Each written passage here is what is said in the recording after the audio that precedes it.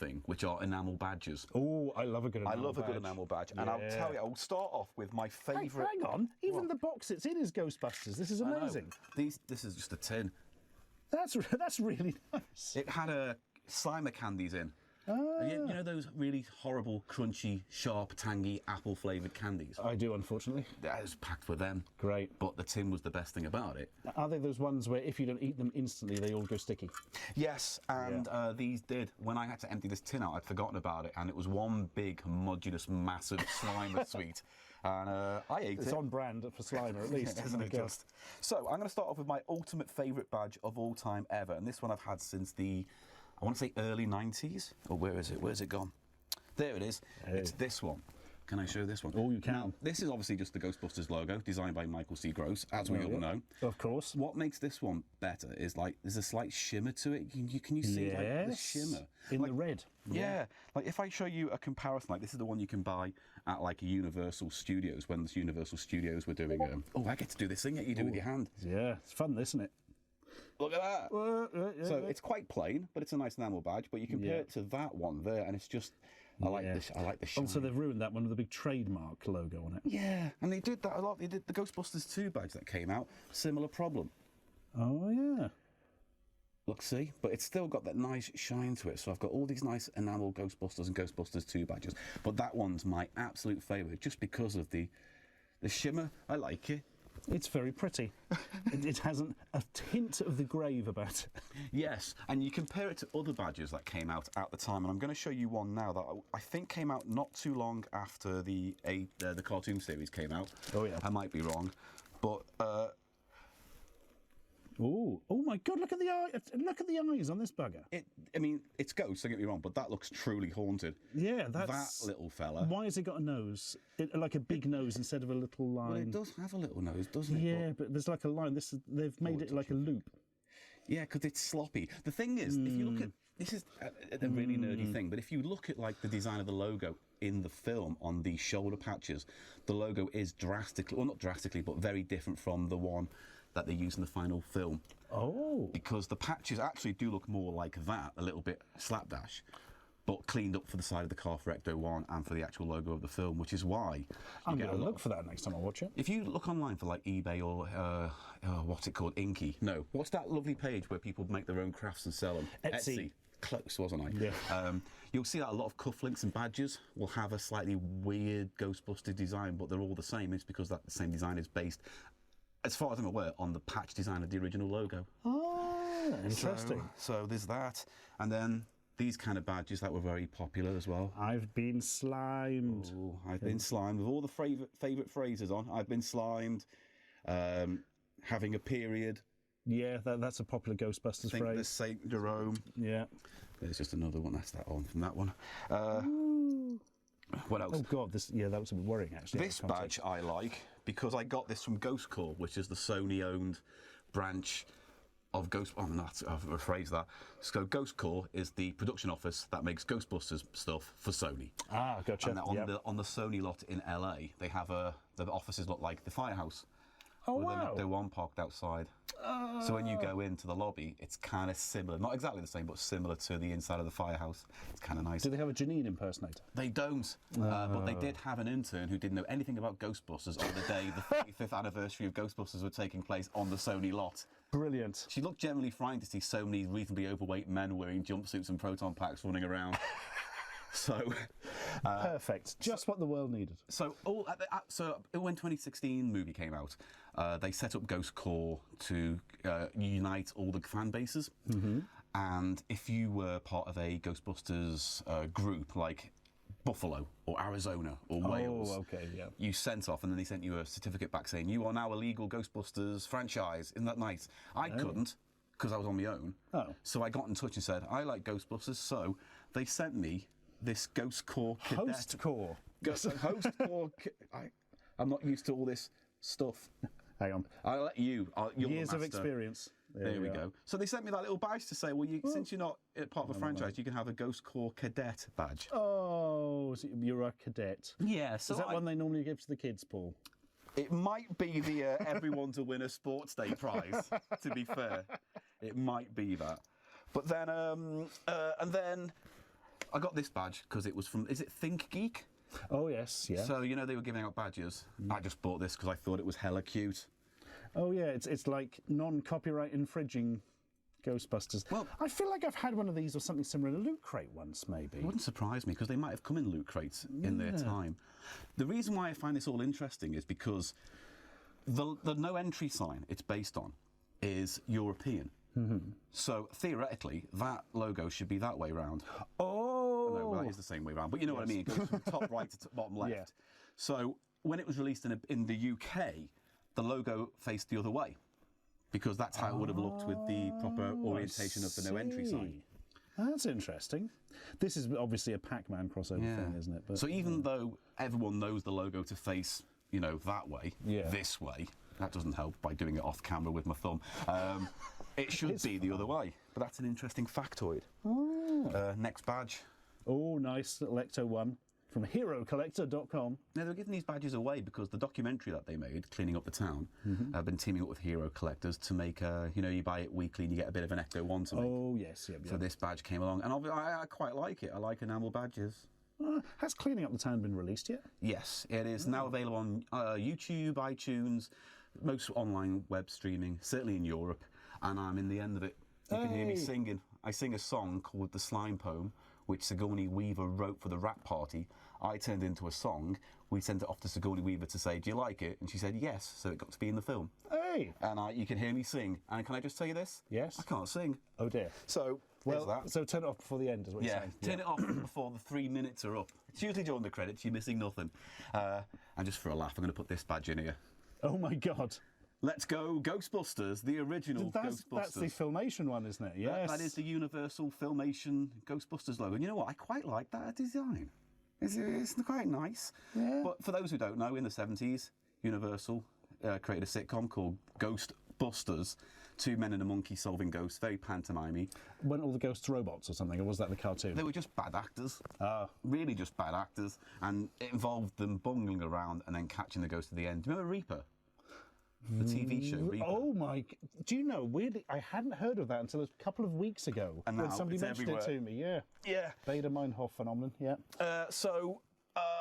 Reaper, basically, imagine the plot but done on a very cheap budget. That's the Ghostbusters original sitcom series. My God. Similar. And nothing to do with the later film. Hence why this had to be called The Real Ghostbusters. Yeah, because right up until, well, while they were shooting, they were still refilming scenes. So they were said Ghost Breakers and Ghost Smashers in crowd scenes. And different logos, different things up in the background.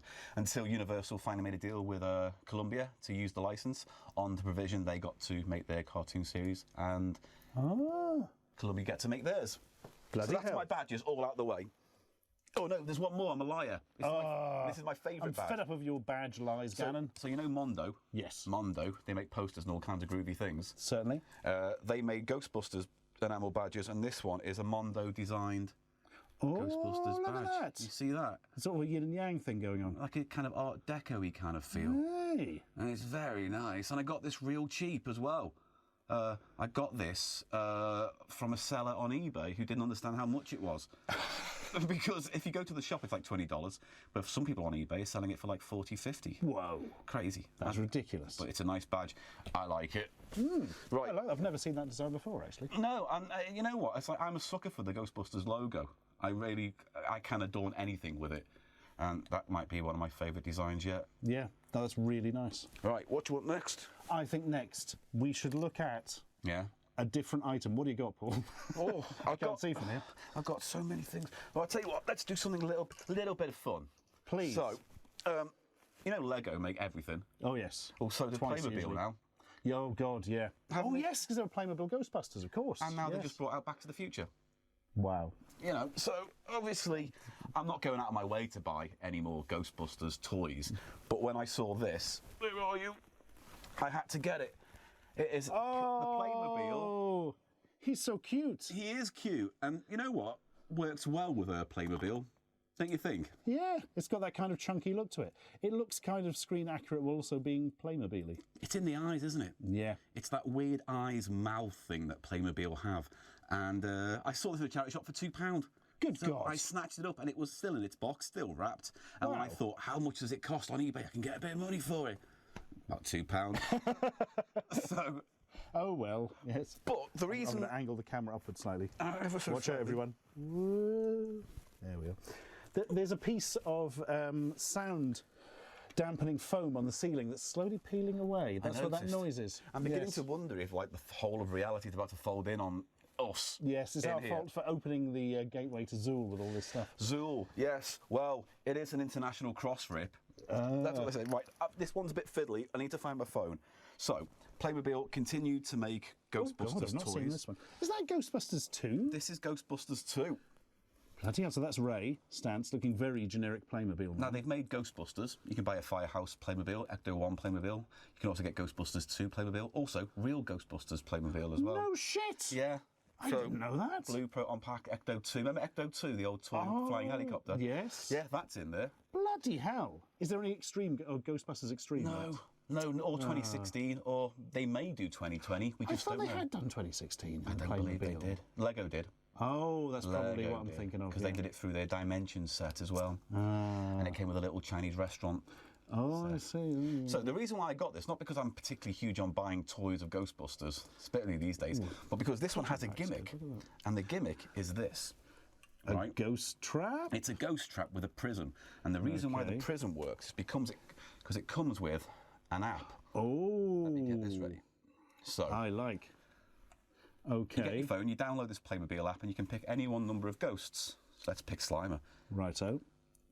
Right, and then it says, settings, and then... Darken the room. Oh, we can do that. We can turn the I lights think off. actually it doesn't need to be too dark. I did a little test before. So you see what the little ghost there? Yeah. Put it flat, and then if we put it on there, you can now see the ghost. Oh, his little spooky Slimer. Yeah, he's in the prison floating around. Now, if you press that corner where the trap is, I'll tell you what, before you do that, I'll turn the sound on. You can see Okay. him. Right, and when that Let's little get this logo exactly goes... right. All right, if you press the trap...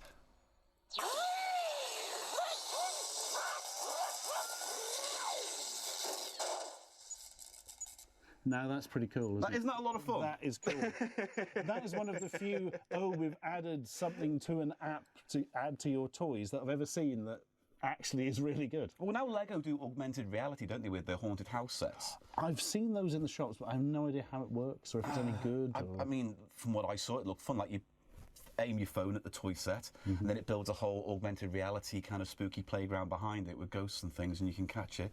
I think you can do shooty games because it does have its own range of ghost hunting toys. Does Lego? Oh, There you go. there we are.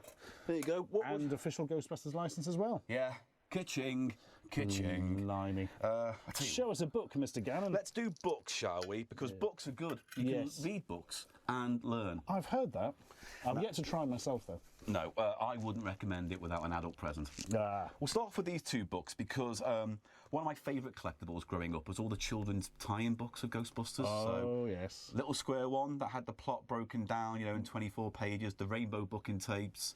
Was the little one that broke it down the one that were on the cover in the bottom right-hand corner? It has a picture of Slimer and says, featuring the ugly little Spud. Yes. Because they hadn't called him Slimer at that stage. Well, funnily enough, that was the book I had as a kid, Lost, and then you put in that Barshan's box for me. yes. Yeah. So 'cause now... that had such a strong memory for me, that little book. Yeah. Yeah, that is the book I remember buying in a discount charity, not charity shop, but like a discount toy shop in where I grew up, Morton Cross, and I bought that book there. And that was my big memory of going to the cinema, seeing that film, and then going to the shop and seeing that book, and that's when the problem started. So anyway, Lady Bird did Ghostbusters 2 as well, broken down for kids. Oh, yeah. But recently, in America, they have a thing called Little Golden Books, which are like, I guess the equivalent of like Lady Bird books would be in the UK. Oh, yes. Yeah. So I went out and I decided to get Oh. the Ghostbusters book. So these are recent. These are recent. These came out in the last, obviously 2016. I think these came out because they came out to tie in not only with the film but with the 2016 film as well. Ah, bloody hell. So it tells the story of both films in very simplistic manners. You've got the pokey little puppy, the good humour man even, how to be a pirate, and Ghostbusters. The good humour man seems really, I don't know, that seems really creepy. Like, actually, he's going to lose his shit any minute. Yeah, he's just forcing himself down with powerful horse tranquilizers. Yeah. And one day they're going to run off and it'll go berserk. But like they're very, Halloween very, 2012. very simplistic like versions of the film. But actually, I really like the artwork, the drawings in them. You know. I'm just flicking through this one. This is really nice, actually. Yeah. But it boils the plot down to it almost being, you know. Sorry, I just did this on camera. I'm getting quite excited. I'm loving this picture of Gozer the Gozerian there, who just looks like a naked person covered in some sort of ping pong balls. Yes, that's exactly what Gozer was. Yeah, A ping pong ball covered demon. They've certainly done it well. You've got all the Ghostbusters at the bottom going, bloody hell, like. Yeah, but they don't have like. Obviously, the book doesn't have lines like, "This bitch is toast." You know, there's none of that kind of None stuff. of that weird sort of implied sexual sequence with Dan Aykroyd is No, not. you'd no, think no. they'd put that bit in where you get to blowy from a ghost in a kid's book, but no. Funny that. So I kind of really like these. Again, they're simplistic and they're good for kids, but as a way of introducing your child to a new franchise, it's nice, isn't it? One day, a young musician named Dana Barrett was resting in her apartment. Suddenly, her favourite chair came to life and tried to grab her. Aye! Yes. Yeah. It's actually written like a kid's bedtime story or something. Well, that's how you have to imagine. I got one for Jurassic Park as well for my girlfriend. Oh, wow. So, and also there are tons of Marvel ones now because recently there's been a resurgence. So you can get Marvel, loads of Disney, Sesame Street. I've seen some of the Marvel ones. A friend's daughter had like superhero-y related ones, yeah. So, that's that. And again, I kind of enjoy them because there's a little bit of Americana, I guess, with the Little Golden Books. But now you can get them in the UK quite easily. Lots of toy stores that are still existence. That's not a sentence either. Still in existence. There we go. Will sell Little Golden Books now. Oh, bloody Which is hell. nice. Where should we go next? I'll tell you what, we'll stay on the kiddie train and we'll get this out again at charity shop. Oh, my God. Actually, oh dear, it's slightly too big for the camera. We'll have to angle it severely. The real Ghostbusters Annual. annual. What year is this from? I would have guessed 86, 87. Bloody hell. I love the real Ghostbusters. The real Ghostbusters was fascinating because what it did, which the films never really did, was expand the universe. Yeah. Because even though there is a sequel, the sequel is basically its own reboot, where it's like, let's start again from scratch and then tell the same story again. Yeah. Do you know, to this day, the tangible feel of disappointment from watching Ghostbusters 2 in the cinema as a child still lingers with me. I mean, as we always say, but the image of Vigo the Carpathian is amazing, iconic, brilliant. Yeah.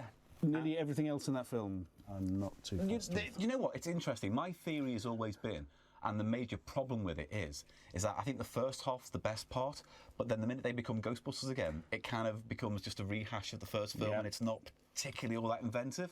I'm being so excited for it that you go and see it and you're like, oh. I mean, I feel like I'm watching the same film again. Now I know what Star Wars fans felt like when they watched The Phantom Menace, where they convinced themselves it was good until someone went, yeah, what's all that tax embargo stuff about and trade embargo? And they went, but they're setting up the world. 6-year-olds love tax embargoes, don't they? They do, yeah. They love good old tax. They love Kids love it. Yeah, they love the negotiations. My little accountancy set is the biggest toy this year. Oh, there's a receipt in the front. Oh my fucking God. Oh God, I forgot that's in there. This is in the front of it, just floating there. Man, this is so nostalgic for me. Given away free in cereal. I couldn't tell you which one now, but judging Weetabix, by, maybe? it looks like a Weetabix thing, doesn't it? Yeah. Or Wheatos, or that kind of oh my cereal. God, I remember sticking these on these. You had to get them wet, and then they sort of came off. But Like a tattoo almost. Yeah, absolutely, but more for does it say non-skin on the back? surfaces. Water slide transfers are quick and simple to use and are suitable for decorating most non-porous surfaces. Apply your Ghostbusters water slide transfers to items with a smooth surface, e.g. mirrors, lunchboxes, bicycle frames, Granny's corpse, and all that sort of stuff. Yeah. I want to get buried with a bunch of water slide transfers all over my naked dead body. I think that'll be... That joke would have worked better if I'd managed to say the word corpse correctly, but It's never all right. mind. Ironically, Such is you life. corpsed on the word corpse. Corpse, yeah. Oh my God. I like that. Yeah, but I'm doing a video may actually come out before this one, since I never know the upload schedule of my own channel. Of things you used to get in the cereal in the 80s. Cereal freebies. Also nostalgic. But this one for me is like, that is the ultimate example. See, my for God. me, the most kind of Ghostbusters 2 nostalgic thing was when the drink Five Alive had holograms on the front of Ghostbusters 2. The Ecto-1, Oh, yeah. Scarelli Brother Yes. logo. And I cut all those out to make my own makeshift Ghostbusters 2 soundtrack compilation tape. Hey! Because I never bought it. In fact, nerd fans may like to know that finally for the first time I bought Ghostbusters 2 soundtrack on vinyl yesterday. Yeah, literally Yeah, yesterday. I went to a record shop and found it, and it only Wow. cost me £20,000. Is that all? That's much cheaper than I was expecting. So, Real Ghostbusters, the annual is based on the Marvel comic. So, Marvel in the UK released these, because I can't remember the name of the company in America that released these comics. It wasn't Marvel, it was something like WOW or Fun Comics. Someone can happily and quickly correct me below in the comments. But, Oh my God, you can do your own Real Ghostbusters pantomime. but as best as I remember it, let's just get rid of the receipt, a lot of the comics from Marvel took the American print and then reformatted it for the UK. And then the UK artists and writers created their own stories for their own sections of the comic, which is why they had things like Peter Venkman's writer's page, you know, the whole question. Yeah, that's a troubling image. Fucking hell, that's all a bit. Yeah. What? It's got an interesting collection of stories in there. The idea that Ray buys a cake which turns his tongue into a monster? I don't know. It's happened to us all at some point. But if it wasn't for Ghostbusters UK Marvel Comics, we would never know how Egon got his blonde hair. Would you like to know? I would very much like to know, because of course, dark hair in the film, blonde hair in the comic. Now, obviously, in the film, it doesn't really matter if you've got 3 white blokes with brown hair. You know what I mean? It's just that's the thing. But when it comes to animation, you want something to pop, so they just wanted it to look different for every character, which is why Egon has blonde hair. But in the comic books, they decided the reason why he had blonde hair was because, I'm hoping I remember this right, he eats a mushroom from his collection and it makes him trip out and his hair goes blonde. So Egon trips out on druggy drugs. And that made his hair blonde. Yeah. Well, that makes perfect sense to me. Yeah. Can you spot the difference other than the other pictures upside down? Egon's glasses have gone already. If it's called spot the difference, then yeah, there's just one, it's upside down. Yeah, that was easy. Bloody hell. I think my favourite bit in that annual, though, is how to make your own proton pack out of boxes. Oh my God, I need to see this. I think it's somewhere. I love in these the old collection. annuals, man. They really were just an exercise in how to fill pages, weren't they? Yeah, and also it's like it Yes. cherry picks a few things from. Do you remember the short-lived Marvel UK comic It's Wicked? No. Right. So imagine a very, very, very simplistic Viz for kids, Oh. but with a Beano aesthetic. A bit like a wink. Yeah. Slimer was the poster child for that comic. It's Wicked. Oh. And that design ends up in this annual. Interesting. So here's how to make your own Ghostbusters proton pack using cardboard boxes, shoe boxes, and a smug image of Ray. So smug. Yeah, smug. Because he's thinking it's going to look like that proton pack, But it isn't. but all you've done is put a pie case on the back of a cereal box. Yeah, it's the Frey Bentos pack, Yeah. basically. And your parents are never going to help you or get the parts, so basically all you'll end up with is a grey box with some tape on it. Yeah, and you'll be lucky. Yeah. Lucky to have it. Yeah. But there's some lovely adventures in there of the characters, and again, it expands the universe. The cartoon did expand the universe. Characters, relatives of the Ghostbusters. Peter Venkman's dad turns up, and some of them he's a con man, washout loser. Makes perfect sense thematically. I yes. believe that episode is Murray the Mantis. I might be wrong. In fact, I'm always wrong when I state things publicly on YouTube, and then I get quite quickly corrected. Don't worry, I'm sure the comments will be polite. All right, I'll throw this next one in. Again, we're going for a reading section. So, in What be this? what year is it? 2020. In 2019, Ghostbusters turned 35 years old, and I got to go to the Ghostbusters Fan Fest in LA on the Sony lot to celebrate Ghostbusters.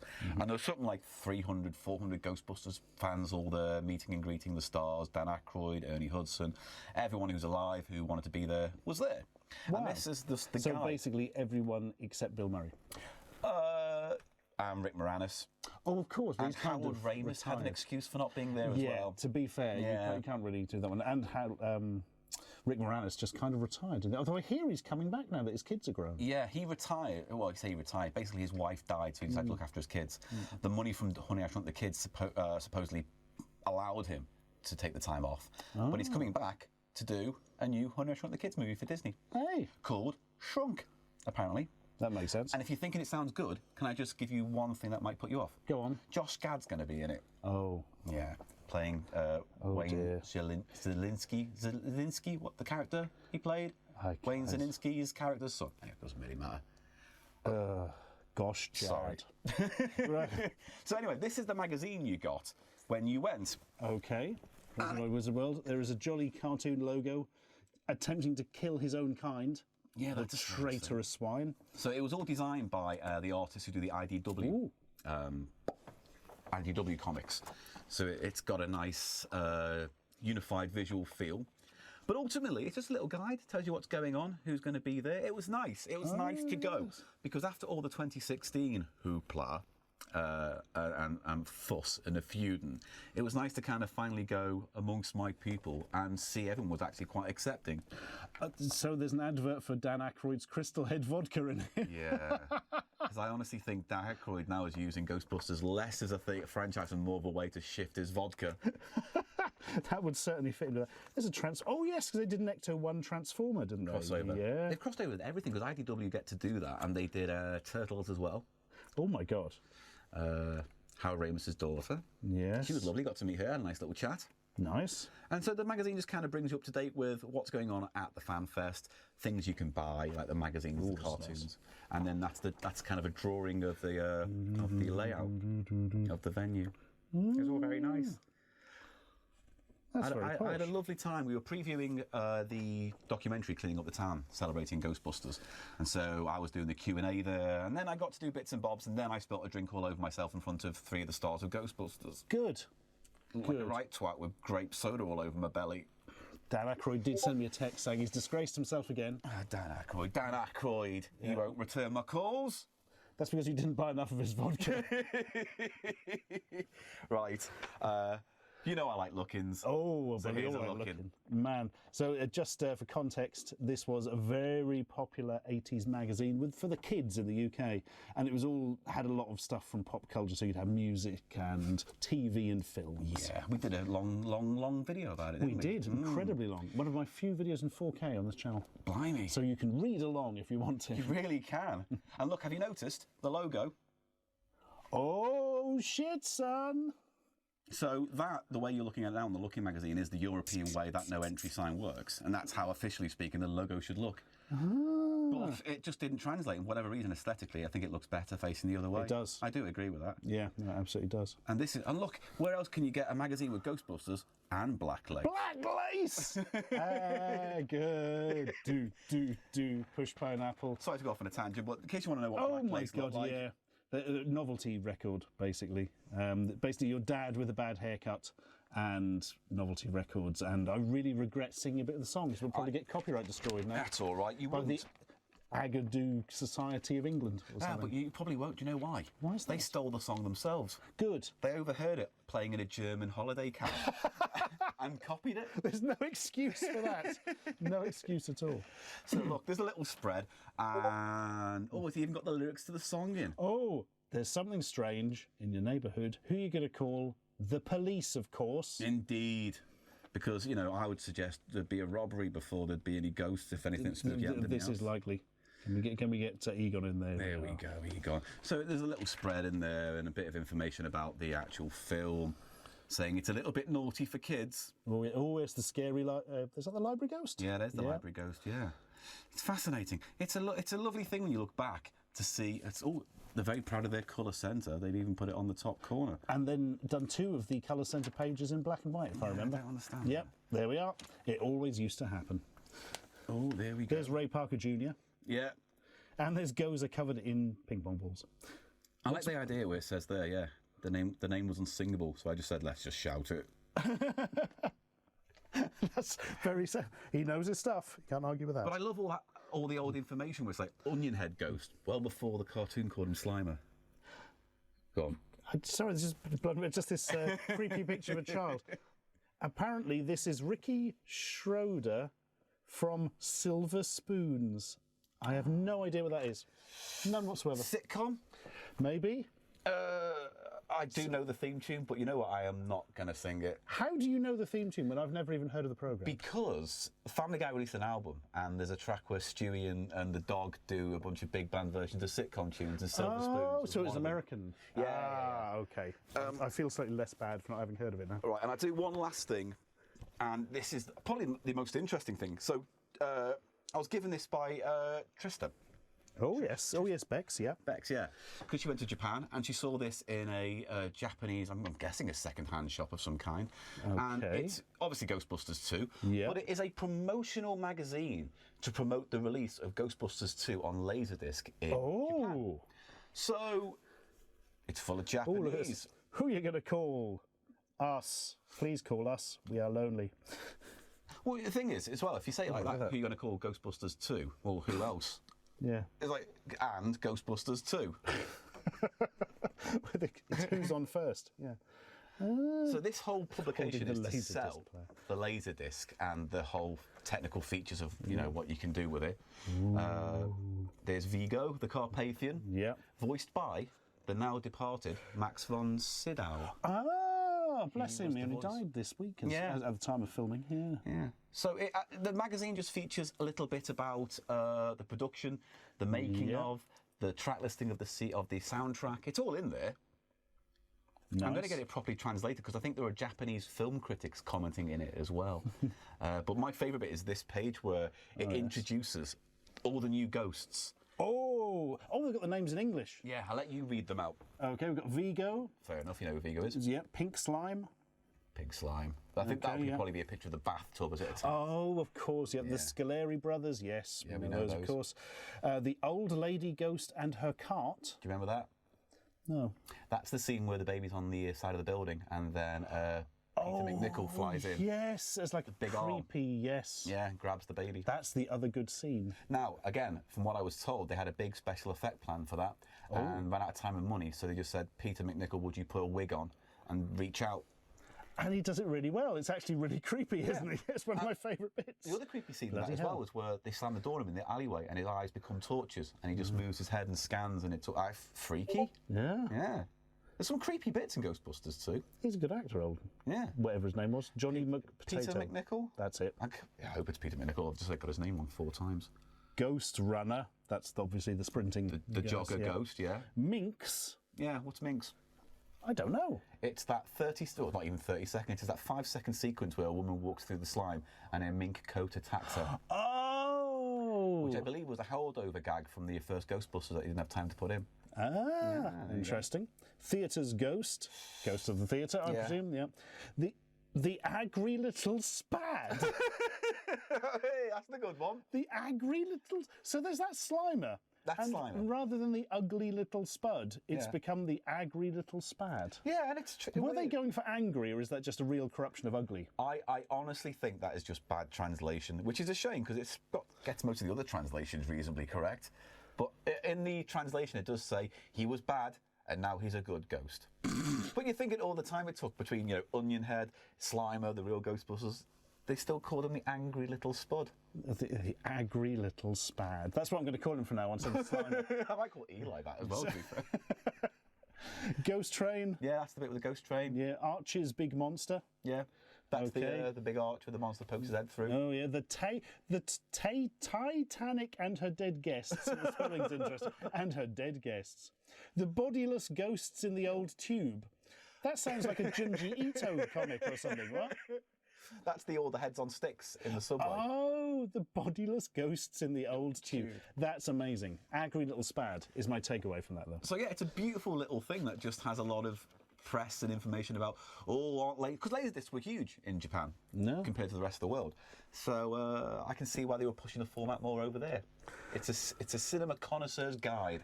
Bloody hell to the Agri Little Spad. Now I do have 50,000 more things behind me, but we'll stop. I'm going to show you something of my own first. Oh, You've shown me yours, now I'll show you mine. that's how we did it in school. Exactly. It is those cosplaying duck things, but of the Ghosty Boys. Ghosty boy ducks. Look, it's Egon Spengler, #1. Can I just say I'm a bit disappointed that they didn't pun up the names a little bit. I think there's always a thing whenever you're doing anything licensed, as I've discovered myself, you always have to get the names exactly right.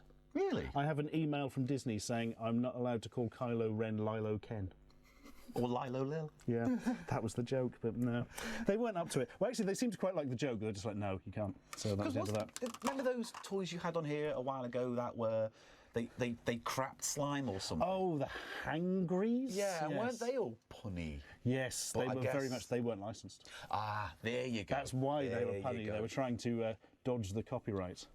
There we are. There's Egon with his massive quiff and his glasses. PKE meter. Yeah. Oh, yes, he has as well. Yeah, just there. I was thinking it was a pickaxe. And, yeah, proton pack and all that stuff. Yeah, the and very we've got all idea four. of a duck wearing a jumpsuit. It's an image, isn't it? It's a really weird image. Ray, you've got his trademark goggles, holding a ghost trap, looking a bit worried. That's about Ray. That's him in a nutshell. So, yeah, just needs a cigarette hanging out of his mouth, but I can understand why they didn't do that. I might add my own cigarette. Yep. Number 3 is Venkman, looking worried as he talks into his receiver as Slimer is about to get him. Sorry, the Agri Little Spad is about to get him. Agri Little Spad. The Spadmeister, yeah. That's quite good. It does seem like they framed all the ducks based on that one scene in the hotel from Ghostbusters. This is true, actually. Because that's him saying, you know, he's staring at me, Ray, he's looking right at me. He's an agri little spad, isn't he? Yeah. Remember that line? Yes. How could I forget it? They've got quite a rock and roll haircut here, a sort of 50s teddy boy thing almost going on for Venkman. Venkman's always had that look, though. When you look at all the different permutations of his design, it's always had that slick kind of... Slightly rockabilly look to it. Yeah, the kind of anti-establishment, I don't care how my bed hair looks kind of look. And unfortunately, I'm going to be honest here, I don't think Winston has come out as well as the others because they've left him yellow. Yeah. There are brown ducks. There are brown ducks available.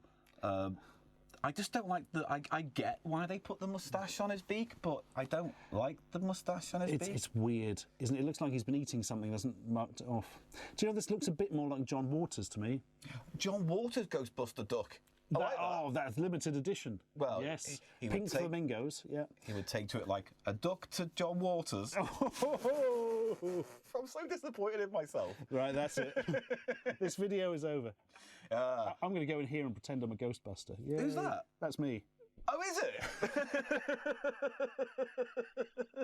Cool. Notice how my moustache is further back than his. Yeah. Yours. That suggests it's over the bridge of your nose. Yeah. And do you know what? I think it's just a case of moustaches and ducks don't really mix. No, they There's really nothing can be don't. done. Just one of those things. I like the proton pack detail at the back. Oh, actually, Ooh. Ooh. I'll quickly show this while we can. Because I'm not going to get into the whole Ghostbusters 2016 thing. I like it. If you didn't, that's fine, but shut up. I love the proton packs in 2016, and I saw this in a charity shop. I think it came from a Loot Crate type thing, and it's the 2016 design. And I've always really liked it. There's something nice. There's a shot of the Ghostbusters at Times Square at the end of the 2016 film where they're all lined up and that's spinning around and it's pulsing. And I just thought, hey, it looks nice. I'd love to have a 2016 replica pack. Have they never done one? No, they have as a toy. And it had a projector that came out of the gun that could fire little ghosts, but they're really hard to get hold of and expensive now. As with most things, to be honest, like this, when they're limited and hard to get hold of, people jack up the price. So I'm noticing that on the display there, it's showing a date, 6/8/1984, which presumably in American is 8th of June 1984. Is that the release date of the first It Ghostbusters might be, film? very likely. It's a very. I've never caught that. That's a very good catch. I wonder if that goes back to the other film. Maybe. And then look, another little mini one. And Oh! And those are the ones that you can paint yourself. And look, it's got straps on the back, which is quite Is this the one they like sell in bookshops and stuff? Yes, In a that's the little one that box? come in those Yeah. little. It's weird, those little micro things like Harry Potter wands and sorting hats and I got Zoltar, a mini Zoltar. Big. Wow! And you press it and it says all the things from the movie. So this bit comes up, or Yeah. comes off even, and you've got straps and stuff. You could actually fit that onto a figure of the right size, couldn't you? I think you could, although the figures themselves are also. Hang on, does that have? Wouldn't necessarily have to be a Ghostbusters Wait, figure. it's got- batteries in. Where's the button that makes things happen? Is that it? Yes, but the batteries are dead. Oh, What This whole happens? video's ruined. What happens? Look, here's one-armed Emperor Palpatine. Can we get the backpack on him? Oh, let's try it. The crossover you've all been waiting for. Yeah, rebellion. Come on. I'm millions of years old and a clone. Did Wikipedia not tell you that? Weren't you playing Fortnite to get the story? You're going to have to wrap it over his hand. Hang on. Yeah, go on. Here you go. Get him on. Just going to destroy Paul's Oh, toys. it fits all right. Oh, look at this. Hang on. Wait. Hang on. Hello. This is all happening. No, it's too big to go in the hand. But Oh, look at that. Look at that. Palpatine, Ghostbuster. I find it statistically unlikely that I would fear a spook. And that's why he wasn't allowed to make any of the taglines for the film. Well, I guess what I should really end this video on is the piece de resistance that is too big to get on the couch. Oh, wait, should we show that? Oh my God, I've forgotten. We forgot him. I've got this literally sitting on the side of the sofa, forgotten about Yeah, it. you were very excited about this one. It can come down in the bathtub. Oh, yay! I had this toy as a kid and it's fucking great. Isn't it? It really is. So basically, there aren't that many ghosts in Ghostbusters that would make good toys. So they made up a load of crazy shit and it was marvellous. Absolutely great. Anything from a scary toilet to an old lady. This is one of my favourites, an early one, I believe. I forget what it's called. Bug Eye Blaster? Something like that. I'm just going to nod and agree. No, we said we'd look that up before we did the video. Yeah, we didn't, did we? Yeah, we No, didn't. totally forgot. And you basically hit the back. I think he's a bit leaky these days, so I'm going to have to karate chop this quite hard. Go on, give it a go. Ow. Yeah, that's close And enough. yeah, the eyeball would come flying out. Attach the piece of string so you don't lose it. What a cool toy. What a cool toy. I did love all my Ghostbusters toys. Look, you can throw it his eye as well. Oh. I can't believe it. Ah. Zzzt. See, it's just like being 18. That's 18? 8. just like being the A-team. Just being like in the 18. Yeah, exactly. That was actually a scene from the upcoming Ghostbusters film, so look out for that, everyone. Rise of the Ghostbusters. Yeah. And in the end, they all say they're called Skywalker, and everyone rejoices. They're all called Stan Sylvain at the end. So the piece de resistance is my Ghostbusters Proton Pack. Right, we're going to cut away and come back.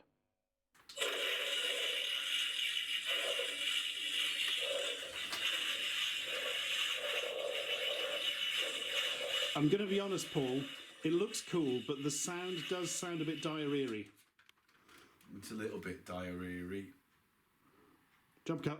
And I got that. Well, Mr. Biffo got me that. So when I went to LA, I was looking for it because there's a company in America called Spirit. They make Halloween props and all kinds of props.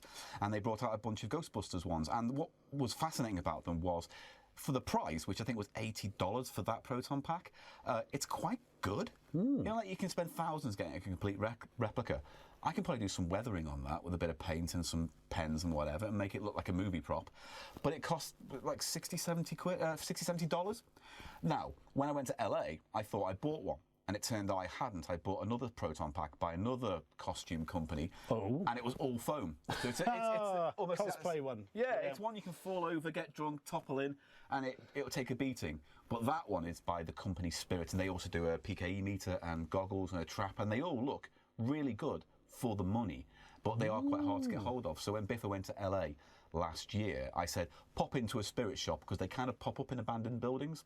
Like ghosts? Yes, like ghosts. And he grabbed me one and then came back and he told me he had to get another suitcase to accommodate. So Oh, I and don't pay care. £1 million surcharge. But he came back with like a BB-8 and a lightsaber and all sorts. So he's going to buy another suitcase anyway. He was. That's fine then. Yeah. So, what if people wanted to learn more about Ghostbusters and your particular Ghostbusters story, Mr. Gannon? Is there some sort of method they could use? I genuinely forgot the point of this episode until just now. So, a few years ago, I did a solo show at Edinburgh called Ain't Afraid of No Ghost. It was about how I used ghost hunting and Ghostbusters to deal with my mental health and depression. It involves me going to some haunted locations across the UK, chasing ghosts, meeting ghost hunters, psychics, going on a tour, meeting Ghostbusters fans, my own history with the franchise, all that kind of stuff. And Unbound went, do you want to turn that into a book? And I went, no. and then everyone else And they went, were like, rude. yeah, and then everyone else went, you should. So, all right, I'll do it then. So Unbound and I are collaborating to do a book based on my solo show. It's called Ain't Afraid of No Ghost, and it's a history of being a Ghostbusters fan and an amateur ghost hunter myself, and all the crazy adventures I've had along the way. Nice. If you would like to support this project, you can go to unbound.com/books/ghosts. And there are loads of tiers and perks, and you can get anything from a signed book to a commentary on all 4 Ghostbusters movies, audiobook, and I think I might even do my live show one more time for the top tier people and do it all sexy like. So if you want to get involved, Sold. if you want to get involved and see me wearing a way too tight Ghostbusters uniform for my ever-increasing gut, unbound.com/books/ghosts. Nice. I thank you. I'll have stuck up one of those interactive cards by now as well. that's so that's a handy. thing. That's And great. probably a link in the end card thing. That would be lovely. But nobody ever sits around for those, so it's the other card we're more interested in. Oh, so stick it at the front of the episode then. Yeah, Yeah. front load it, yeah. Front load it, well. Yeah. Well, thank you for allowing me to shower your couch with Ghostbusters paraphernalia. Not at all. Thank you for bringing all this stuff and meaning I didn't have to buy a load. That's Yay! nice. Content Victory. creating on the cheap. That's literally, yeah. us in a Us. nutshell, really, isn't Yeah. it? Yeah. Bye, everyone. Bye. Patty, bye.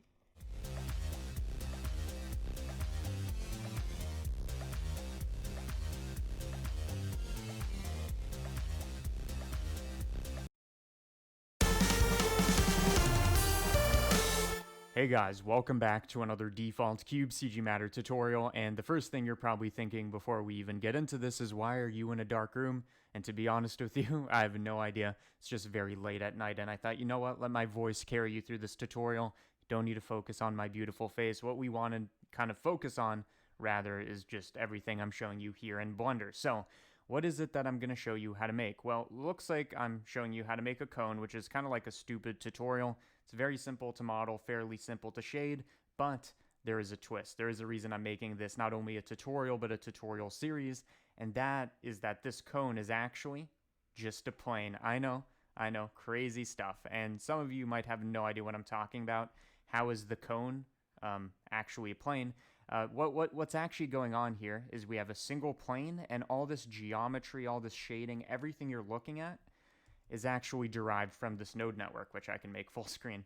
It's derived from this node network, and if you haven't seen this before, it can look like black magic. It's like, oh, how do you, first of all, even deform the geometry, and second of all, how do you make something complicated with it?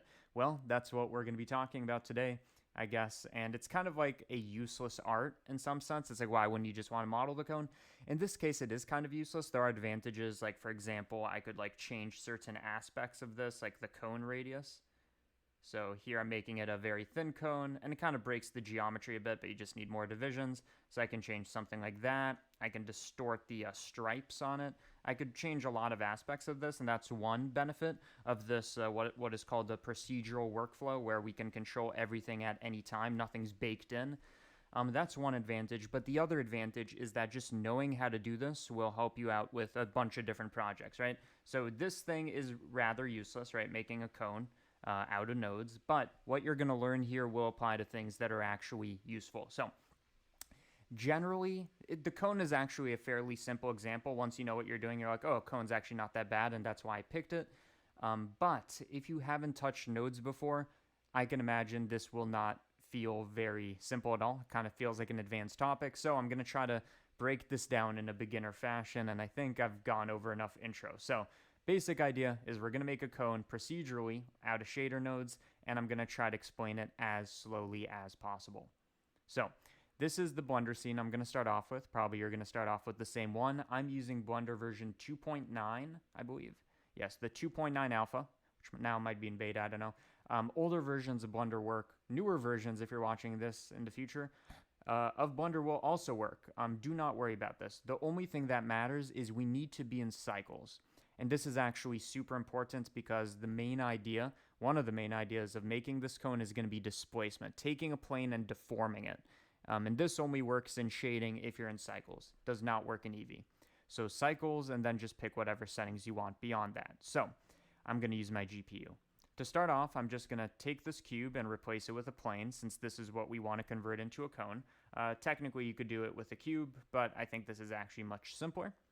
I'm also going to turn on experimental mode and add a subdivision surface, which kind of smooths this out, right? If we enable more divisions and all this, which I'm not going to do right now, although we could like increase the levels. It will make it smoother. We do want extra divisions, however, we do not want this smoothing, so just click simple, and this will kind of divide it without changing the overall form of it. So again, add a modifier of subdivision surface, set it to simple, and if you have experimental mode enabled, like I do, you're going to have this feature for adaptive, which you want enabled. This basically says, don't subdivide by a certain amount, just subdivide depending on how close it is to the camera. So here it's going to be very subdivided, whereas if I go further away, not so much, because you need less geometry because it's taking up less of the screen. This is just basic setup. Now in the shading workspace, which is where we're going to be spending our time, one more thing we need to do before we can actually get started. So I'm just going to make a new material called cone, and we should probably save this. All of this is just some basic setup. Hopefully it's understandable. We'll call this video cone.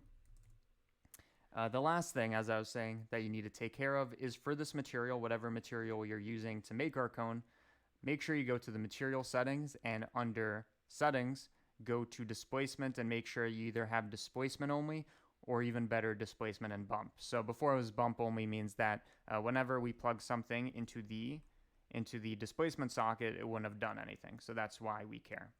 Okay, so how do we start off? What is this first part of making the cone about? Well, I thought an interesting way to divide these videos is by going over different features of the cone. So the first feature of a cone is kind of like the base of it, which is a rounded square. It's basically what is sitting on the cement or on the street or just on the floor in general. So we want to make the base of it, and then we'll work up to the circle and whatever else. So our first goal is making a rounded circle. Sorry, I hope I didn't say that twice, but a rounded square is what I meant. Hopefully I didn't say circle. Either way, our first goal is making a rounded square, which is kind of easy, but we want to make sure it's fully procedural, meaning we can change it on the fly even after the fact. So I guess the first part of making a rounded square is probably just making a square. So I'm going to start off with texture coordinates, and we can either use generated, UV, or object. It's kind of up to you. I prefer something with the origin at the center. So right now object coordinates has that. Alternatively, you could use something like scrolling to UV coordinates. Alternatively, you could use something like UV coordinates and then just displace them by -0.5, and then it will give us something fairly similar to object coordinates. We just need to scale it a bit. But anything with an origin in the center is good in my book. So I recommend object coordinates. Just use those. Okay. So now we have our object coordinates, and I'm going to separate them by x, y, and z. So as we look at x, you can see we have negative x values as we get to 0.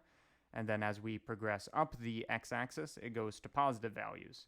With y, it's vertical, and with z, we kind of just don't care. We don't care about this third dimension. Okay? And again, I'm trying to keep this as simple as possible. For those of you who don't understand what's going on, the way I want you to think about this is we're going to look at where our x value is greater than this number, and you can see it's just sweeping from left to right. So really, this is just the x coordinate of our object where the origin is in the middle. Okay? So now we kind of have x-axis and y-axis, which is a two-dimensional kind of graphing situation. How do we make a square out of this? Well, there's a couple ways. The way I like, which is now the fastest, one of the fastest, used to have to do a bit more because the math node didn't have so many options. But nowadays we have something called compare. So I'm going to choose compare, and let's compare x. Let's compare x to 0 with some threshold. So I'll explain this in a second. You can see what this node basically does is it creates a stripe vertically that we can control the thickness of. Okay, why is this? Well, it's taking our x value and comparing it to 0. So x compared to 0, and this is our threshold. So we're saying how close is x to 0 within this threshold. If it's very small, then there will be only a very thin slice of values that actually satisfy this condition. If it's very large, then, you know, once we get to 1, it actually fills up the whole thing. So you can kind of think of this as a radius in a kind of very cubic square sense. So again, is x within this threshold of the value? We're just comparing them. We can then duplicate this and do the same thing for our y, which think for yourself what would this look like when we view it. Well, it's going to look horizontal because now we're comparing y values, which makes it look like a horizontal stripe, and we can control it again. So if we want it to be a square, we kind of want to combine these, meaning that first of all, we should use a value node or something like it to give the side length the same value, because a square has the same horizontal and vertical length. Otherwise, we'd have a rectangle. And then to combine this region and this region, all we have to do is just add in another math node and set this to multiply. The way you want to think about this is that multiplication means and. So where do we have this and this at the same time? So what's the intersection? Well, it's only at the square, whereas something like addition, add, is saying or, which kind of looks like this. Yes, there's a stronger overlap in the middle, but it kind of gives us a cross. So it's the or for and versus and for multiply. Okay, so now we have a square that we can control the radius of. Alternatively, if we had these be independent, we'd have a rectangle, so we could control these axes individually. But we do like the fact that we can control the side length with a single value because it is a square. Okay, so let's say that for now we're going to choose 0.5 as our side length, or I guess it's kind of like half the side length because of the radius thing. Either way, or maybe it is the full thing. It doesn't matter. Either way, think about this as a radius, and I'm just going to give it that name. Okay, so now that we've made our square, the question is, how do we round the corners? I mean, the expression that we're using mathematically doesn't really have information about where the corners are, nor would we know how to round them. So let's try to take a different approach. So here's like one algorithm or one idea for how to do it. So imagine we took the square and added a circle at each corner. So one here, one here, one here, and one here. Well, it wouldn't really give us a rounded square because the circles are actually contained inside of here. It's getting us close, like it's putting the corners where we want them with this nice circle, but we still have this kind of sharp corner left over. So we want to do that with the circles, but we also want to cut into the shape first. So imagine that with this corner, we kind of cut away a square, and then we add in a circle. That would give us the nice rounded corner. So that's the idea we're going to go with. So first of all, how do we get rid of squares? How do we delete the corners? And then how do we add in circles? So for deleting the corners, we need to know the coordinates of each of these. Well, let's think about what the coordinates are. We know that the origin is right here. It's in the middle. It has coordinate 0, 0. And we know that this corner is this radius. In this case, it's 0.5 along the x and 0.5 along the y. So in this case, it's 0.5, 0.5. Now it is 0.67, 0.67, and in general, it's value, value. Over here, it's negative value, because we're going to the left, which is negative x, and then down, which is negative y, and then, you could keep going, like this top left is negative value for negative x, and then value, etc. Okay, so we kind of do know the coordinates. They're dependent on this, so let's try to make a square on each of these corners. And we can kind of repeat this node setup, but we just want to shift it up here. So how do we do this? Well, first of all, let's view our object coordinates. If we can take this origin and move it to the corner, and again, we'd have to do this for all four, but if we could take this origin and move it to the corner, that would be super useful, right? That's exactly what we want. Then we'd have the origin centered at where we want all the action to happen. Well, we can do that very simply by adding a vector math node, which is, this is addition of a vector, just translates everything essentially. So here I'm shifting the coordinate system on the x and the y. And we know that we want to translate everything by, at least the x and y, by this value right here. So we could either, this is kind of a tricky situation, you could either plug this in and it will kind of do it. I guess you want to multiply by -1, so now we have the bottom left corner, but it's also manipulating the z coordinate. Because we've said use this value for x, y, and z. We kind of want to ignore that part. So what I'm going to do is I'm going to make a combine x, y, z node. So instead of putting in our vector manually here, we could connect this and control it outside of the addition. And then we're just going to control x. Let me try that again. X and y. And again, this is the bottom left corner because it's kind of counterintuitive. you'd think that adding 0.5 would shift it upwards, but rather it's saying this point was already negative 0.5, and what happens when you add 0.5? Well, it bounces out to 0. That's the origin. So it's kind of the opposite of what you'd think. Let me just make the opposite of this scenario. So before these values reach here, what we can do is put a math node in between, set it to multiply by -1, and now it will be up there. Okay, and then we could kind of repeat this node network from before. So let's literally do that. Let's just copy it, Shift D to do that. And now we're going to plug this in instead. So instead of, whoops, I've lost my nodes.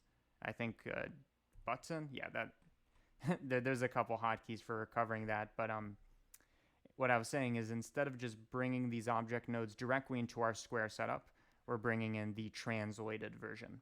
That's the idea. Let's get rid of that. Okay, so currently what is this going to look like? Well, it's going to look like a square that is centered right here with a radius of 0.49. And if we add in a value node, just like before, now it's a radius of a square centered there, we can now control this. Okay? So if we want to have this cut away from our original square, it's kind of obvious what we need to do. We take this square and subtract this square, right? We want to get rid of it. So how do we do that? We just take another math node, set it to subtract, and we want to subtract, we start off with this, and we want to subtract this away. So we'll just do that right here. And now you can see we've made a square with the corner kind of cut off, and we can control kind of the radius of that cutoff. Okay, cool. One more technical thing to think about before we kind of do this for all four or the 3 remaining corners is technically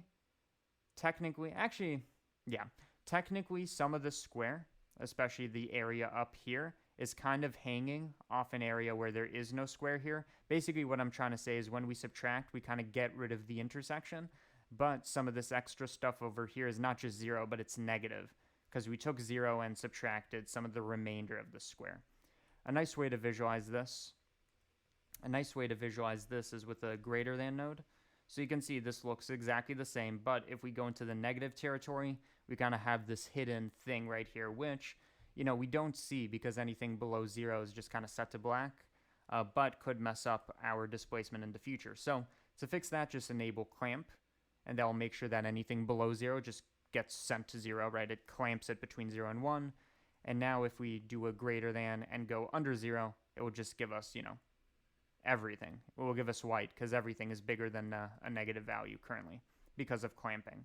Okay, so now the question is, do we need to kind of just, duplicate this and then each time use a different vector over here to get all the corners?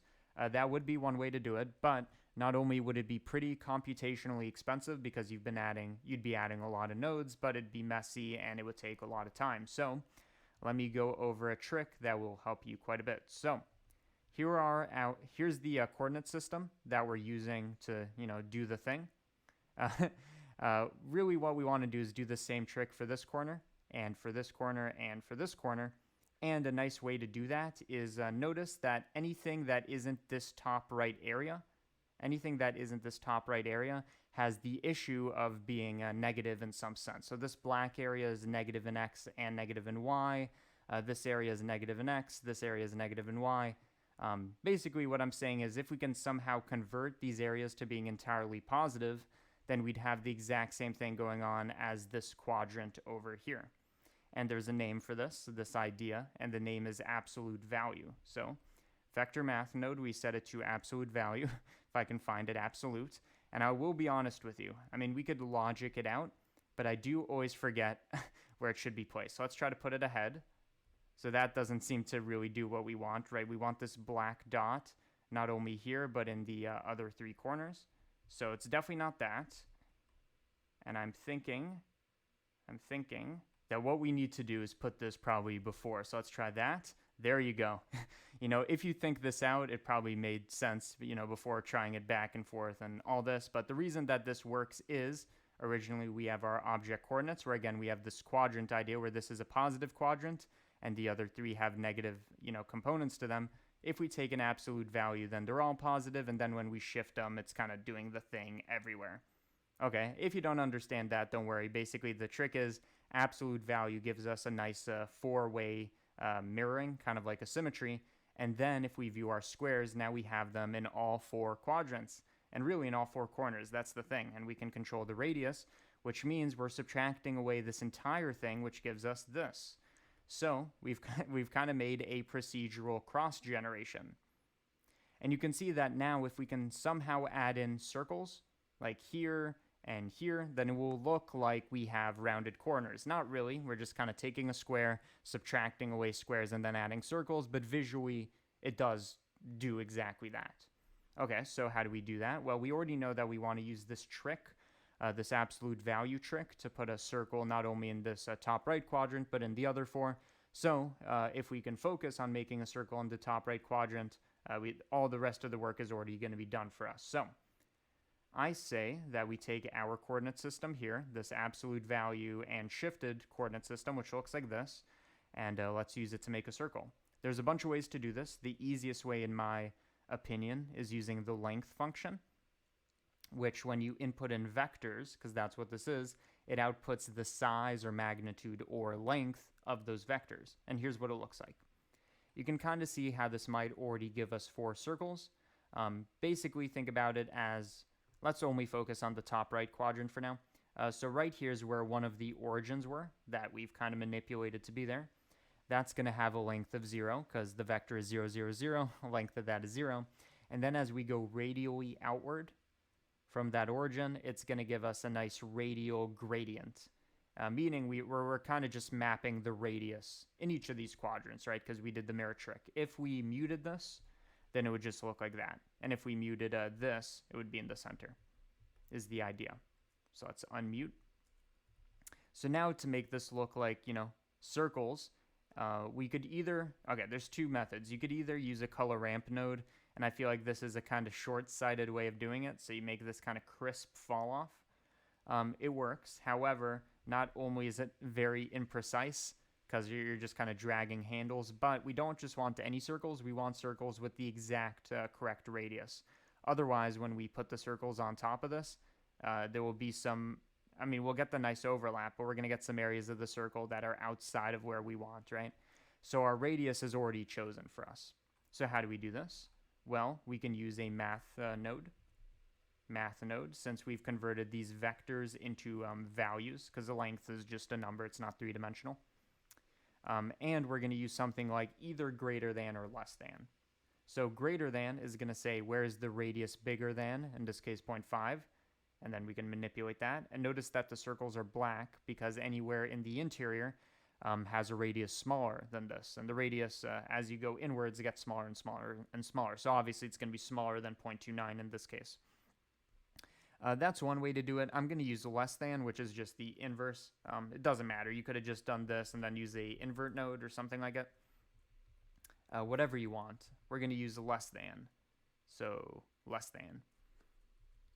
And again, we don't just want any value. And let me illustrate why. I've already explained it, but let me illustrate. So we want to take this and add our circles back in, which are already centered on the corners because of our nice setup from before. So let's just add, because we want this or this. And you can see, and again, make sure you have clamping, otherwise you're going to have some areas that have a value of 2 because we're taking a region with 1 and a region with 1 and adding them, which gives us 2. So just clamp that to make it uniform. You can see that these circles are way too big, and you could just kind of guess what the radius should be. Oh, by the way, we do need to shift them down. I did forget that. Maybe we should take care of that first, but either way, you do see the argument. The radius, in this case, is too big, and we'd kind of have to manipulate it to be just right. So let's take care of that shifting that I forgot to consider. So right now, these circles are centered where? They're centered at the corners of our original square. That's close to what we want, but instead we want them centered at kind of where, kind of the corner of where we cut it off, which is determined, remember, by this radius of these squares, right? This determines where the corners are. So we want this corner, etc. Well, I feel like it should be pretty obvious that all we need to do is manipulate our input coordinates. So I'm just going to duplicate these and feed this into what we had before, like this. And let's do that. So now we have two different variations. Let me get rid of that. I'm having trouble selecting this. We have one variation of our coordinate system, the absolute value in addition, going to our squares, and we have another variation of absolute value in addition going to our circles. So let's do what we had before. We're using the same vector that uses these, x and y values that we already explained why we're using. So currently this should give us the exact same thing as before, which almost gives us what we want, but again, the circles are in the wrong place, which is visible when we do this. So all we need to do is we need to manipulate what vector we're putting in here so it shifts correctly.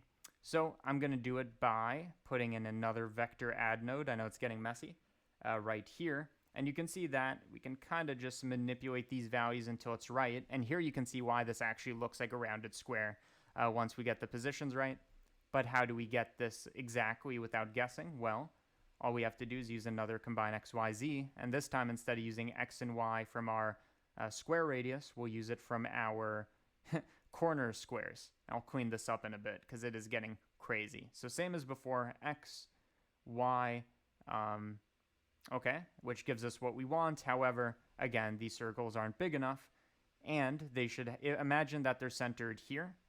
They're centered, it's getting confusing. They're centered at the corner of this of this cutout. This is where they're centered. Well, how big should they be? They should have a radius of this length, right? And that would give us a nice perfect circle. Well, we actually already know this value, and that is this one. So 0.08. 0.08. So we take this, we plug it in here, we view it, and it's beautiful. It's beautiful. And you might be thinking, okay, that was a lot of work. I could have just moved stuff manually and eyeballed it until it made sense. Well, look at it this way. Look at it this way. We have two parameters. One of them is the radius, and I guess I should specify. We'll call this main radius. Or maybe we should just call it side length, really, because it's referring to the original square. And we'll call this one rounding, because it's referring to the radius of our circles, and it also positions them in the correct spot, which looks like rounding. So here's what I want you to consider. We have one slider that changes the side length, and the circles, notice, are staying in the correct spot, and the rounding works as well. If we make our rounding big enough, it will look like a circle, and if we make it small enough, it will look like a square. And all of this works together. You could have made these independent from each other, this one and this one, so you can get a rounded rectangle instead of a square, but in this case, we have a much simpler situation. And remember, we kind of got lost in the weeds here. Remember, the idea here is we wanted to make a nice procedural base for our cone. So a cone kind of looks something like, it doesn't have this much rounding, more like something like this. And with our, our generator, it's basically a generator. With our generator for rounded squares, we can now create any base for a cone that we want. And let me just give you a sneak peek about what we can do with this. First of all, let's do a bit of cleanup. Don't worry about the fact that this is a mess, because honestly, we never need to touch any of this. The only things we care about are these red things, these inputs, because that's what we'd be manipulating. So just drag everything that isn't red into a clump, and then you could either, select all and then Control G, which puts them in a nice node group. And that's probably the better way to do it. Or you could just hit Shift P to put them in a frame. I'm going to go with Control G to put them in a node group, which we can move closer. So now it's still the same thing going on, but it's a lot simpler, and we can always control using these, or alternatively, you could just use this stuff built right into the node. But I think for simplicity's sake, we'll just keep the same setup from before. Okay, so I want to show you one more thing before we wrap up part one, which I feel like was pretty intense. But again, it's hard to explain this stuff at a beginner level because it's very mathematical. But remember, we set up all our displacement stuff. Let's actually see what this looks like with displacement. So what I'm going to do is I'm going to view this with a diffuse BSDF. And for our displacement, we're just going to use a displacement node, hook that up, and then, by the way, set mid-level to 0 so it's not like offset at all. What should our height be for our displacement? I'll give you a hint. this is our height, meaning black is 0, meaning a height of 0, don't change it, and 1, or white, is a height of 1. So we can just put that here. And let's view it with our diffuse BSDF. Okay, so a couple things. First of all, it looks a bit glitchy, especially in the corners, and this is just because it's procedural, meaning that the amount of detail that we're going to see, how smooth this corner is going to be, is directly dependent on how much geometry we have. So if we take our like dicing scale and make it smaller, you can see this gets nice and rounder. You could go down to 0.2. This is going to become more and more computationally expensive as you continue, but you kind of just want to set this to a very small number on render. For now, we're just viewing it. And the second thing is that the effect of this is very large, right? A cone isn't this tall, the base of it.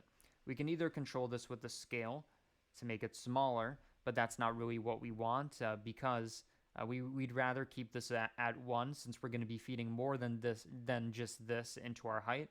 So we want to keep this normalized. So what I recommend is just using something like a math node and then just multiplying it before it even reaches height. So that's one way to do it. And let's actually change our lighting to an HDRI just so we can see what's going on a bit better. So I'm just going to use a free HDRI that I have from like HDRI Haven or something. Something with a bit of contrast. I like that. And let's hide that with film transparent. Okay. So again, we can return to our nodes, which I always lose.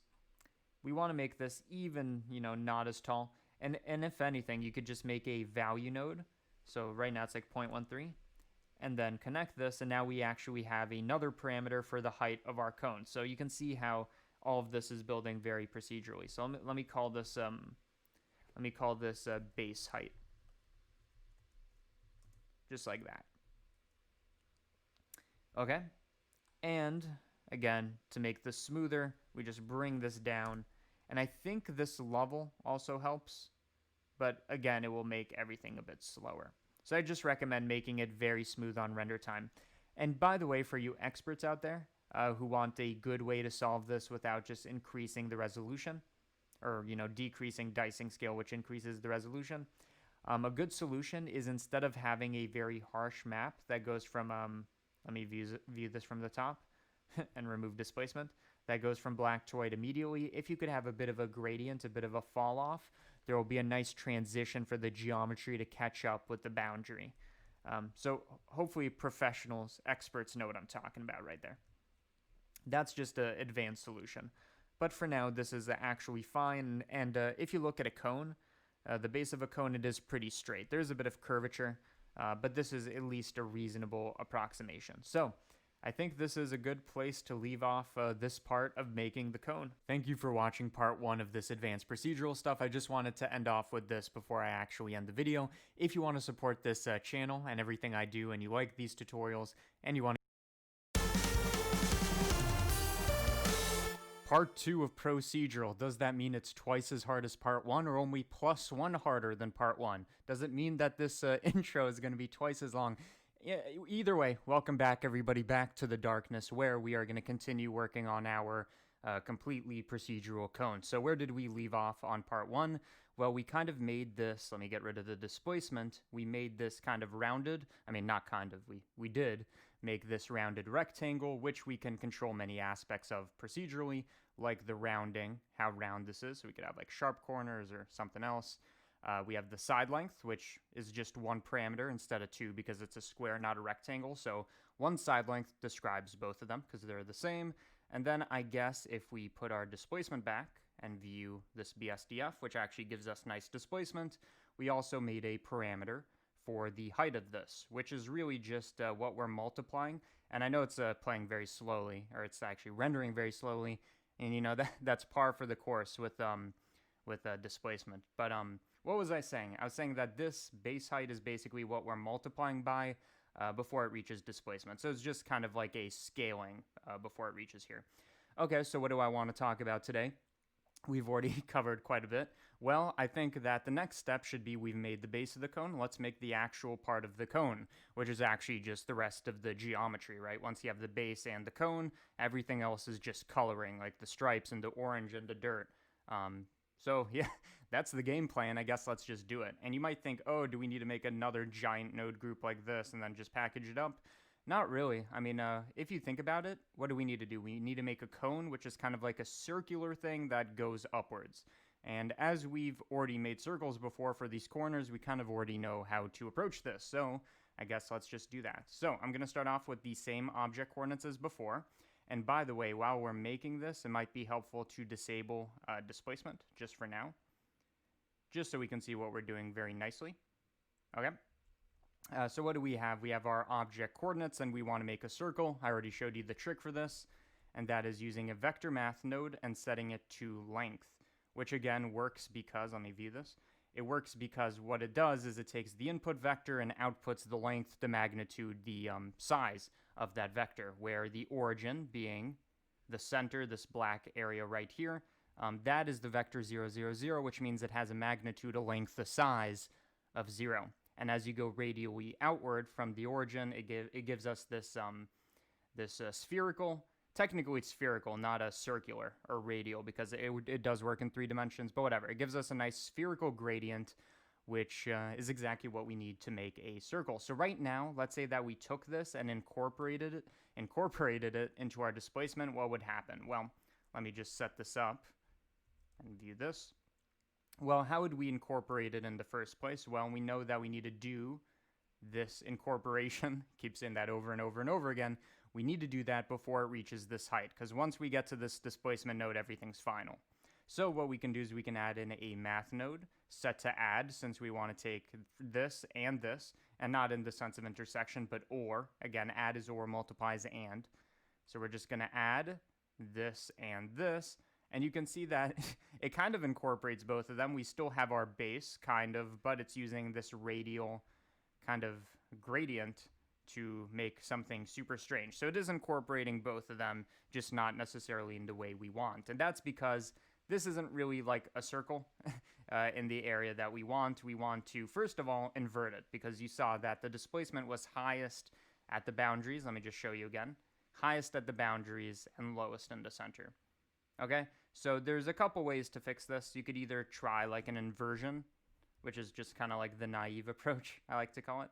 So we connect that to color. So this is what inverted looks like. So I keep having to get rid of a displacement, but you can see this is inverted and this is not inverted. So it does give us the highest value, the biggest height in the center, which is what we want, but I'm actually going to use something a bit more sophisticated.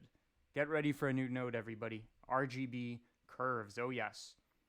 When we just add this normally, it's not really going to do anything. So this is without and this is with. It doesn't do anything.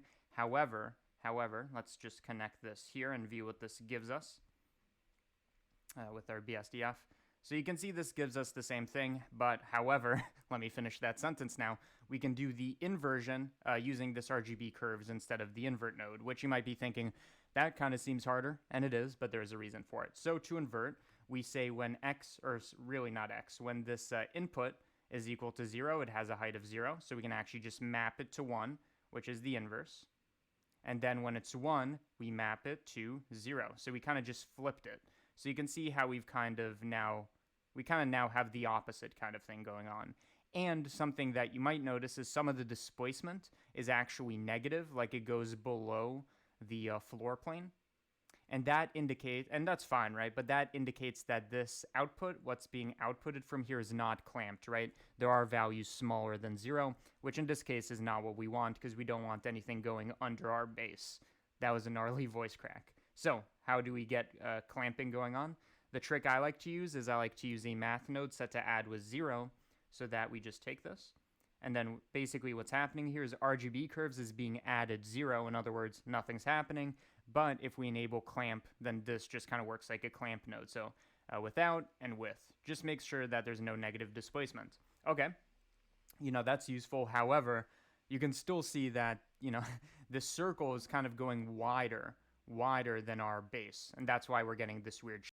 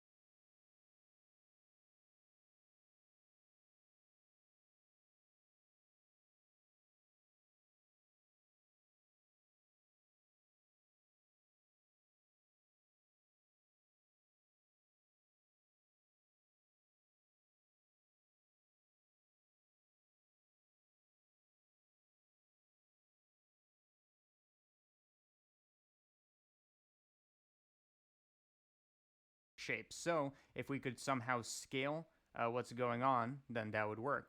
Of course, there's a couple ways to do this. We could either manipulate what's being sent into here. So we could, like, let's get rid of the clamping. We could just multiply. And then this basically manipulates like the radius of our circle. So you can see now barely, but at least kind of looks like a cone. I wouldn't recommend this because the reason why I added this RGB curves is because we can do everything we need and more inside this node. So to fix this, what we're going to do is, I think it's this one, if we think about it. We want the area where the radius is 0 to happen way before it goes out here, right? So we kind of want to scrunch it in, so therefore we just, if I can click it, we just drag this inwards. So you can see what this is doing. It's just making our cone a bit smaller in the same sense that our math trick before was. So now you can just slide this to where you want. Now I think a cone is something like this. We'll see. Something like that. And, of course, the next issue is that a cone doesn't have a pointy tip. But what if I told you that we could literally just draw what this looks like? So here's like a fat boy egg cone. You can also cut inwards and make a bunch of weird designs. This is the idea. And basically what we're doing here, as I've already made a video about this, we're kind of graphing using our radius as an input, our length as an input. So as it goes outwards, we're going along this RGB curve. So when radius is 0, meaning it's at the center of the base, it starts up here with the highest height, so that's why it has that tip. And as we go radially outward, it's going to go diagonally down to 0, so that's why it cuts off. And you can see how it's kind of obvious if you kind of look at the profile. So you see this curve is the same as this curve. Okay, so all of that being said, how do we flatten the top? Well, I'm just going to add a node right here, and then also set this to vector handle, which is going to give us a nice sharp no smoothing kind of thing. And we're going to set this all the way to 1. So basically any values between here and here are just going to be maximum. And then we just need to drag this in. So it doesn't happen that late, but just pretty early.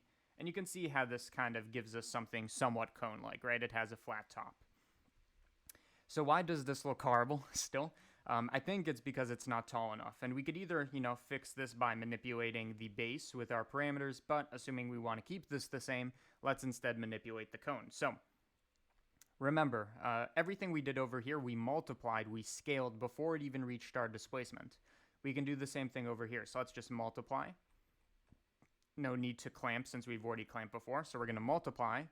And then if this is set to 1, we're getting the same thing as before because we just pipe everything in and multiply by 1, and then everything happens the same. But if we pick values bigger than 1, like, I don't know, this, it gets taller and taller and taller. So the idea is we need to find the correct height. And you might think, oh, this would be a pretty useful slider. That was a horrible sentence. This would be a pretty useful slider, and you'd be right. So we're going to make that another value to add to our collection of parameters right here. So we can call this one cone height instead of base height. I'm slurring my words today. Cone height. And then we can just control it from here. And note that this only affects the general magnitude of the displacement of this part. It doesn't really do anything about this flattening. And unfortunately, we can't do something with a value node and connect it into this thing. That's not a thing. We could have done this more mathematically without RGB curves, but whatever. At least for now, you can still control this procedurally using this node. It's just not as nice as having a value node, but that's fine. So just find the correct height, whatever you think is correct. That looks pretty good. I'd say that it'd be better if this was a bit wider. So how do we control the width? Well, again, we can do it from here. So let's just have it go a bit more outward so it's getting closer to the edge. And that kind of looks like a cone. Kind of. So I guess there's still 2 things to do. Of course, by the way, just a little tip. If you want to get some nice, I don't know, what's it called, curvature, so it's not just base and then cone, you don't want this sharpness, what you can do is kind of draw a nice bend, so it kind of bends into it. I'm not going to do it because it's hard to get the shape right, so here you can see we have a more bendy cone than what we had before. Maybe we should just add a tiny, tiny bit of bend. There you go. I think that's nice and tasteful. But you can do that. What was I saying? I was saying that there's 2 things we need to do to complete the geometry of this cone. So again, I don't care about what it looks like in terms of color, reflectivity, specular, blah, blah, blah, blah, blah. Not right now. what we care about is the general form. Well, there's two issues. First of all, we don't necessarily want this plane here, so everything that's not the cone. We could either turn this into a street, which is something I hadn't considered, but that is something we could do, but I don't want to go over like procedural, like cement or whatever in this tutorial. So our other option, which is what I'm going to go for, is we're going to make it invisible. So again, if you're thinking, how do I get rid of everything except the cone? You might have thought, oh, I need to shrink this inwards towards the center. Doesn't need to be that complicated. We can just literally make it transparent. And that's the trick a lot of people use. So let's go with that first. So basically, the surface properties are defined by this BSDF. Well, let's also add in a transparent BSDF. So if we use the transparent BSDF, it's going to be transparent everywhere. Still going to have the geometry, we just can't see it. If we do this, it's going to give us this, so we somehow need to mix these together, right? So we mix them together, but we don't want it, 50% this and 50% this everywhere, where we can control the influence of each using the factor. We don't want that. In fact, what we want is 100% influence of our transparency here, and then 0 in our cone. Well, how do we, create this factor mask? Well, what if I told you that we already made it? Well, think about it. So imagine we look at this from the top. We want transparency everywhere outside of this rounded rectangle. Yes, we do want no transparency in the circle, but that's enclosed by this rounded rectangle. In other words, I'm saying this mask that we made, which kind of looks weird right now, but that's just because of the displacement. Imagine it looked better.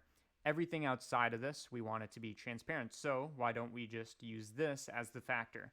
And not really the multiplied version, but in fact this version that we haven't scaled. So let's use this right here as our factor, and you're going to notice it almost gets us there, but it's inverted, right? It is definitely inverted. So what we can do is we can either, drop in and invert before it even reaches the factor, but what I prefer is just switching these two inputs. Okay, so now we have something close. It's the right idea, but you can see some of our base is being cut into, and you're thinking, oh, the logic of what you said made sense. I don't know why this would happen. This is just an issue of geometry, and in fact, the more geometry you have, the more accurate. Now you can see we have some of these chunks that weren't here before. The more accurate you can get this, but really what's happening is that this mask that we made from the top view, just imagine it looked normal. Or you know what, let me just show you. This mask that we made is kind of like infinitely sharp, meaning that the boundaries just goes from 0 to 1 immediately. There's no fall off. And that means that when we, displace, some vertices are going to fall here, some of them here, but no matter what, it's going to either be displaced or not. There's no gradual fall off for stuff to happen, meaning that, once I view this, it's going to look very choppy. So some of these vertices make the cut, some of them don't and fall into transparency. The only way we can fix this with what we have currently is adding more divisions, but I don't want to do this. So is there a smarter solution? There is. What if instead of using this mask from before, we use the same thing, but just a bit bigger? Just give it a bit of buffer room. We don't have a gradient, but we can do something almost as good, which is giving a bit of a margin or buffer. Well, yeah, we can do that. So let me just duplicate this and put in the same inputs. So for our texture coordinates, use this. For our rounding, use this. And for our side length, use this. So this node and this node are currently identical. But the only difference I want between, let me just get rid of this. The only difference I want between this one and this one is that this one should just be a tiny bit bigger. Well, how do we do that? Well, we do have this nice side length that will make it a bit bigger. Of course, we can't manipulate it here because that will affect both of these. It's connected to both. We can make that a bit clearer. So these are all connected to both. But if we have the side length be manipulated by a math node before it even reaches, then we've now kind of made this path and this path independent. So if we add 0, nothing happens. But if we add something like 0.01, and let me just zoom in here so you can see. If we add something like 0.01, it will become just a bit thicker, or a bit, bigger, but still have the same general shape. And now we want to use this, the modified version. So here's the small one, here's the big one. Whoops. Here's the small one, here's the big one. We want to use the big one as our factor. So let's see what that looks like. Okay, we need to include our displacement. Okay, so now you can see that we're almost there. In fact, we got a lot more of our geometry. And if you're thinking to yourself, the bigger the margin, the more room we have to play with, and therefore the more correct this is going to look. If that's what you're thinking, then you're correct. So instead of 0.01, we can make it like 0.02. And now you see we're getting just a bit more geometry. Let's try 0.03. And again, you could just add more divisions to also help this, but this is a nice solution. Okay, so I'm going to go with 0.05, and that seems to do it. Of course, the sacrifices, we do have some of this over here. Some of this boundary is, you know, the floor, and we don't want that because, again, we just want the cone. But, you know, this is the best you can do. And in fact, when we're viewing this in the viewport, our subdivisions aren't actually as dense or as high as they'd be during render. So even if it doesn't look that good on 0.02, right here, it might look, you know, perfect on render. So for at least for viewing, we can keep it at 0.05. But when it's time for render, we can make this margin a bit smaller, lose a bit of the floor, and still get good results. Okay, so that was a long tangent about how to get rid of the floor. We did it with transparency, kind of a clever solution. But now the other thing that's missing is the cone is kind of supposed to go inwards a bit. It's not like this solid thing at the top. It punches inward. In other words, we need to make a circle that we subtract. In terms of displacement, we subtract, so it goes inwards. Well, how do we make a circle? We already know this. We actually just did it. And some of the work is already done for us with this length node, which we should view from the top. Now, in fact, it's going to look a bit strange because of the displacement, so let's get rid of it. So, same length setup as before. Well, how do we, you know, how do we make a circle? Well, we don't want to do this kind of like fall off type stuff with the RGB curves. We would rather just make it a nice sharp circle. And as we've talked about before with the rounding rectangles, in other words, part 1, we can use a math node, set it to, I think, less than is what we decided. And then we can control the radius. In fact, this just means what area is going to be punched into. And you better believe this deserves its own value. So let's call this punchin'. I'm punching him. Fallen to the floor. He can't stand me anymore. My rap battle, more like rap galore. Okay, where are we? Punchin' is going to control the radius. Well, what do we want to do with this? Well, we want to use it to subtract before the displacement happens.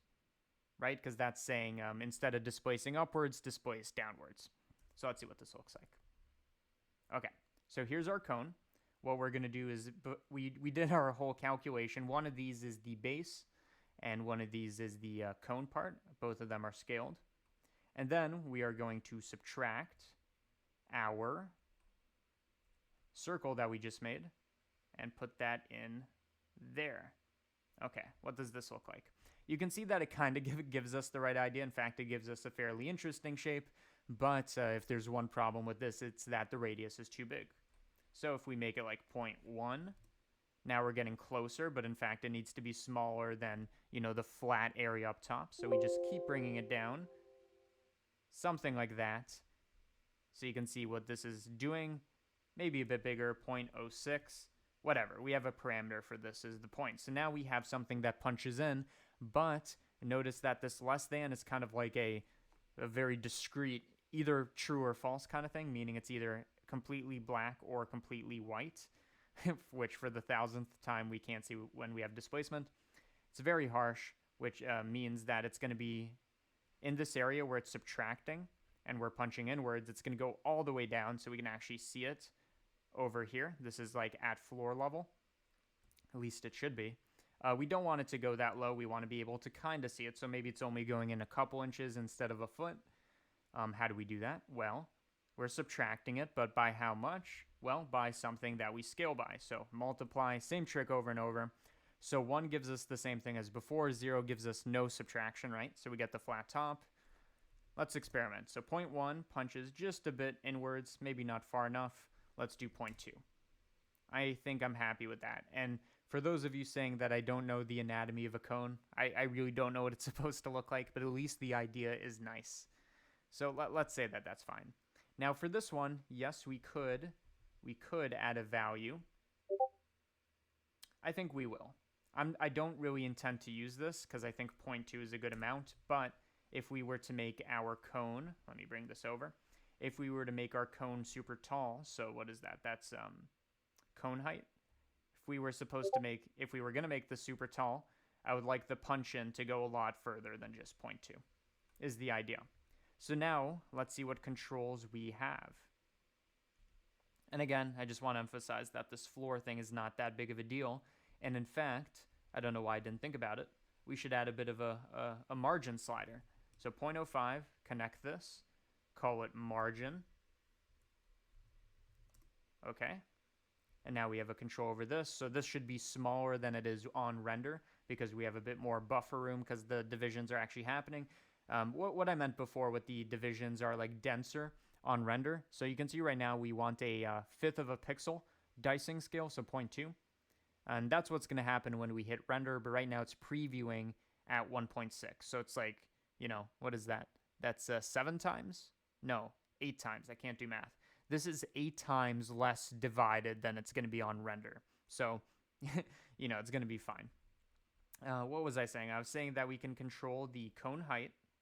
So how tall this thing is, and we can make some interesting cones using this.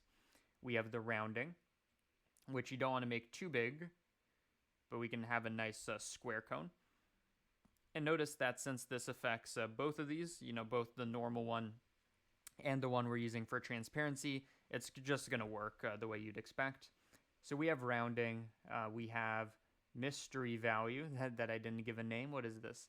This is the punch-in strength. In other words, how deep down will that hole at the top we made go? So when it's set to 0, it's going to be a flat top, and we already talked about it. We have side length, which is just the size of the thing.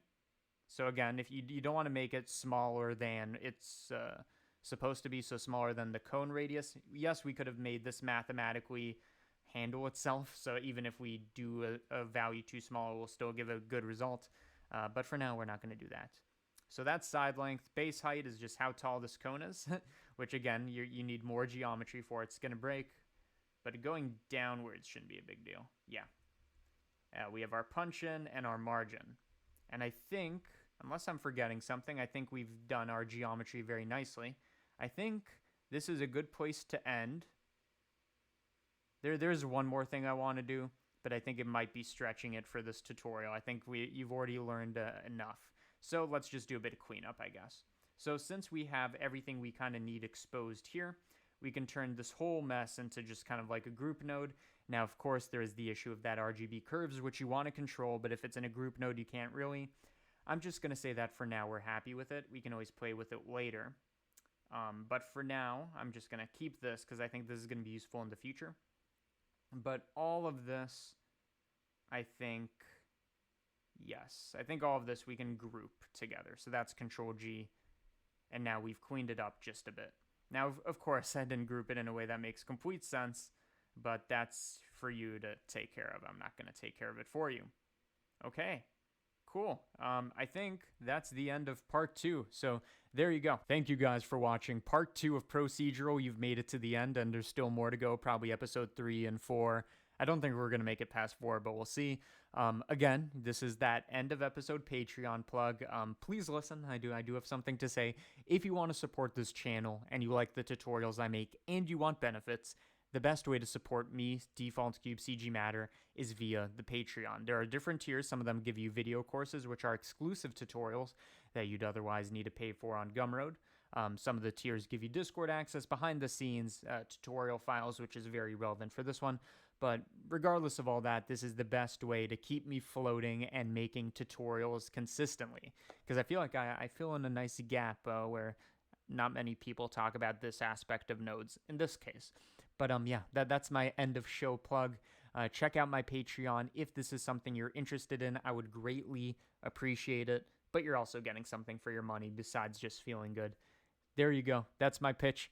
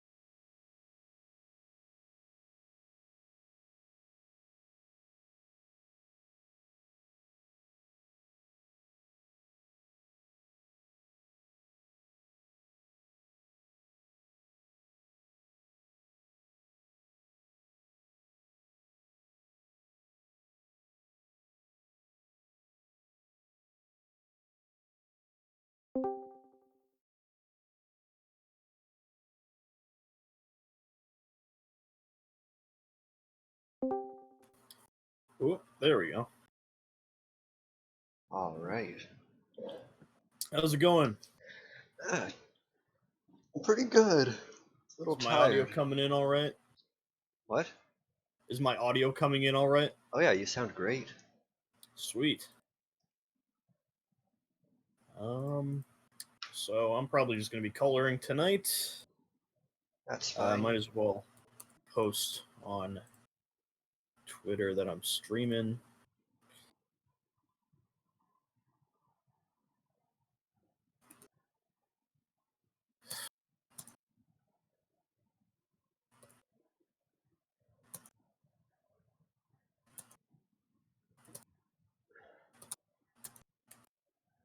Yeah, playing Portal 2 till 3 a.m. was probably a bad idea. I actually have to be up at like 9 a.m. tomorrow, which last night was the time I ended up staying up until. Ah, So I am in a rough position here.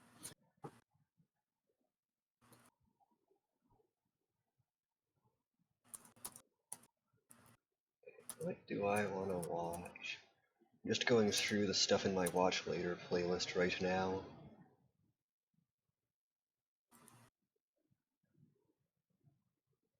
Oh yeah.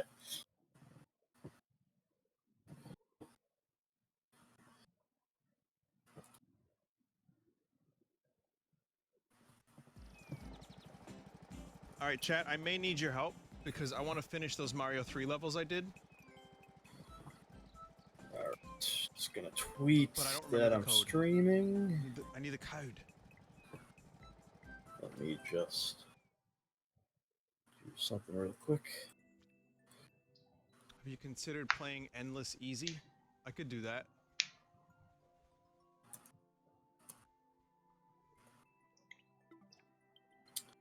Okay. Can't you look into your most recently played quality of life in Mario Maker? No. Alright, I'm just gonna wait till a couple people show up and then I'll start Do your own my part. profile I haven't and then actually click checked what you're working on. play. Yeah. I'm still working on Really? the same commission from last time. Nice. Oh, you've Maker already profile. done the coloring. Now you're just adding the Play details. courses. I finished the lining on my pick. I think. Like, Okay. I mean, well, it's not. I think it's giving me okay. world, The it's tail giving me is his pretty much the specific same as it courses. was the other day, but everything else is pretty much all set to color. Nice. The balloon. Oh, So hopefully I'll be able I to didn't even do know any of this more existed. But then again, I haven't played the game this stream very much instead lately, of so- procrastinate the entire time. Well, there you go. Gotta get my soundtrack going.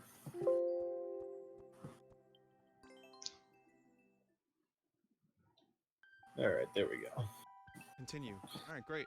This is where we left off. I'm gonna do Who's some here right random now? shit after I finish this. Just because Looks like this it's is just the best us. world I've encountered Oh yeah. for the kind of I don't know. Mario It says like. that there's one person viewing, but they might just be like Might be a one not of us. registered.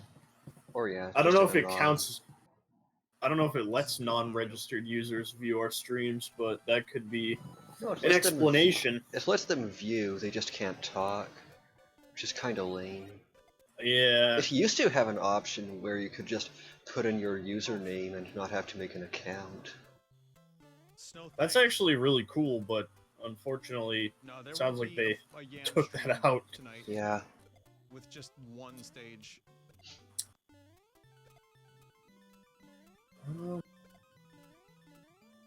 Yeah, now it says 2 people are watching, The and editing it's will it still not- looks I like won't nobody's be here. fucking So I guess it conscious counts when at the yamming hour. non-registered people view, but it can't put them in the user list because they don't have an account. Maybe. There's gotta be something like that. It's a really weird setup. I got really confused for a second because I have your stream running, and in the bottom left it's got the game playing, and I was like, wait, are you playing the game or are you drawing? No, it's just Vinny. Well, I lived. Nice. I wanted to get this set up Oh, so I is- can is also he actually, have a like- Sunday stream. No, this is just on YouTube. Oh, is the sound actually coming through? Vinny was once so Yeah. tired that he referred to 4 a.m. as yam. Oh yeah, look at Someone's that. art, and they typed See, in I 4 always a.m. just put music in the background because I in feel like if I regards to, put 4 a.m. somebody streams. talking in the background while I'm Before it looked a lot like talking, a it'll Y, just and I was really distract me. tired. So Yeah, I now try to know make it as yam. quieter So than when myself. the yamming hour occurs, that's what that means. So you have smooth brain. I just at 3 I sort of a.m., throw and on a then soundtrack yamming of is when my brain whatever turns game to I'm fucking feeling. yams, Like right now I'm and playing that's at the 4 a.m. Pokemon Black and White soundtrack because personally, that's my favorite game soundtrack. I think of all time. Yeah, I genuinely think that Oh! It's- Generation 5 of Pokemon had the best I mean, music. that's yam brain to begin with, even coming up with stuff like this, but we like it. I see you've One of the made little things that some we very like nice here on the progress stream, on your we pick. put the pepper I up in this have. household. Oh, Seth's here. How's it going, Seth? I don't know if you actually have the sound on, but oh, people are starting to join. It says we got 4 now. I might as well begin. Let me Yeah, I just mean, get rid of my I spent a good overlay. chunk of my stream streaming for whopping 0 people. There we go. Oh, Who's this? somebody joined. But yeah, this is some just Who really hath solid joined? platforming. Oh, it's an Nano. Like this How's it dude's going, dude? levels are all for those who haven't seen part 1 of this. Not great, There's actually. a world called Oh no, what happened? Mario 3 Redux or some shit. I know I'm getting that wrong. Okay, so Mario 3 Lost Levels. That's the this world. desk And it even had like a little launch trailer. or a desk I have in my room decided to and fall every, for no reason. you know, every Oh, level's been really? Oh, Except last time I streamed this, Ouch. there was a level where I had to I jump think from beetle to, the, to beetle, and it sucked. The office chair just decided to, for Also, some the reason, level names are great. launch itself up I'm only or something. sipping. My and desk, I used to use a desktop before I got a laptop for college. I still have it in my room. I built it myself. But the desk that I put together for I that gotta sing them like Luigi, I fucking guess. What was the desktop previous was one called? really like Right? cheap and flimsy. It's been So every time I would pull all out like the day. keyboard stand or whatever the wrong way, it would just fall off. Oh god. Um, I'm only and it was like yapping. it sucks because like my mom sleeps in the room next to mine when I'm So at you can't home. really- So you know, you can win with I good Mario like my Kart desk is like levels, right if you up do against the Beetle wall references to for to each that level. room. Oh god. And every time it would fall, it was always super late at night, and I was like, Putting me over. No, shit. that's not right. Every time I'm it on fell the down same because I'm page like, with oh, you. that definitely woke up my. How many different fucking variations of Accumula Town are there? I just listened to the same soundtrack 3 times in a row. Before that was I'm No, Snow so what Tired. happened to me now was this office chair I have Wait, so what was is this very one? Oh, old and Square, how's it going? Sorry, somebody joined the chat and I had to I'll shout. That's pay alright. attention. so the thing that makes the chair go up and down is Swamp's broken. Downfall. Well, that's Oh, So- like the wow. the piston Yeah, thing that thank you. yeah. And my guess is that it decided to just I launch have itself not up ordered a new capture card. and it Again, collided with the desk I and I have just flipped it compensated over. for the delay Oof. so that the video And now I'm all matches up shaky and to the stuff because stream, I had to but pick on it up my and it's a end, very heavy when desk. Mario jumps, My had desk to jump chair was further like halfway really through cheap this too. jump. So after So, maybe like I a know month it of sounds like a use, minor a thing. whole bunch of leather and it is. kept like pulling off of it, and I had to cover it all up with duct tape. So now I just have this Aw. this duct tape chair. That's exactly what my I'm playing chair Animal looks like right now. Crossing, And I'm fucking, listening to the like, audio to try and catch a The fish. piston on mine wasn't broken, but it was just covered in miss like every fish. grease and oil to like keep it from breaking. So every time I would reach down to adjust the height of my chair, my hand just got covered in Vinny, are black you grease, and it exaggerating was halfway as terrible. well? Oh, Aw. it's disgusting. Yeah. Yeah, I'll compensate. and Vinny, it's actually delayed for us right after I now. started using my laptop, So I this just is kind of original. sat on my bed, and that's where I am right now. My desk is next to me. This Thank is you for what- causing me about a year of just pain. You're also Desk getting for crusty constantly frames, breaking, and for some chair reason, for covering me in even though I thought I chair fixed the frame rates. jizz. Man, Elgato kind of fucking sucks. Yeah, the chair that came with my guess. apartment is just this crappy little folding I chair. had this down. And I want to get a Um, better chair, but I can't because the stores are closed or they're just low on stock. Elgato. I remember trying to No. go to the furniture a couple of weeks ago, and yeah, they didn't have anything It's good. a little bit more. So this is what I came back to. So it's I'm gonna send it in 110 voice milliseconds general. of delay. Oh jeez. Let's take a look here. Oh my god. Oh, What the fuck? That almost looks like my chair. Except my chair doesn't have armrests. Mine is just like a chair with nothing. No, that's when I had 60 frames are on armrests, your and when I side, came you're back to it, it was 60. completely broken.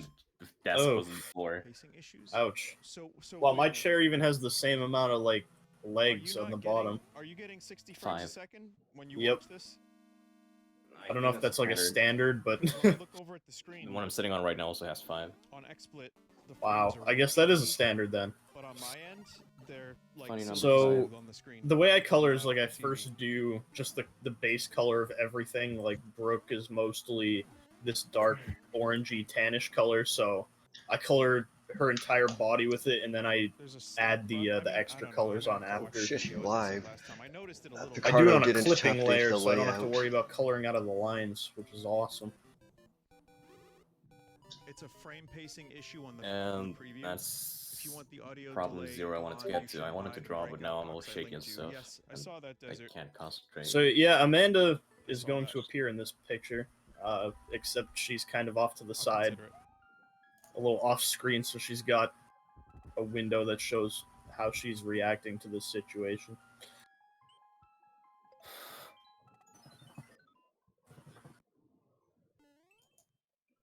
Lemmy's Chili Tower. I haven't actually confirmed that Brooke and Amanda are a couple. I mean, like, Double in my confirm. canon, Amanda is, like, she wants to be in a relationship with Brooke, but she's too nervous to ask her out. And Brooke is just completely oblivious to it. Hmm. I've got a little bit of lore. It's not super well thought out, but it's something. Wow! Oh god, it's the Team Plasma theme, I think. Yeah, it's the Team Plasma's secret maneuvers. Yeah, the one issue I I am had with speaking this a world foreign was, language to everyone last time here I who played it, doesn't there play was, Pokemon. like I said, that beetle level that just made me insane. Actually, I really was losing my fucking mind on that level. What was that sound I just But- heard? So I feel like some of the difficulty, like the pacing on some worlds, is a little weird. But this one's been really good.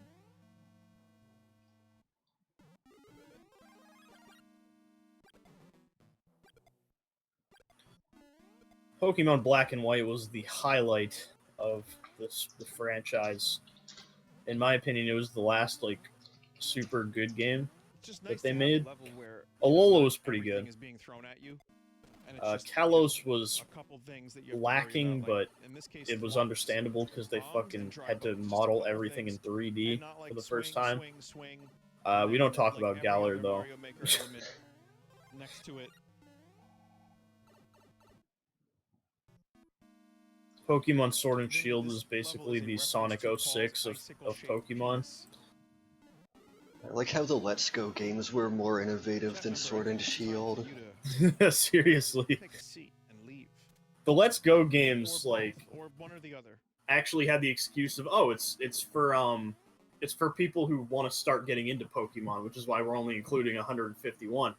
And then next year we'll give the elite fans the game that they've been wanting, and then that fucking game that they gave the elite fans was, oh, we've cut 500 Pokemon from the game. $30 to get them back, and not even all of them. And there was a time where, Thank you in advance for your money. The name of the song was "I Want to Hold Your Hand," but when we were live, we would sing "I Want to Hold Your Gland." Ah, god damn it! I We clicked on the had a little bit pop-out of chat cheeky again. fun after a good thrash. Maybe I should just keep that up so I can look at the chat while I draw. That's real, by the way. That's what I do. I have the chat in another, or on my other monitor. And, Oh yeah, but see, like the second I click on the art tab, it's gonna just put it in the background, and I can't really do split screen because then it'll crush the video size So it didn't really matter. on the stream, so that's not gonna work out too It was well. just people screaming. No one was actually there to listen to the music. They just wanted to gawk.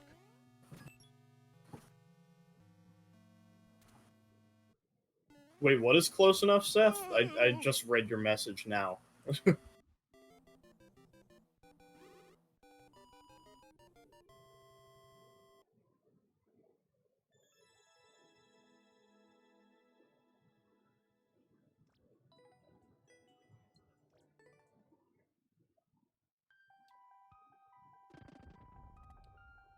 Yeah, they did that with a bunch of other songs too. Like at times they played so poorly. The greatest they route theme in themselves over the sound of Pokemon is screaming definitely that they just Route 4 kinda gave from up. this game They just stopped that I'm bothering. listening to right now.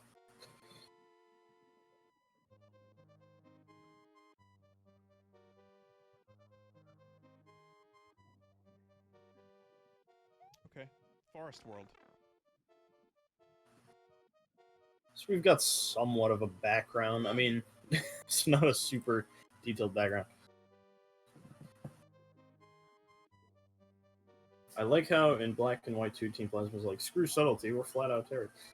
I'm just reading the chat right now. Get that mad scientist Colress. I heard he's some pretty ingenious ideas, fusing Pokemon and kidnapping others for cool experiments. Let's do it. Team Plasma is just like, we're gonna steal your fucking Pokemon because they deserve to be free, and then they continue using Pokemon themselves.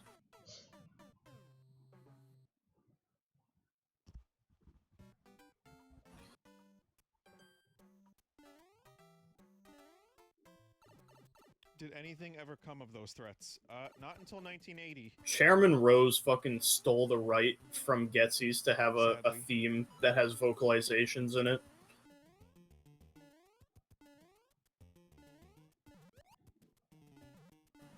I mean, it's different. You know, that wasn't something from the 60s. It's just It's close enough that Brooke X Amanda is a thing. I like to give them that kind of vibe in my drawings. Like, I like to give them like a slightly closer than Friends energy. And then they did Sgt. Pepper, so I think it worked out for them.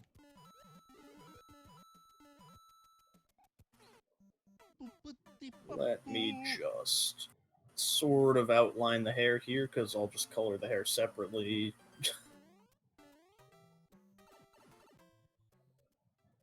So I tried a different sort of style for Brooke's hair in this one. It doesn't stick out in the front as much. Oh yeah, looks a little smoother too. Yeah, personally I like it this way because it's like it's shorter and it's not Rainbow Dash hair. And then Amanda's still got her fucking whatever this is, like wet cotton candy hair. That we've seen in Mario 3 in these levels. Like, this is a very, very clear reference to one of the pipe worlds, one of the pipe levels. And it's got a lot of similar, like, I bet the dude studied the levels. Or I forgot that Black and White were the Pokemon games that introduced the seasons mechanic, so every route has like 4 different fucking themes. So we're probably going to be hearing a lot of repetitive music during this stream. I might skip past a couple of them because the seasonal themes are virtually the same, just with a few tiny differences. And lives don't really matter, like the points and whose line is it anyway. But this is why the world update was the most important update to Mario Maker since the fucking initial game came out. There's room for improvement. There's room for some. What route is this? 2? Out of how many are in the fucking game? I think that this is now become. In retrospect, I didn't know that Brooke's old hairstyle resembled Rainbow Dash that much. I never looked at them side by side. Well, yeah, I tended to try and avoid bringing it up because, like, playing a bunch of, like, and I mean her eyes are just pony eyes. Also, I hope you don't mind that I'm not. I've been trying to somewhat stray from that too. I mean, her eyes are still big, but I've stopped like making them flat on the bottom or thinning them out or anything. Just the process of typing them all out was just like bumming me out. It's like making me dread Mario Maker streams. I included the armbands, whereas now I can just choose a world or two, even though I said I was gonna try and stop using them, but I figured, you know what, people said they like them, so I'll keep them for now until I inevitably decide to get rid of them again. Forward. Route 2 to 3 has the best music. Personally, I think Route 4 has the best music. I don't know why. I Use the I keyboard. guess It's because I still remember slow going being down said, that though, route even when I and did like plug a you keyboard pass into under the that Switch. bridge with the trucks that go over it and A shit, day and in the pipe. it's like super cool for a 2D Pokemon game. It was like the first glimpse at anything 3D in Pokemon, and it was cool.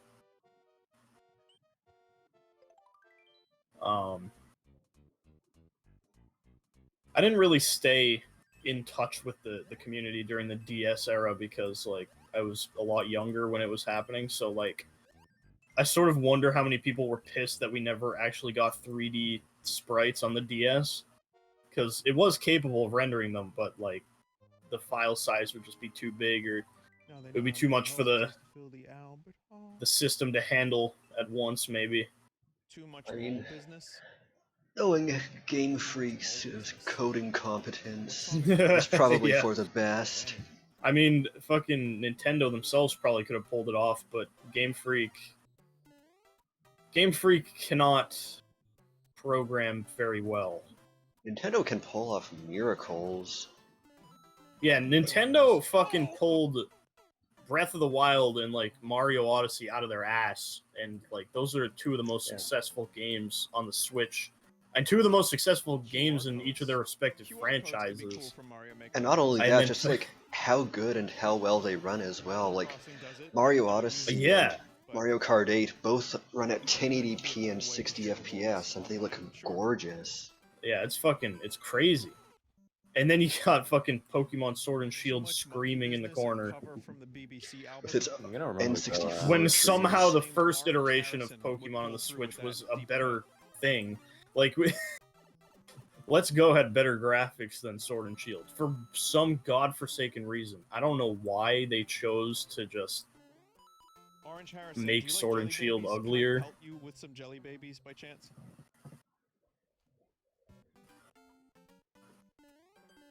It's essentially an upscaled 3DS game. Yeah, that's what a lot of people have theorized. It's like, oh, fucking... It looks like a 3DS game that was ported onto the Switch last second because they couldn't fit the wild area onto the there's 3DS. a good pipe here. Yeah, I mean, I wouldn't be surprised.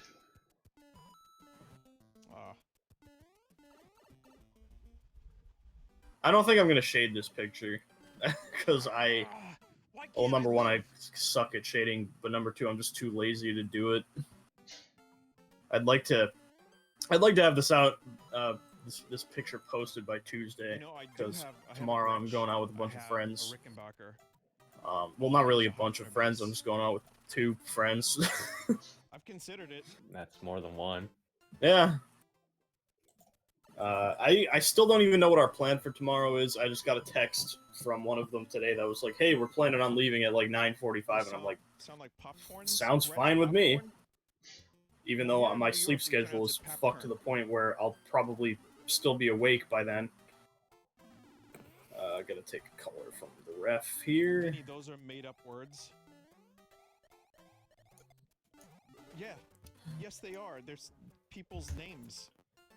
I would assume there's a dude named John Rickenbacker and John Gretsch and John Hoffman who, you know, yeah. There's a good secret over there that I can't get. I created her. Oh god. My stream cut out. Moles. Yeah, it's dying. I gotta love the internet. Hang on, I'm gonna actually try and change my settings here to be less bad. Well, OBS has a setup wizard that tries to Am I optimize still- it. You're not wrong. Am I live again? Yeah, Stream offline. Check back later. and it just died. Anthology. What? Could not access the specified channel or stream key? I gotta read. Oh boy. You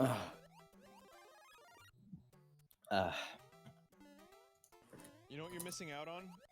You're missing out on in the raindrops, in the raindrops. Okay, in come the on, please raindrops, work. In the raindrops. Times 100.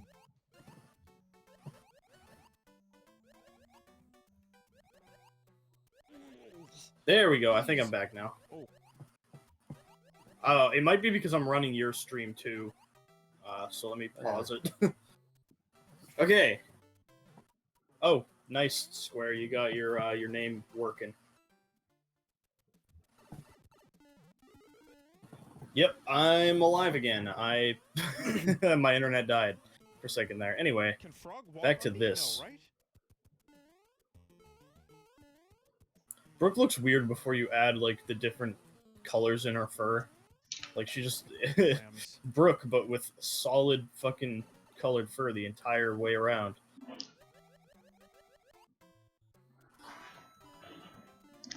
Rise from the dead. I have risen from the dead. I rose from the internet impaired. I don't even recognize the theme that's playing right now. I feel like it's one of those themes that fucking plays for like 2 seconds when they give you a tutorial and then it never Are you plays going again. to play Ross's World when he finishes at Kappa? What theme is this? Do you Encounter not have faith that Lass. Ross can finish an entire world? Okay.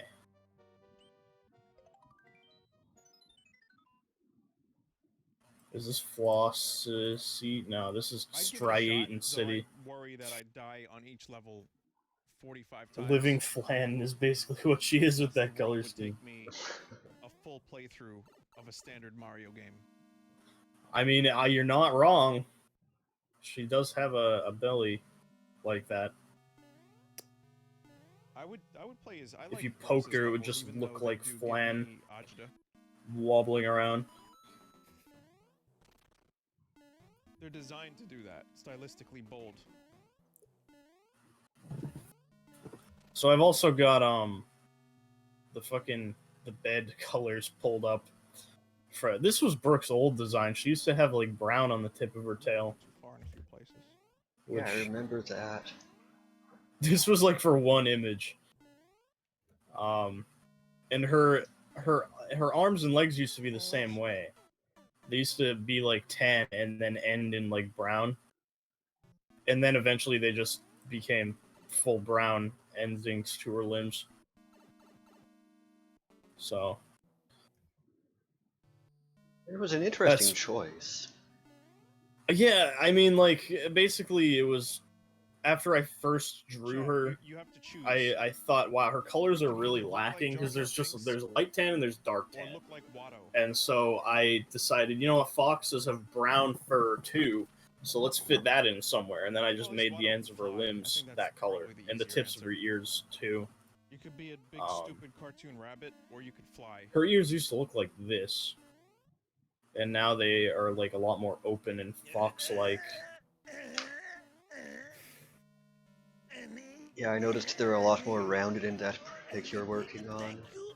Yeah. It kind of sucks making changes to her now though, because like I don't have an updated ref made. Like I already have a reference made, but it's outdated now because I've updated some things about her design.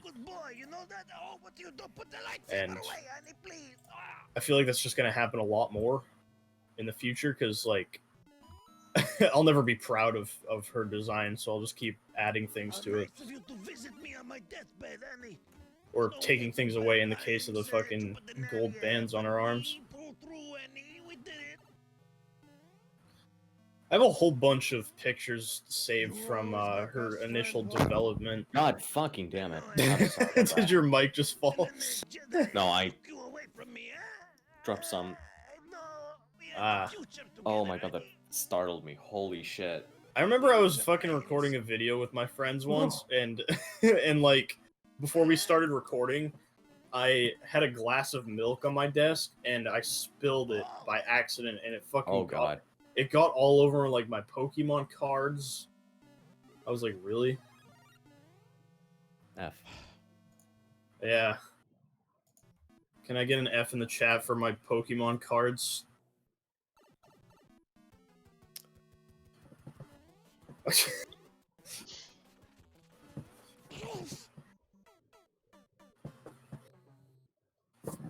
She needs a cream finish in the center. If you catch my cold, I do.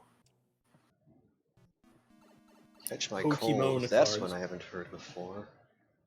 What was the first level X or EX card you got? I wasn't around during the level X era, so I don't have any level X cards, but my first EX, I think, was What are like... you trying to say, Watto?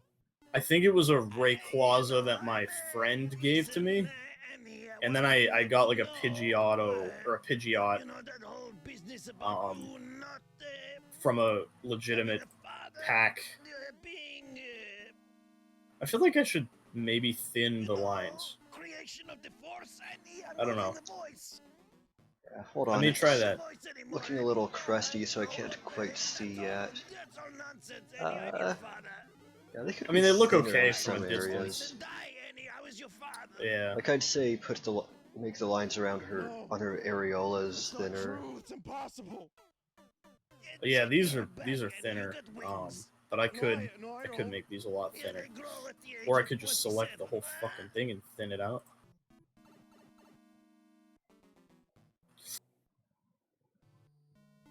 And then Anakin just flies away. Oh wait, I didn't want to get the nipples in there. Oops. There we go.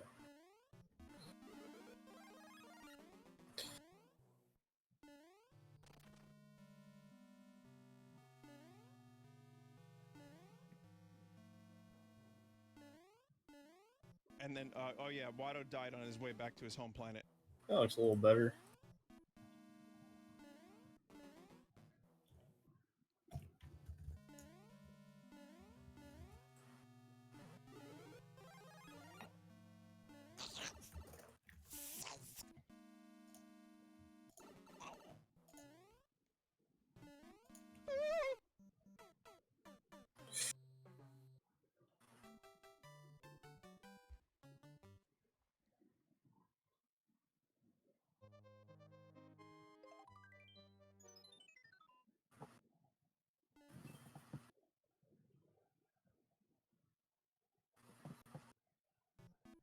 Do I still have my collection? Yes, I do. I've actually organized my entire album in Pokedex order, including like alternate forms and shit, so it's like I can complete the decks in real life without having to worry about the barrier that is Sword and Shield. I lost mine to the Aether a long time. When I just read Mine to the Aether, I fucking just got Minecraft Aether mod flashbacks. Turns out the Watto bit actually helped me do better at the game. That was a good mod. And it still exists. I know it still exists. I haven't played it in a while. You gotta set up a Minecraft server. It's in the sometime. mod pack. Like it's in the mod pack that I put together. The Aether mod, but I haven't actually gone to the dimension at all, because there's just so much other shit to do in the mod pack that I never have the time to explore the Aether. They've been manually touched up, but I was very Or Yeah, there is one of those. Never mods. heard of that one. What? by the way it looked. You get that resolution up with those textures. The Twilight it Forest, that almost was looks another big mod way back when. like Trials of Mana. Now there's definitely some, some crust around the 3DS, but it's surprisingly amazing looking. Again, especially with bumped up resolution. Oh god, the My Little Pony mod. I remember trying playing to around install with that. I tried to install that several times when I was still into the show, and I could never get it to work. Just stand there. Yeah, I But I managed mean, to I get could it to probably work fucking get it to once. work easy. What I didn't understand is that, like, I couldn't run light loader mods with Forge. God. Vinny, have you And played now I Master found out Quest? that, like, I you did can actually. apparently run The last both time I at the same played time, Ocarina of so... Time in full, I think, was Master Quest, aside from the randomizer. What did that mod even do? Didn't it just, like, change your player model to be a pony? Yeah. I don't know why I wanted that. I didn't have, like, a pony skin or anything. Either did I kind of just made my regular skin into a weird flesh pony thing. Yeah. It, like, warps your skin file into the shape of a pony. Oh, you have to Dead Space add in some there. extra texture data too. Right.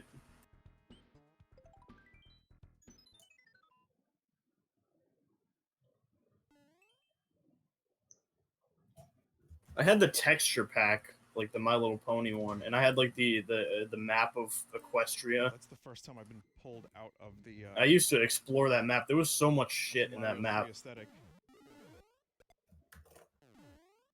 I remember I played on this fucking pony server I found on Reddit. Back when I used that.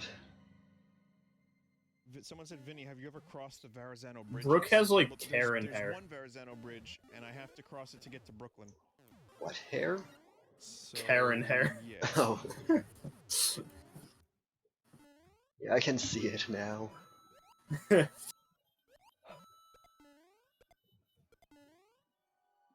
I've never walked over it, if that's what you mean. That's a long-ass bridge. The marathon starts on the Verrazano Bridge. Spawn, Mutant Creatures, Twilight Forest, Farlanders, Chocolate Quest. I have Twilight Forest and Chocolate Quest in my mod pack, but I don't have Spawn because it eats up every fucking entity ID in the game when you try and put it in. Wait. What version of the game are we talking about? We're just talking about We're just talking in Minecraft. general. We were just talking Minecraft. Yeah, I know, but like entity IDs were removed like back in 1.7. 1.7.10 was the last version to use entity IDs, but it was also the last version that mod creators actually gave a shit to update their mods. So I'm forced to continue using 1.7.10. Actually, most mods for 1.7 were either like remade or reimagined for 1.12. There's not a chance in Yeah, hell. And now that's 1.12 down. I did like a mods. thorough look through of every mod in the pack that I created. I was like, what could I possibly upgrade to 1.12? And like half the mods are just completely untouched since 1.7. What's the name of this one? So we got Goodbye Sunshine. A communication error has occurred. What Beatles song is that? Well, that's why you downgrade to 1.7 beta. A communication error. Back in the good old When in days. doubt, when you can't upgrade, downgrade. Chocolate Quest is like a weird mod that I've never really figured out how to do anything in. I just know that you can find like zombie bases and shit. What? Never heard of that mod. It's a little obscure. Hold on. Are you looking it up? It's Yep. it's another cover. Color in this eye with Not as white, familiar even though with it's Beatles' already earlier catalog of white. covers. But it's Updated. transparent. I wish there was a way to see transparency in Psy without, making or like rendering the image. What? There You is. you can't see transparency unless you actually export the image. Really, it doesn't like let you change the background color to transparency. Have you ever heard of Because No, su- transparency is just white. Like, see how I'm coloring the eye with white here? Oh, It's yeah. because the other white is transparent, and I can't tell which is transparent and which is white. So that's a bit of a pain in the ass. That's kind of lame. Psy 2 lets you have transparency. Yeah. You just remembered your favorite Minecraft mod ever. What is it?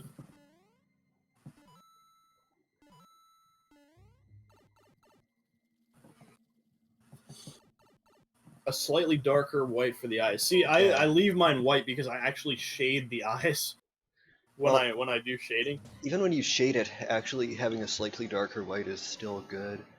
98% white is pretty good for that. I think it's called Tale of Kingdoms. Where you can eventually make your own I have never heard of that mod. You know. That sounds You cool, know though. my name. Yeah, one mod I really want to try out properly is Mistcraft. It's based on Mist lore. You have to go around and find these pages which you can then put together to make books. And those Hardcore books Ender will, expansion is fucking cool. those books I will don't have know. worlds in them. It's a Whoa. mildly deep cut. But it's a I don't know really if you've ever. complicated mod. I It's don't know if really you've hard to ever heard work of. out which page does what. Yeah. Boy, But Lycanite's mobs, that's a fucking weird one. Lycanite's mobs totally fucked me up. Yeah, like you walk outside and you see this like demon. Fucking salamanders in that mod. This thing is Yeah. just destroyed. That one's in my pack too. Please remove it. Oh, you haven't seen anything yet. I don't know if you've heard of Advent of Ascension. I haven't. It adds like fucking like 20 to 25 different dimensions. I don't remember how many exactly, but it also adds like 400 mobs to the game. It's fucking huge. That sounds like terrifying. there's so much. World 8 in Mario 3 is a really yeah, it is. There's a lot of world. beasts Tanks, in that. it's got, like, Oh wait, I should be coloring this on the other layer. Look at that, now I don't have to worry about coloring out of the lines unless I do it up here, in which case I'm not going to do that. Like this?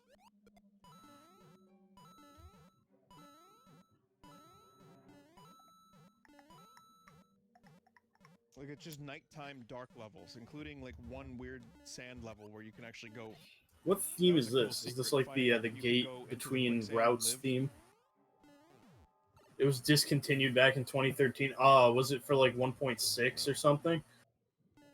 Sounds like 1.7. 1.7 was like late 2013, and nobody really knew how to make mods until the year after that for it. No, most mods for 1.7 were discontinued like back in 2013. It came out like in July, I think. 1.7.7. Really don't want Actually, to look redo at this this level. level.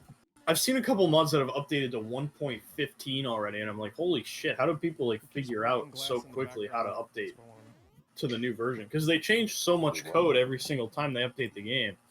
Well, 1.15 added a whole bunch of deobfuscation, so that probably made it a lot easier. Thank God, that is. Yeah. That is a scummy level. The two things that bug me the most in 1.7.10 are entity IDs and biome IDs. Mario 3 had no checkpoints. And They're a levels pain were in the designed to be ass. short, so you can get Especially through when they're them. constantly conflicting with each other. So the creator here is keeping it. I remember back in middle school, I was the cool kid because I memorized all the IDs for everything in Minecraft. Really? There was I had a Minecraft club She was late to the party. in my high school that I was a part of for the entire duration of high school. Nice. But it was fun. I met a lot of people, and there was one session where we like discovered what block IDs were. So we had like a roulette to see who could get what by just typing in a random number and like summoning that item. This was years ago. I don't remember like how it went because I don't know. It was a long time ago, but it was fun. And then we spent an entire session looking for one kid's house who he built it underground, and we spent the entire fucking like 2-hour session just wandering through caves looking for his house. We did a lot. I remember back in like, I think it was 2014, maybe 2015. We used to play Minecraft in our phones, because why not? And I remember a friend had like a very crappy phone, and it couldn't render like infinite worlds. They just implemented infinite worlds in Pocket Edition, but his phone was shit and he couldn't render them after like 200 something blocks. So he was only confined to that small space. Which I prefer. And another thing was that original versions, and I feel like some of the cuts are better when we tried modding it, only the host could use the mods. Really?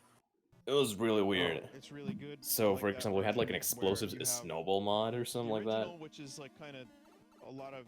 So when my friend with a crappy phone tried to use snowballs, nothing happened. But when the host tried, they blew up. So I remember we had lots of fun with this. My friend with a crappy phone would like start digging straight down. I mean, it's still let it be. Video pause for you to watch it. Yes. So he wouldn't die instantly as soon as he spawned. Well, he made like at least 20 bases underground, and every time he would spend like hours looking for them, and just fill them up with lava and just blow them up. Shit, how long have I been drawing on this layer for? It was really fun. Damn it! Oh, I've been drawing on the wrong fucking layer. Shit. Oh, not again. Oh no. Damn. You know what? It doesn't really matter. I'm just gonna color over it anyway. I'm just gonna leave this here. I'm defeated. If you guys have ever wondered what I did before I started doing art, I fucking actually had a Minecraft YouTube series. Oh no. I can And I imagine still how have good it. that was. The latest video that I made right for now. it was about a year ago. I still do it from time to time because it's fun. I mean, I like making videos. But I haven't uploaded for like over a year now. Central right now. I started making another video though the other day, but it's impossible to get my fucking friends together to make one. So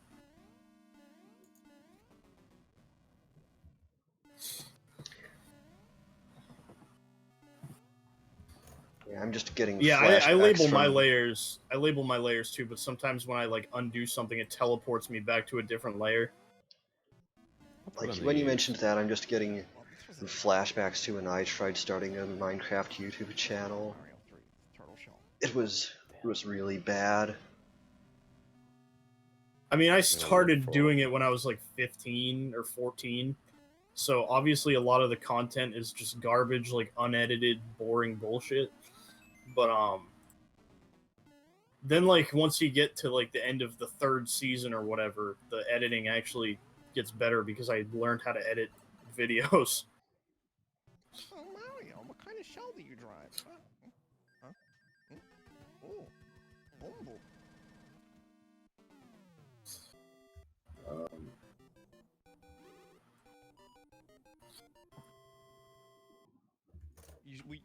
You said Watto, not Leno. Oh, sorry, chat. Here, how about Weno or Lotto?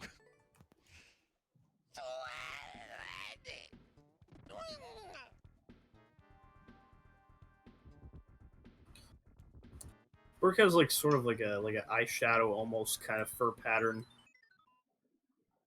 It's just Toad. Ballad of Bowser and Mario. Standing on the dock at the Hampton. Well, I hope this is a difficult level so I can say, Christ, you know it ain't easy. Same.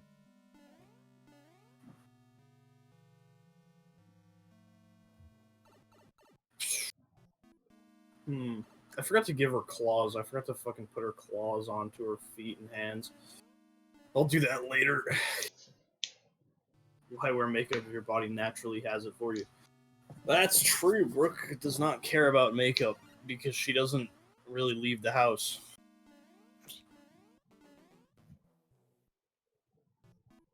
She's like, quarantine. It's called my life. Wow, that is fucking meticulously timed.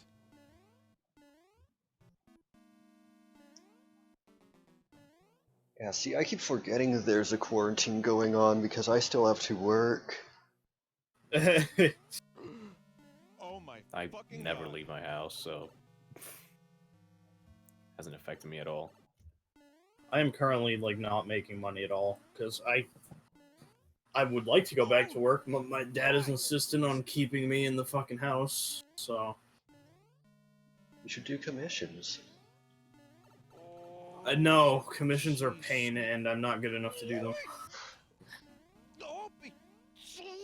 because It's not about suddenly, being like good, the it's last about thing I being want happy. is to be responsible for somebody else's money, and the even worse is the fact that that money is reliant on me drawing something good, which is hard to do when you're a self-taught artist.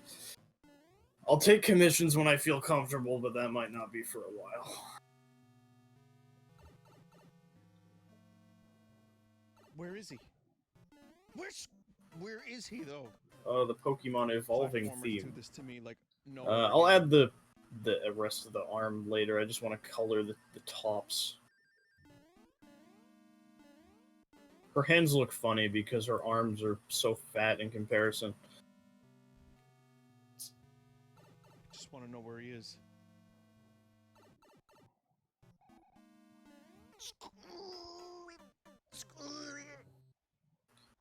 Oh, kart racer games.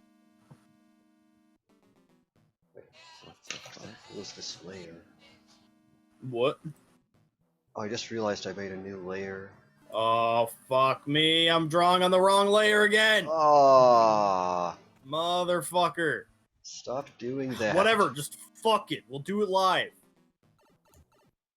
Hang on. I'm just gonna switch over to the... Why do I even make 2 different layers? Like, why can't I just do this all in the one layer?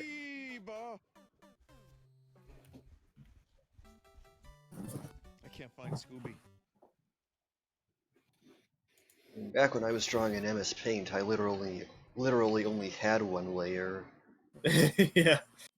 Which is why I've been hesitant to ever try it out, because I need my layers. It's a fun challenge, and I actually worked out a way to get a sort of layered workflow without layers.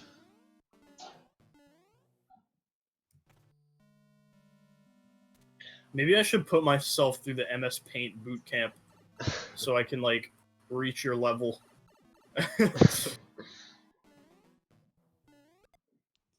Yeah. I mean, it's fun if you like a good challenge. Yeah, I could do like 1 or 2 drawings with it, or I could at least try to. I mean, I like... See, I've come to realize that the reason my sketches take so long to do is because I can't see where my pen is touching down. I'll draw something in my sketchbook. Like, this picture took me literally like maybe 10 minutes to sketch out in my sketchbook. This whole thing. And it's taken me 2 streams to do it digitally because of my shitty tablet. But at least you got a tablet. Well, yeah. With MS Paint, sketching with a mouse freehand is definitely going to build up a lot of coordination. It's not fair that Mario, all he has to do is touch someone's stomach, right, and he dies. Yeah, I actually like using a screenless tablet just because I don't have my arm blocking half the screen. Oh fuck, my leg's asleep.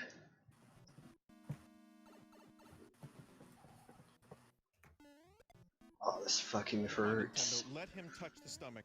Ooh. Let Mario touch the stomach 2020. What does it look I like don't even with know the how sketch? the fuck that happened, but I like that. That was cool.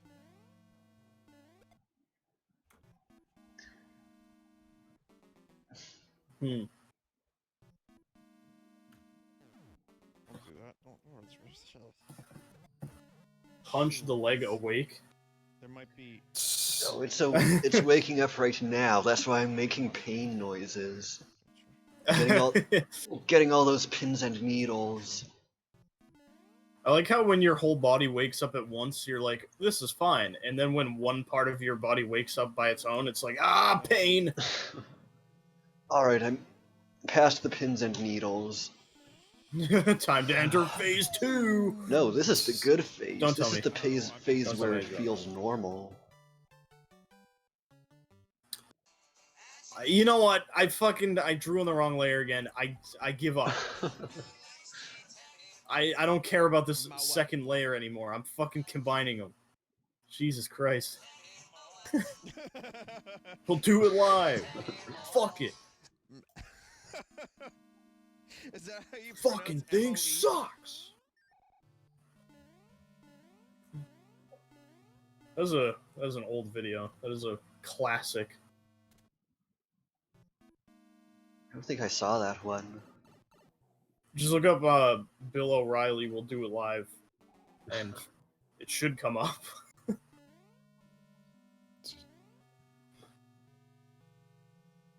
I think that was who it was, right? I wouldn't know. I'm gonna grab something to eat real quick. Layer 1, Layer 2. Combine. I understood that reference as a regular show reference.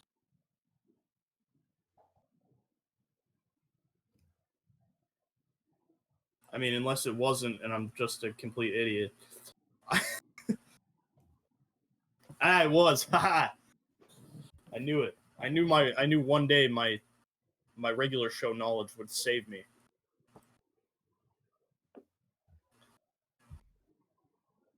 All right, so now we've got the basic color for the bot. Oh, I fucking haven't tipped the tail yet. Which, honestly, I'm just going to go ahead and do.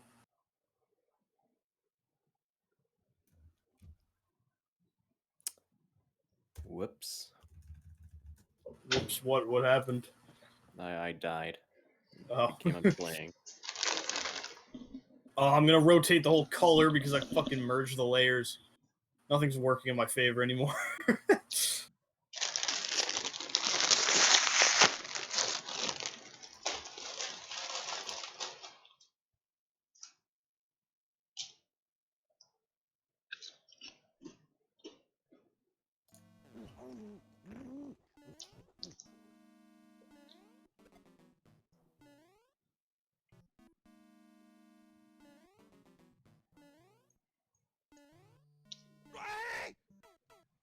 What is this theme? Is this like an encounter theme? Or is this like an actual battle theme? I don't fucking know what this is. Here comes trouble. That doesn't help describe anything. As far as my knowledge goes, Team Rocket is not in black and white. I don't Too like bad it ended. Yeah, regular show was a good show. I vaguely remember in like 2013 binge watching the entire like first 3 seasons. But also, it seems like I can maybe, actually like do it. That was a long time ago, though. Cable League 2012 was 17 years ago. God, I feel so old. Damn, yeah. Can't believe people born in the year 2000 are going to be turning 40 this year. Damn. God, it makes me feel like I'm 40 for being born in the year 2000. Imagine Shit, wait. Born in the year 2000. Imagine being yeah, right, born. guys. People born in the year 2000 are fucking stupid. I right? still like kids.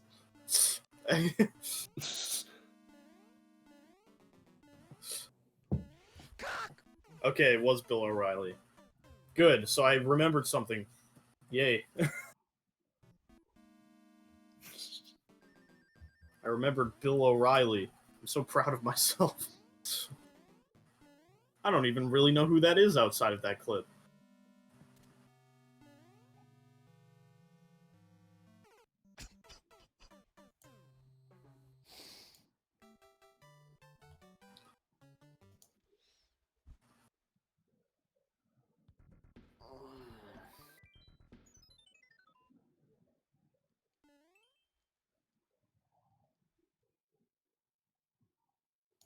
Oh, the yamming has occurred. I mean, it's not even Smooth Brain Hour yet by 2 minutes, and yet I'm yamming already.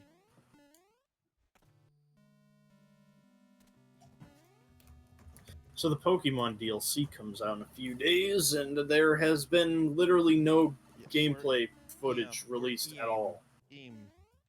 Like, I mean, we got footage of what the game looks like, but we've never gotten any like footage of people playing the game.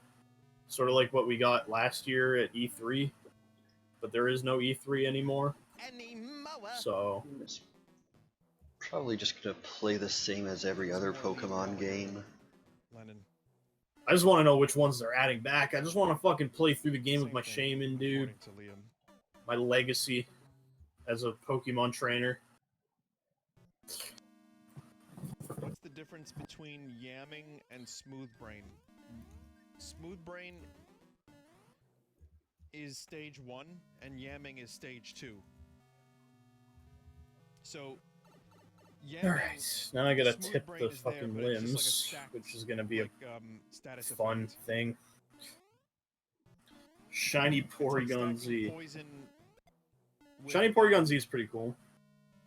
don't know. Personally, I like Shiny Porygon's color scheme better, though. It's got more of like a purplish color instead of gray.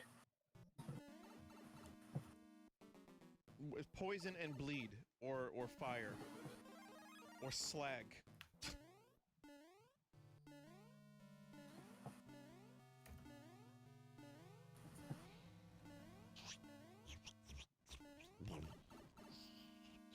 I don't know if any of you guys have seen Down the Rabbit Hole, that video series on YouTube. It's sort of like a documentary series about just shit that has happened on the internet. I've seen it come around, but I've never actually watched it. Right before starting the stream, I fucking watched the one about Temple OS. That is a really sad story. What is this puzzle? What is this segment?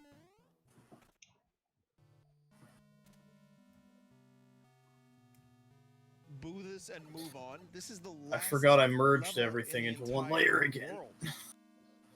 Everything no hurts. More Mario levels ever again after this, chat.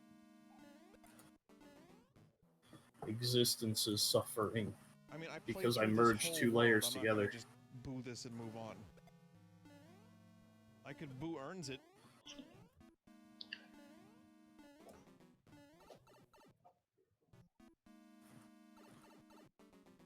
Mario 3 levels are not this long. No, except a couple. Like Castle 8 in Mario 3, like the original ending. When a woman gives childbirth, she can almost experience the same pain as when an artist draws on the wrong layer. And when an artist draws on the wrong layer, he can almost feel as much pain as when somebody kills their dog in Minecraft by accident. Ooh. Shit. Yeah. Oh, Square, you watch Down the Rabbit Hole too? Sweet. Somebody else knows what Temple OS is. Sumo path first, then go backwards and get the Tanuki. It is a very depressing story. Who? But that's. It's a video. There's a video series on YouTube called Down the Rabbit Hole, and it's like a big documentary series of things that happen online. And there's an episode on this thing called Temple OS, which was like an operating system completely developed by one dude who was schizophrenic, and he believed that his operating system was like the second or third like temple of God that was prophesized in the Bible. And of course the internet like harassed him and teased him and shit, and his life just went down a downward spiral, and he ended up killing himself, which was very sad.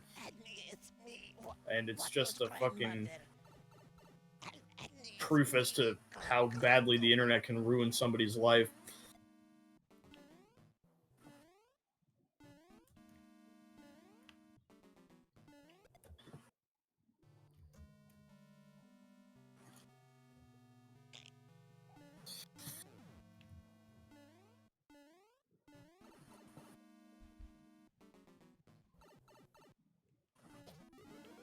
Man, drawing like the fucking details and the arm coloration and shit is it's harder than it looks. Have I seen the one about what? Chances are I've probably seen it. The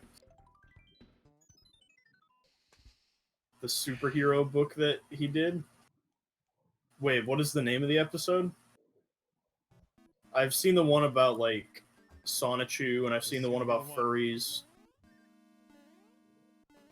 You know, on some level, I'm now very happy that they're the game overs don't. I don't know if anybody's seen the one about Wings of Redemption, but that guy's fucking situation for a lot of it sort of reminded me of myself a little bit.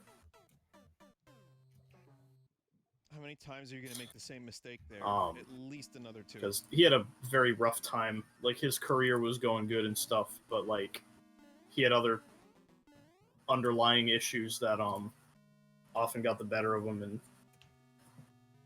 brought him down a slippery slope. And, I mean, I'm nowhere near as bad as he ended up becoming. Okay. But I still sort of see a little bit of myself in him. Through the level is leading to errors.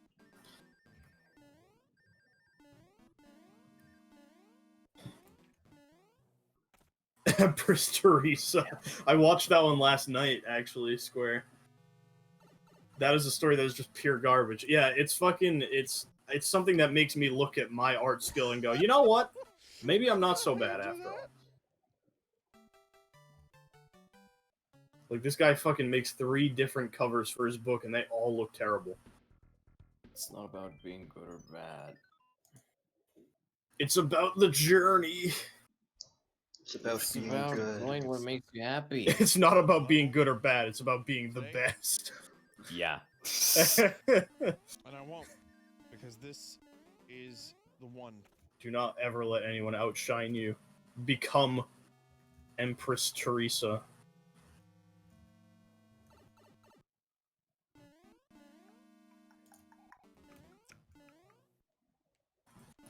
Maybe my writing isn't so bad. Like, seriously, the story's just nonsense. I never thought your writing was bad, Square. I actually love your writing a lot. You just have a way with the English language. Like, it sort of just flows out of your being at times. Like, you are very dedicated to what you do. I, on the other hand, when I try to write a story, I fucking write like 2 paragraphs and then forget about it for 2 years and then come back to it. That's I had a second Animal Crossing story planned and I never went back to it. I don't know what the fuck I'm supposed to do here, chat. I actually started writing it, but I think I know. it's probably been about a year and a half since I even looked at it. Oh shit. There we go. There we go. My favorite Bowser fight, and I mean that very, very sarcastic. I hate this Bowser fight. I hate it. Oh man, do I hate it. I don't like how that looks. Morty. I made this one. Pickle Rick. Funniest shit I've ever seen.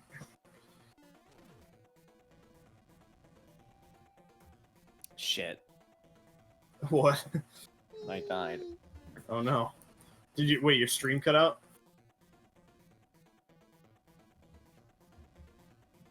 Did his stream cut out? Wait. Ah, for once, I'm not the one who dies. Come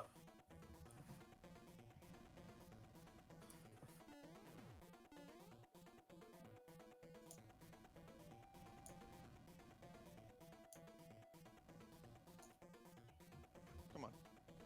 Yeah. There you go. Come out.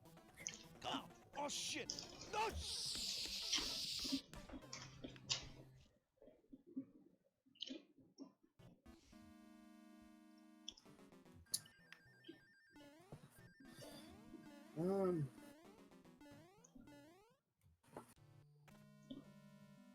I haven't checked the chat. What's going on in the chat? Oh man, I missed a lot. Teresa's just a pure hypocrite. It flows out of my. That can be taken out of context in the worst way possible.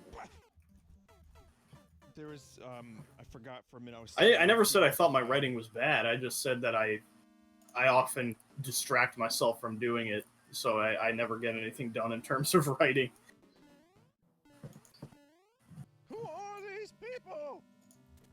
On my front desk by the 69th hour, 420 days from now. How long is 420 days from now? I'm actually going to look that up. Elapsed time calculator. But, like, what exact day would that be? So... we've made it to the Route 4 theme. I think this is the spring one. Okay, so today's June 14th, but let's make it 15th, just because this day is, like, almost over anyway. I can see it now. It's Seinfeld, but cowboys. Okay, this is not actually what I wanted. Okay, I'm just gonna look up when is 420 days from now. I could easily just write a Java program to do this. August 8th, 2021.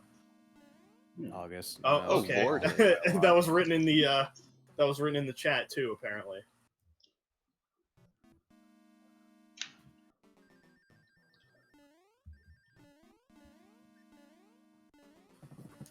I might try to cook another thing up with my OCs. Hey, Del, did you ever get around to reading that, the last story I did?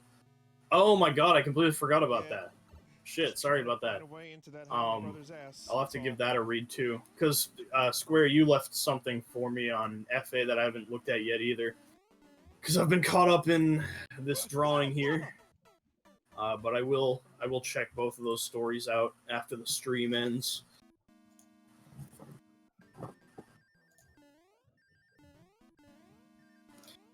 Okay, so what now? I gotta do the legs. Fuck! This is gonna be the worst part.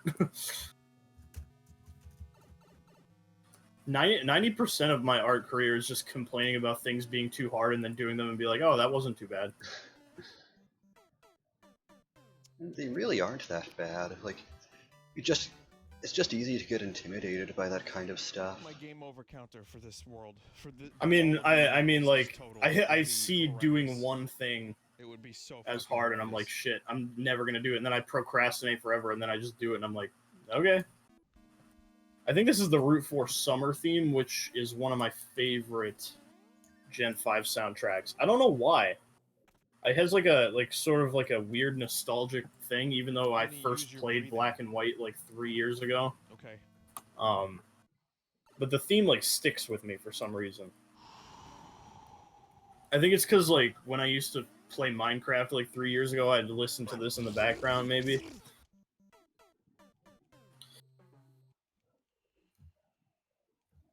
It always reminds me of the desert because Route 4 is a fucking desert for some reason.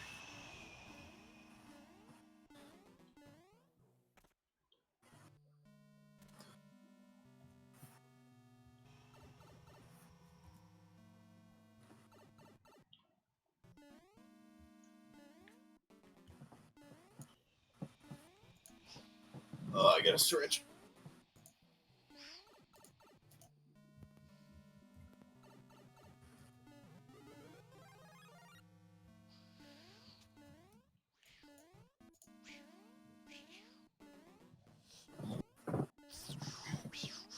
Oh man.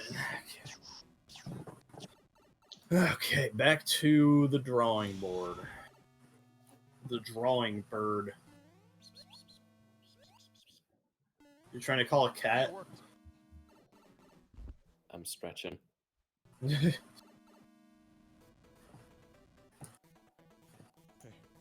I'm Big Mario now. Oh, I'm Big Mario now. Big Mario now.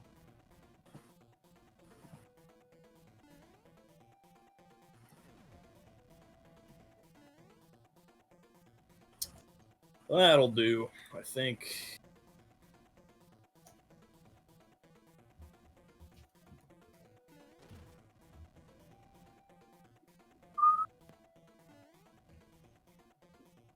Like, I'm whistling along to the music, and I like realize that must sound really weird on you guys' end because you don't hear the music.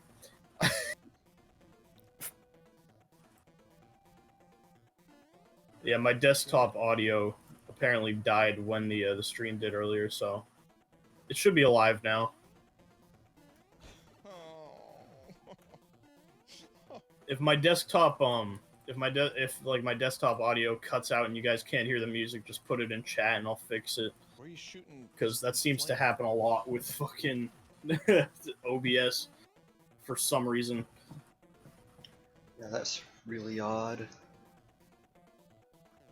Yeah, it like it never cuts out my mic, but it cuts out the desktop audio. Play it soft. Play it soft. Ah! And like it even makes it obvious that it's done it because it puts the little red X next to the desktop audio icon. And I'm like, really? You gonna fall down here now?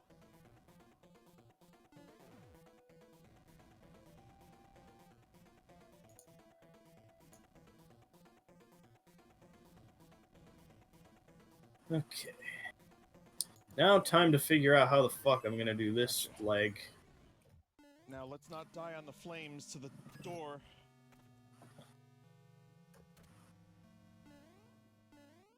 They die now? What's going on in the chat? Oh, this, okay. I've debated drawing Tanya again, but like, I don't know if that counts for Fat Fox Friday. I don't know if she counts as a fox.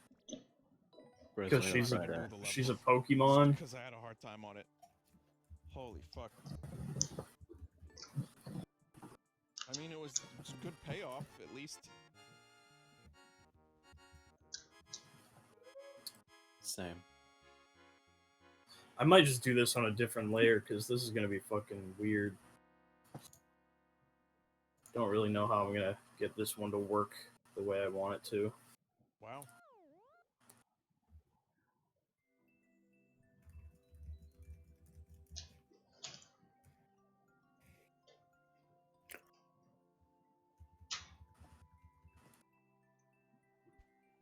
Good world.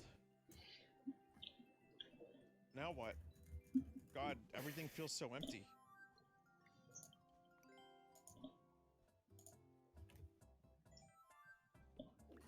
Normal. Oh, I'm still doing this? Oh, let's try it. Let's see what normal levels look like on Endless. Even though there's You know what? I'm gonna go make a sandwich. I'm in a sandwich mood all of a sudden. God, I could go for a sandwich too. I could just go for like a grilled cheese.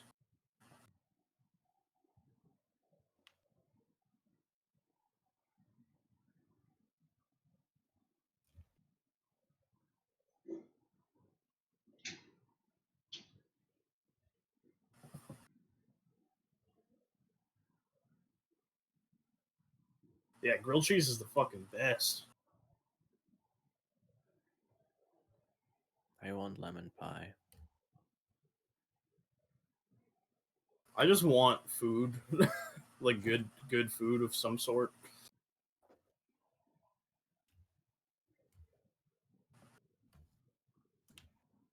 Oh, it's playing right now. It's the national theme song of killing Audino to get XP.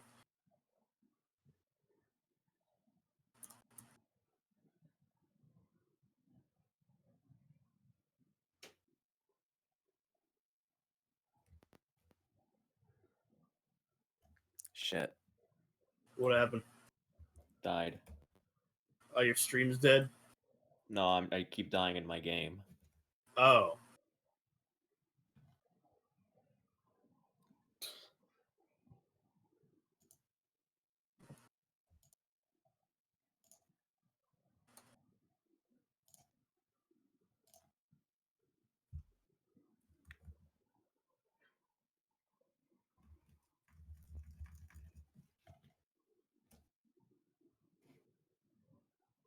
You remember when Pokemon had two different themes for common and rare wild Pokemon? Those were the days.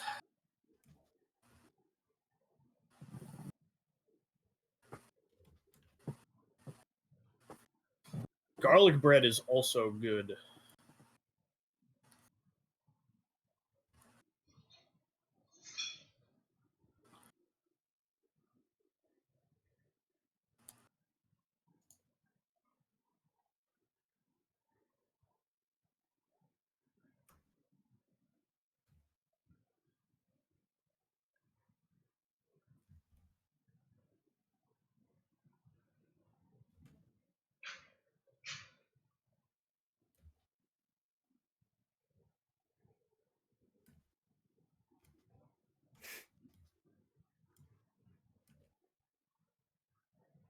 Here's Nimbasa City.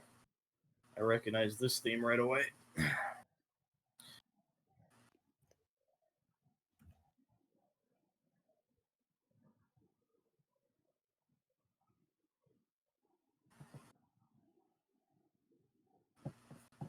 I have like 15 bottles of water up in my room because I drink way too much water.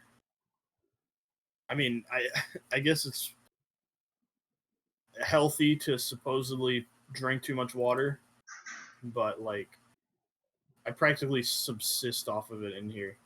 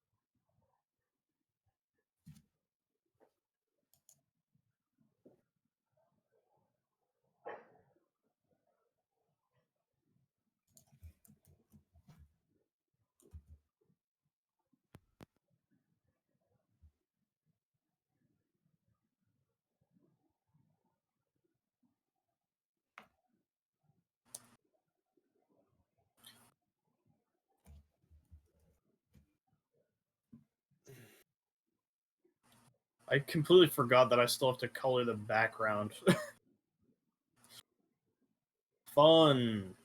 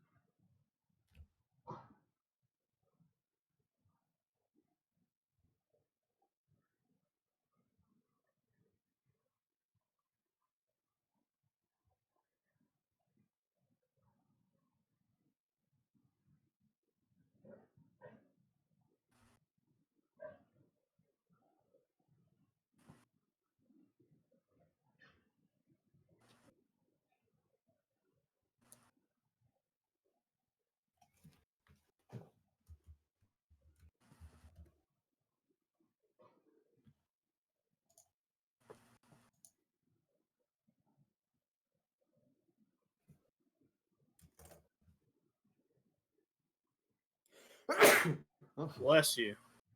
Thank you.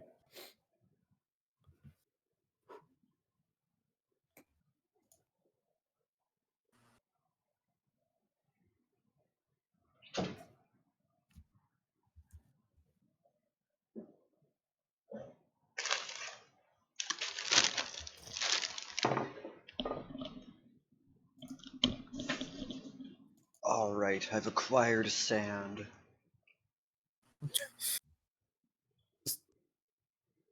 Anakin Skywalker is very disappointed in you.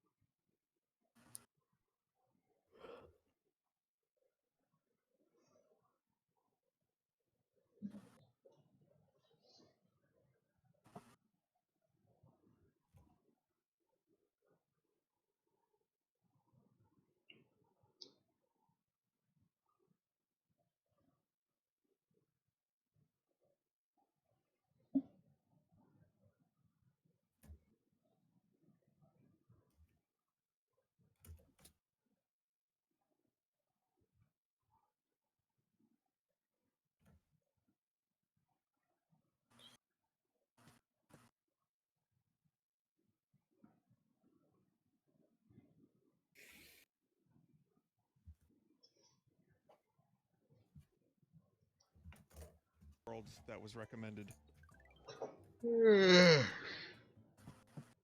It's not even that late. What? Super expert? I'm No, my friend. already starting to feel a little tired, and it's not even that late. I got like 5 hours of sleep, maybe. So I should feel more tired right now. Non-Mario 3. I slept through half the day. That's usually what I do.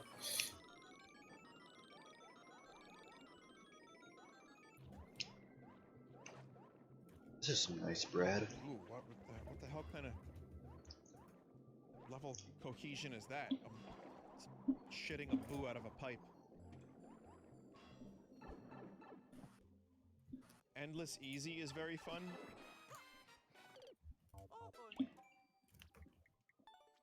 Why is Endless Easy fun? For trash? Oh, okay, that's cool. I probably should have eaten dinner before supposed to be streaming. A Mario noise that just came out disgusting because of the Watto. I did eat dinner before streaming, but I'm still hungry. My throat. I understand that feeling as well. That was terrible. I feel like I can relate I no longer care. to that on a very deep level. Stream has taken it all.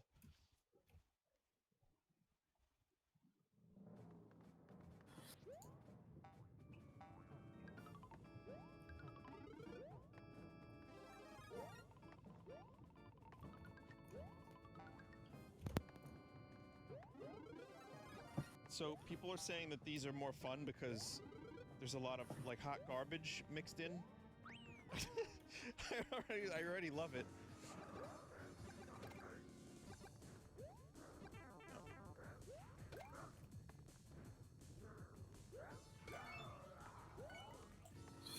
Yeah, no, I love it. It's great. You played John 1's levels. Now here's John 2. The Sans Man. He only drinks ketchup. There's a new Ninja speedrun level. Oh, I might have San is Undertale. Ninja speedrun. Here we go. Am I dying or is everyone dying? I think it's just you. I'm fine. Damn. Oh, I completed a run of Monster Train today. I did the ice and the plant, and I had a really good combo, and I won. It was fun. It was a good one.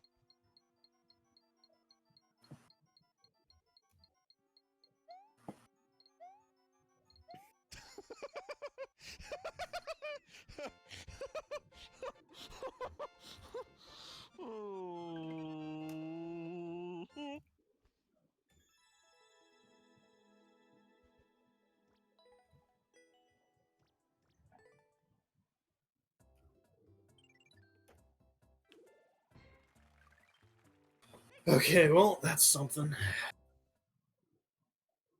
Time to stretch again. I swear I had no mind-altering substances today. Zero. No spicy water, no spicy plants, nothing like that. People in chat are thinking, like, someone's like, I'm pretty sure you had the spicy water. Mate. Sans is under her tail. High on life. Get it? Because Sans Undertale.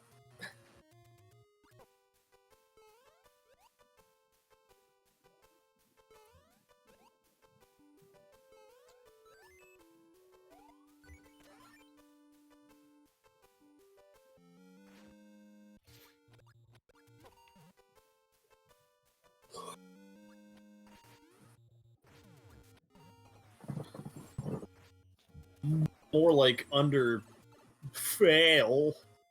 Am I right, fellas?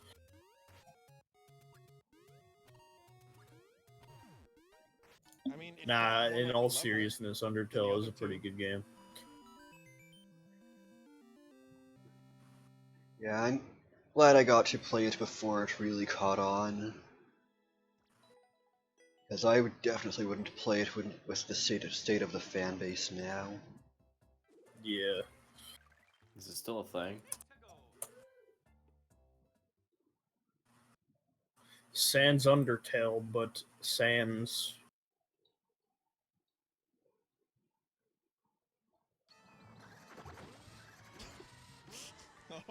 Oh. Where in the hell? I wanna... Okay. Just changing the music up because I don't recognize any of those themes.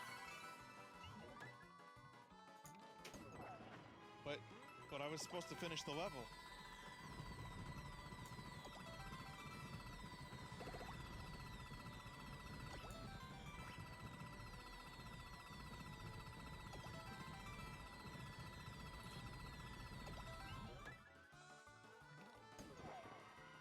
Real penis levels incoming.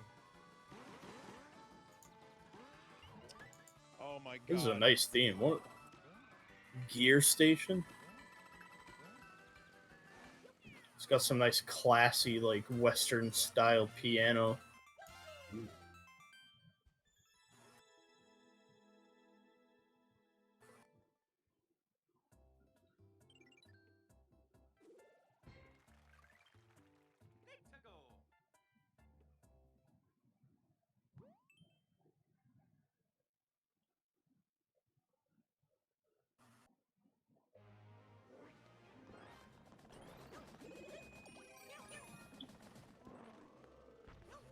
You tired over there?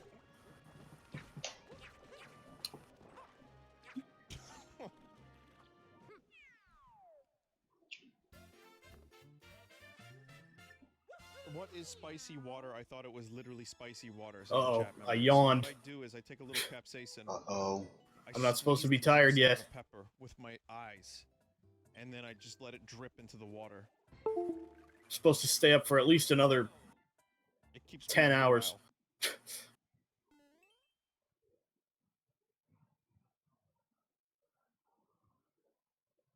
And I like the taste.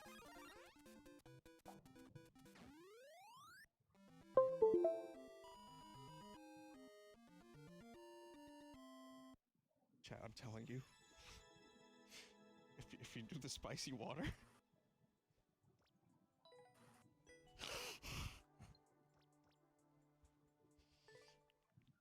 Laser loads.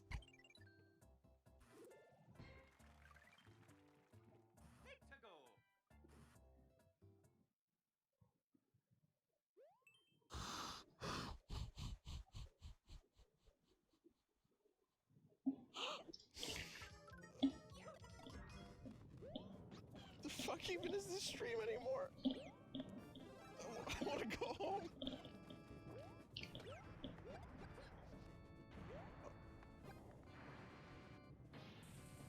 Oh, I've got tears in my eyes. Oh god. I really, it's platformer mixed with blade and sorcery. Like I had to like stand up and like stab people in the face. I'm just like, and everything in the world, like Square, you're yawning too? everything's fucked. Well, looks like I've given the sleepy It's almost like virus some weird like release. to everybody. Spicy water. That's the next pandemic. Everybody just falls asleep. Oh man.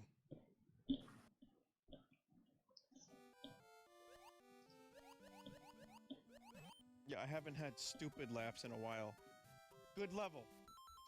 Yeah, level. Whoa.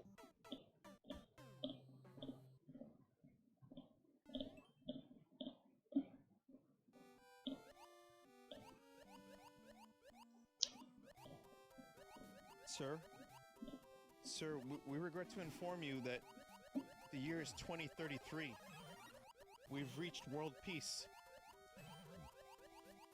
You've been in a coma. Well, what about The Vine Battle Club? Subway, that Now was a thing Vine Rising. for a while. Sir, you've been in a coma since 2010. None of that was real. What? But then Gen 6 happened, and now it's gone.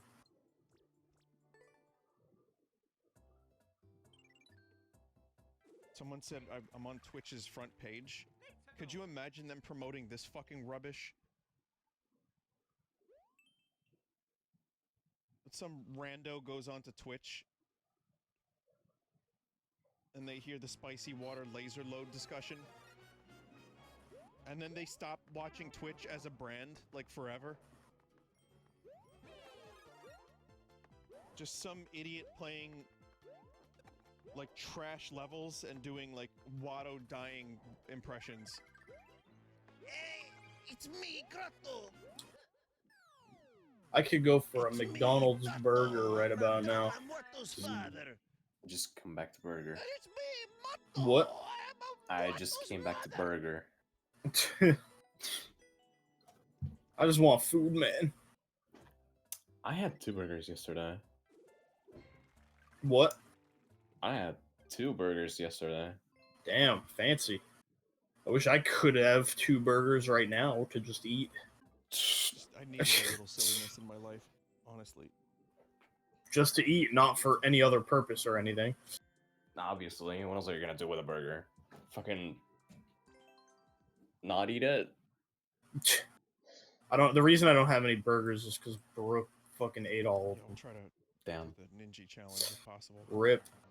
I don't have any because I ate all of them.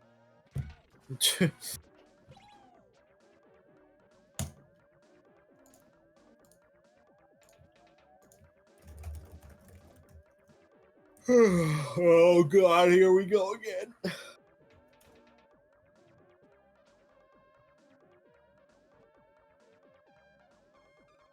Never thought a Mario P balloon would have a speed run. Also, good choice of music for this level.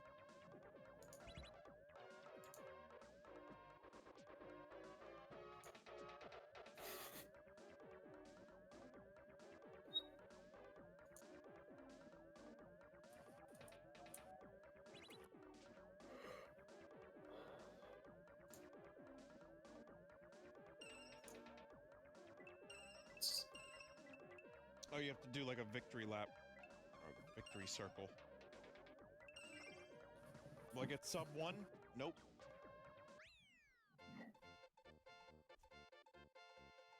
Backgrounds are hard to color because they're big and require a lot of my time. Just a paint bucket. I can't. When I've used the line tool, I'll have to like rasterize the whole thing. And then I won't be able to adjust my lines anymore. Is it like an actual background or? What? Are you drawing like an actual background or? No, it's somewhat of a background. Oh, okay. It's not really. I mean, it's a little bit empty on the sides because I'm going to crop the picture later. Okay. How did these ninjas get? I was gonna say you could just do this flat color and I don't know fast? lines. Is there a trick?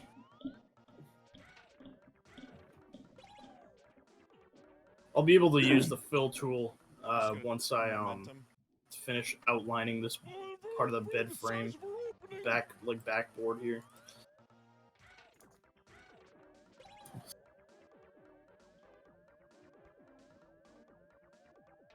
A purely nocturnal being. I mean, that's basically what I've been recently. Yesterday, I stayed up until 11 a.m. I gotta stop bumping. So that was interesting. This shit ain't easy.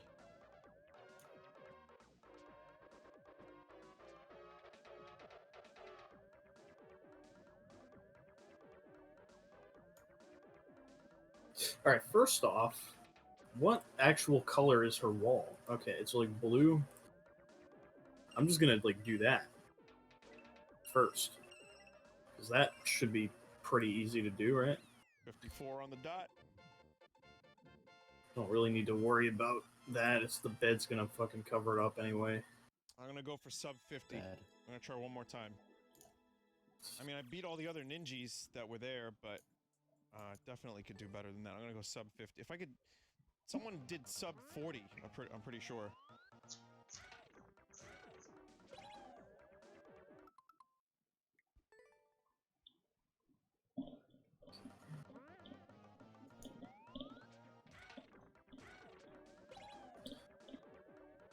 Ooh.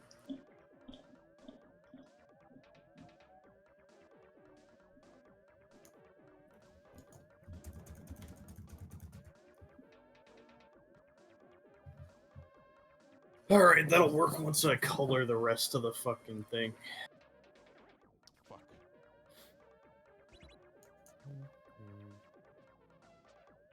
How the fuck are people going through there and getting stars? Selection source. I feel like I have heard about that, like, but that seems to only work with things that aren't the line tool.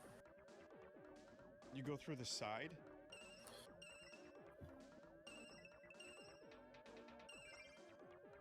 Alright, a little bit Like, it's selecting the thing I already colored, but then I select here and it selects the whole entire canvas, which is not what I wanted. Gotta do the coin clockwise. Look at that, sub 40. I mean, it might be worth trying to draw without the line tool at some point then. Yeah, that's what everybody says, but my lines regularly just look like shit.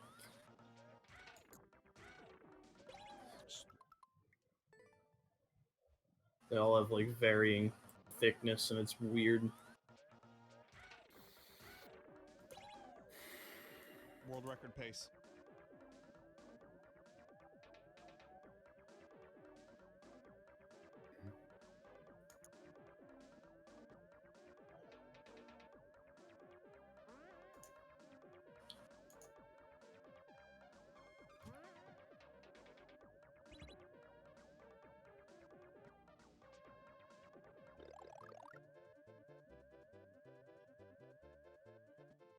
Shit.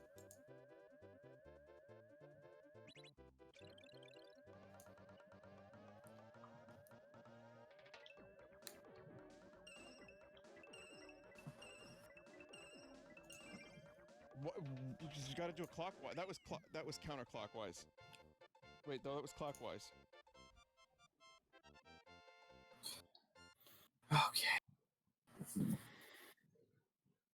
I should be doing that counterclockwise.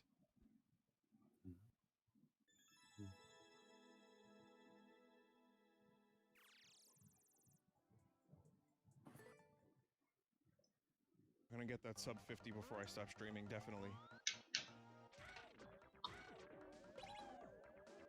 Not world record pace.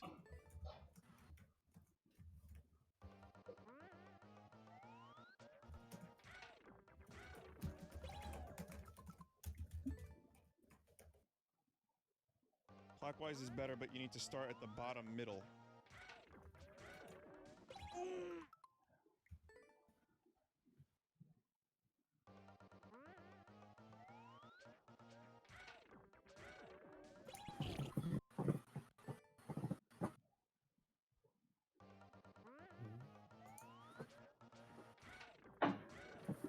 What am I doing?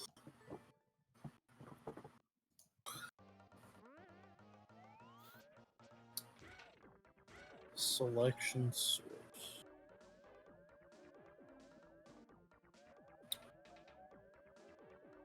Some beans right there. There isn't even a fill bucket tool on the in the lining layer. Hang on.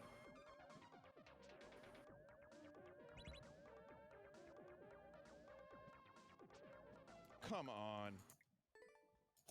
Okay, that's not what I wanted.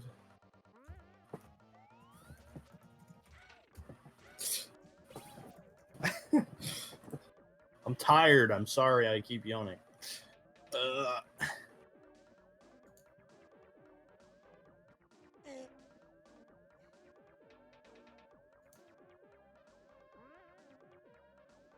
What happens if I turn off anti-aliasing?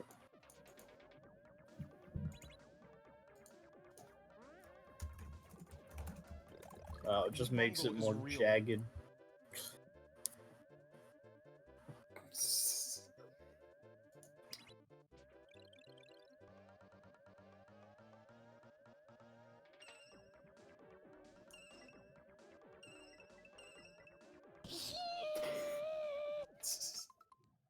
Inject 5-hour energy directly into your veins. That sounds like it would be fucking excruciatingly painful. One more time. I don't know what the hell these noises are tonight, chat. I have no idea where these noises are coming from. This is like no filter noises.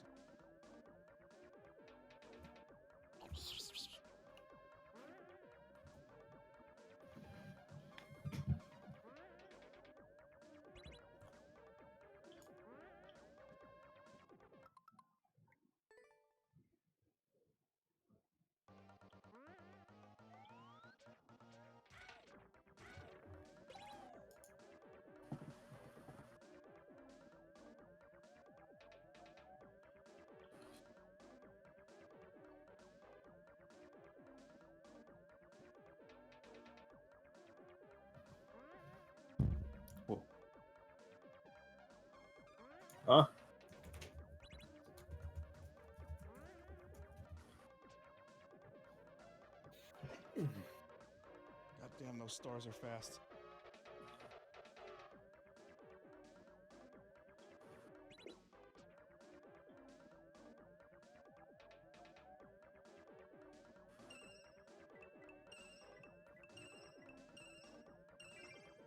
Well, it's sub 50, but it's still suboptimal.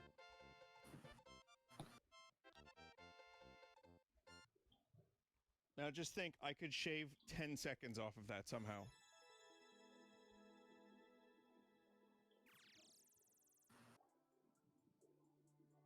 $23,000. Let me go again. I'm sorry, I know people want to go to bed. You can go to bed now, it's fine. I want to get the star this time.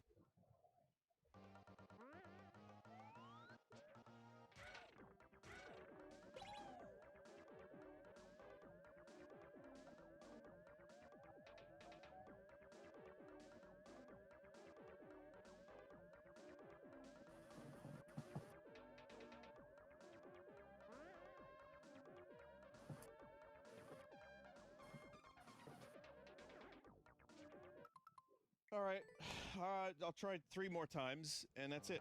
And then I'm gonna go to bed. Oh, your stream died. Oh, yeah, I'm aware. I'm trying to fix it.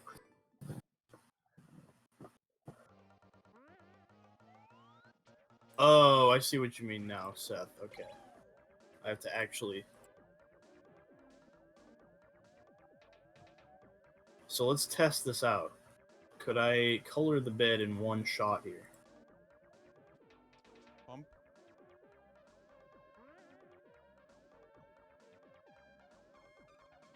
God damn.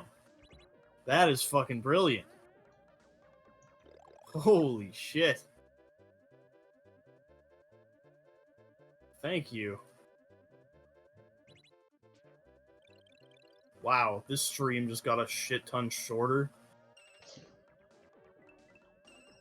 Up. Perfect low health theme. That's from as good as I could do. Pokemon.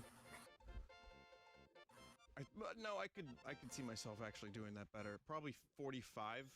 Might have to do a little bit of cleanup here and there, but shouldn't be too bad.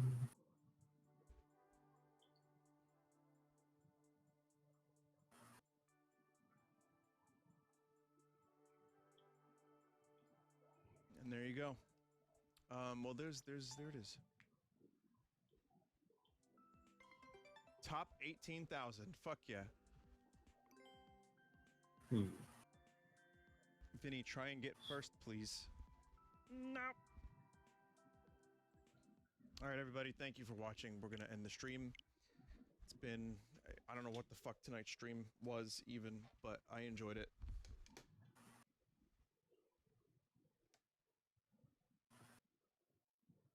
This fucking song that's playing right now sounds like Beware the Forest's Mushrooms from Super Mario RPG.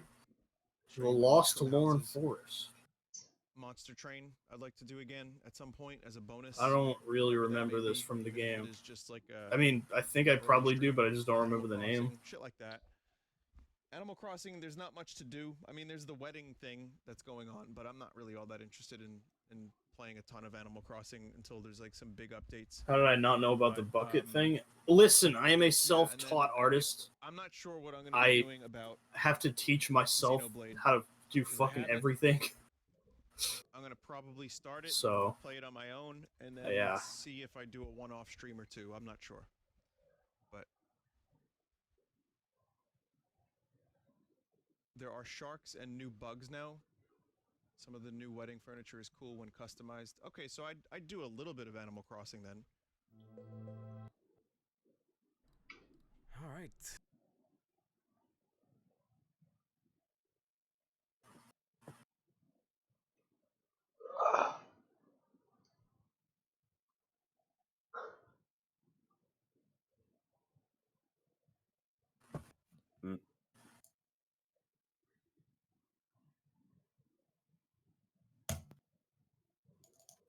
Now time for the cleanup phase, where I have to go over all the lines to make sure there isn't any Star Warped blue.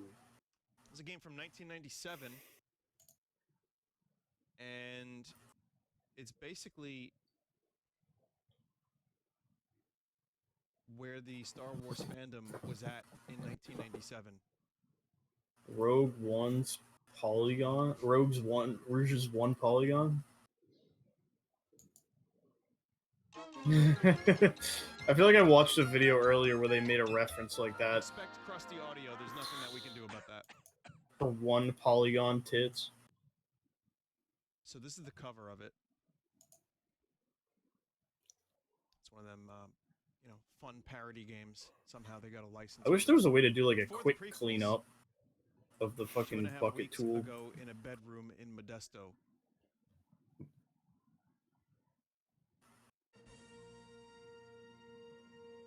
Is this the bridge theme that I'm hearing, where all the fucking bird Pokemon fly This is down and get you? unauthorized? Oh, okay, cool.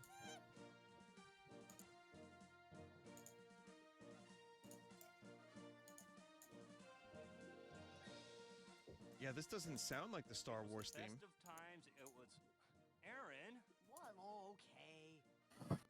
Lolita, light of my. Jeez, Aaron, I'm serious. Cut it out. Wrong books, dude. Sorry, Dr. Killjoy. I don't know why the drawbridge has such a intensely, like, intimidating theme. This voice may sound familiar, by the way. Lives of two dorky stepbrothers in Modesto, California, Brian and Aaron. That would be us. Since that day, Brian and Posehn. Aaron have remained holed up in their bedroom, devoting their lives to their one true passion. Yeah, collecting all things Star Wars.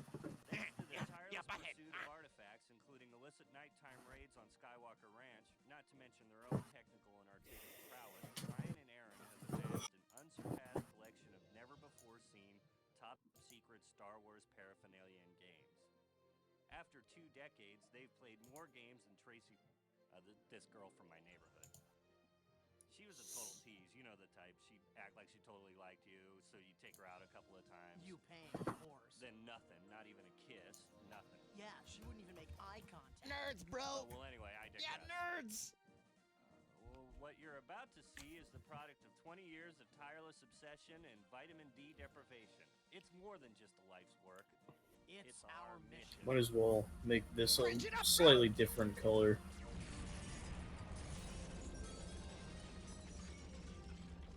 It's not a real Star Destroyer. They didn't have the license.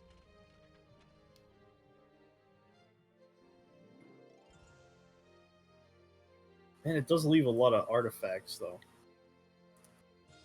Hang on. Now, it looks a little better if you tweak the settings around.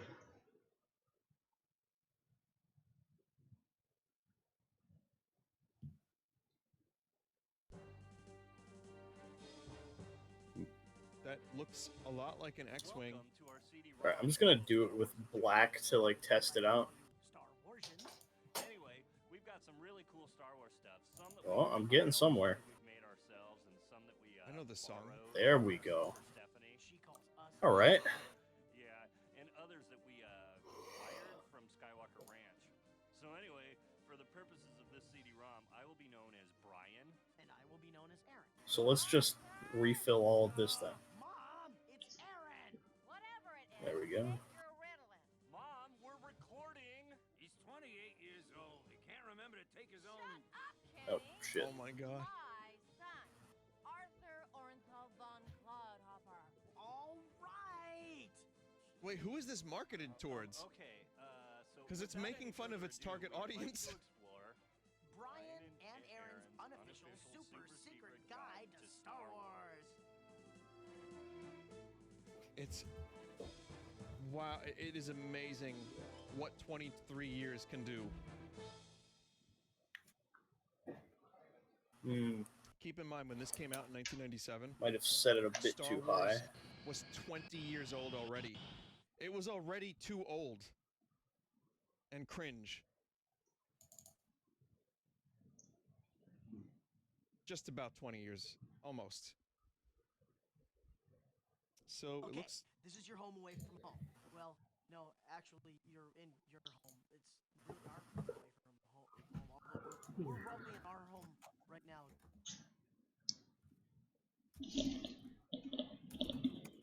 think 215 should work. Fuck.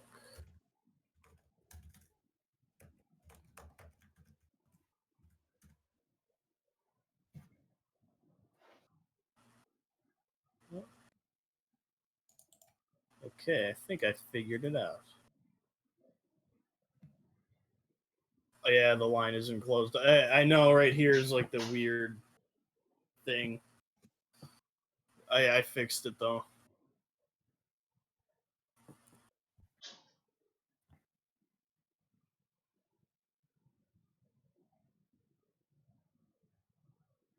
What other side?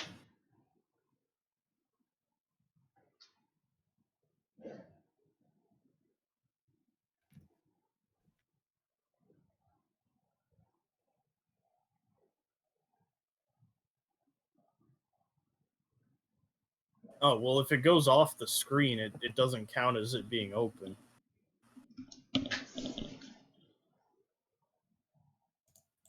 Yeah.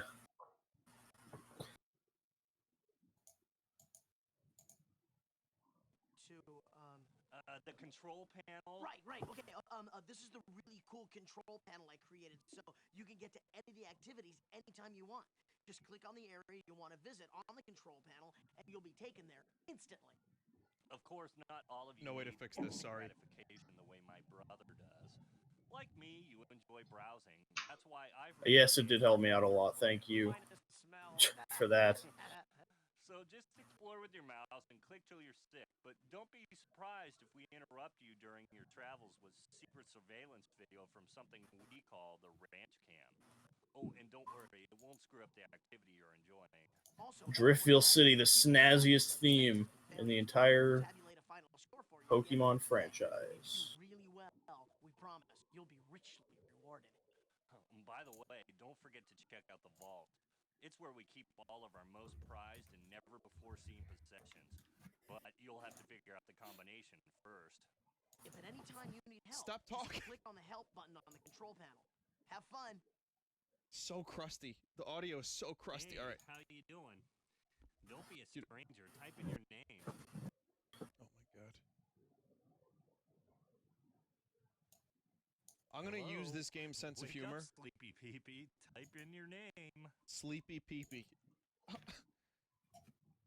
Yo, your name is Puke Skywalker?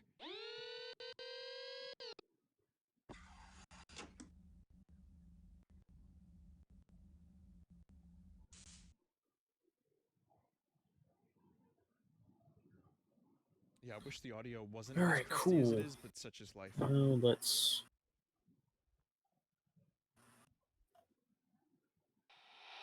Fortunately for you, fellow Star Warsians, Aaron and I have been the eyes and ears of Skywalker Ranch.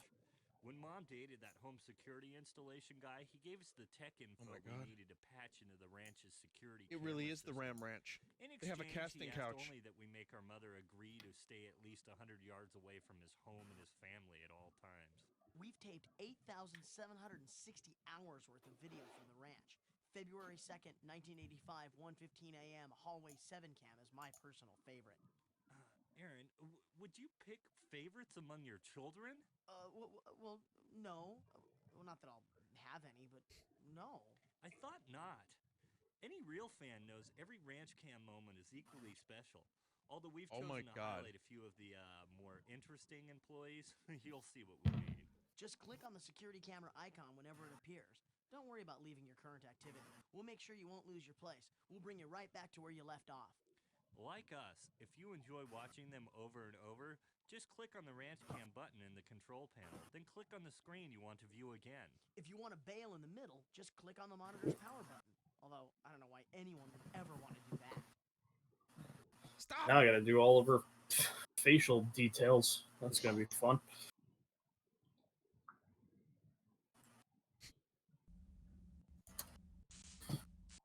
Bedroom? Do they have hidden cameras in a bedroom too? These fucking weirdos? Hey, bro, I'm about to head out. Oh, cool!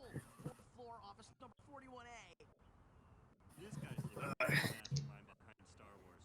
He's constantly working on new scenarios and adventures for the characters. Check it out. I'll bet he's working on the next trilogy. What's the matter with you? How hard is it to push a button? Whatever, you're lost.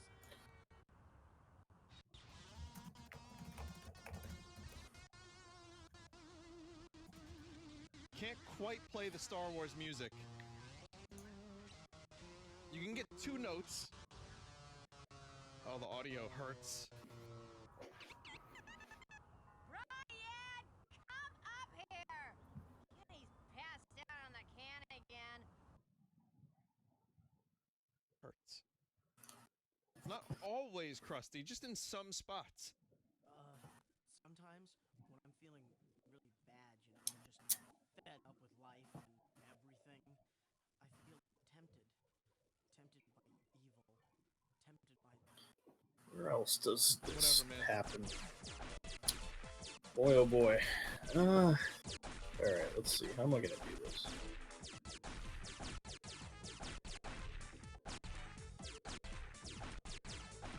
It's like a Jizz remix. Oh, come on! There's no way you could have fully appreciated the wealth of material in this area. Remember, you're scored on how much time you spend, and you haven't even been here as long as some of my mom... Some of your mom's what? How the hell did I do this? Well, Oh, I my see. computer, Hang which I on. devote almost entirely to Star Wars CD-ROM games. You see, like the Galaxy sleep Quest for deprivation Star kinda Wars. goes hand in hand with hyperactivity, and it can get pretty lonesome once Brian drifts off to sleep. That's why I thank the man upstairs for creating my 3 favorite games in the world: Dork Forces, X-Schwing, and Rectal Assault 2. Oh, and when I say the man upstairs, I'm referring to God. Or George, but not any of my mom's boyfriends. Get on with it. I am, okay? Click. Go into the computer. Click on Leia graphics. No. Oh. This is kind of a weird hidden level I found. It's odd because Kyle Katarn doesn't have any weapons, only a camera. Click the mouse and see how many photos you can snap before your camera gets wasted. Nice. Fuck. Wow, it's playable.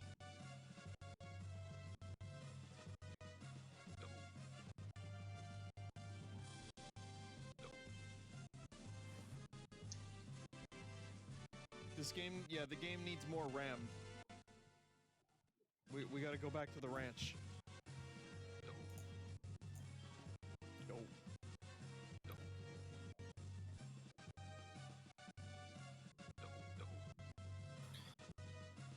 Wow, I hate this.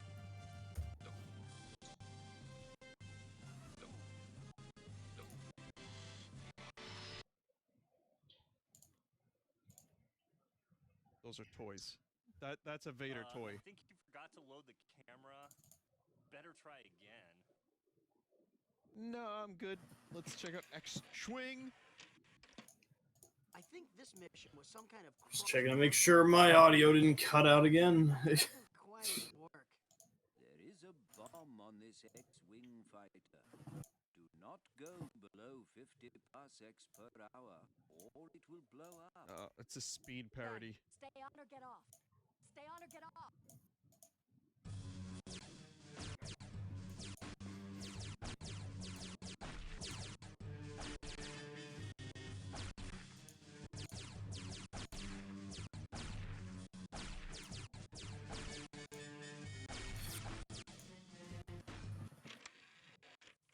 Oh, you're taking off, Seth? It's bad. Alright, thanks for joining us. Millennium Falcon through the mining tunnels. If you divert from their path, you'll find a super secret bonus. I prefer to follow my own lead. I hate those direction arrows anyway. I'm a rebel. Yeah. Sorry, you are the a disc is lone scratched, everybody. I can't So fix anyway, the audio. If you have the guts and you go left when it tells you to go right, you'll get quite a treat. Okay, you're in control of the Falcon. Move the mouse to point your ship in the right direction. Falcon. Whatever you do, don't The crash into the Falcon. walls of the tunnel. You'll see what I mean.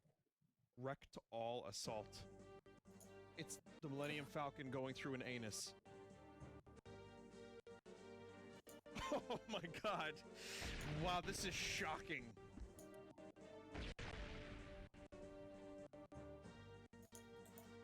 More of that gross out humor from the 90s. It's in full effect here. I can't believe it. I can't believe they did this. That's fucking hilarious.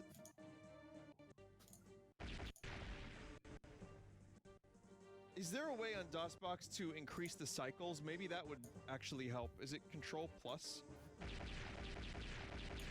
Or is it just plus?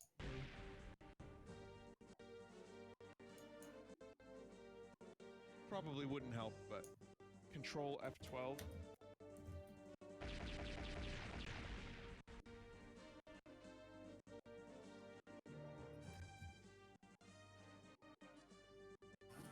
Nope. Oh my god, it was Jabba.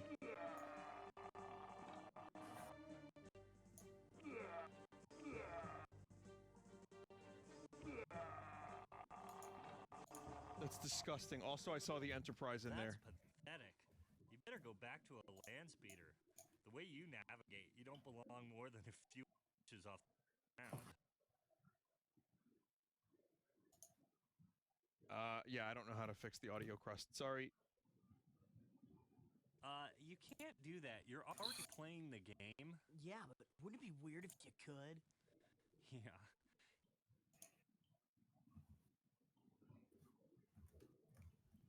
Rub toothpaste on the disc. I've done that before. That was one way to do it. Don't know if it ever actually worked.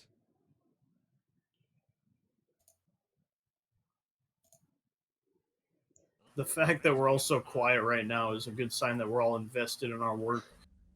Listen, Yeah, I'm intensely focused right now. Tell me about it.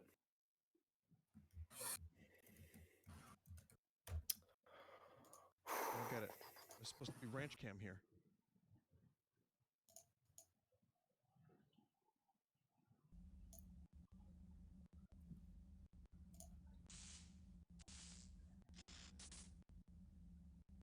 Hello?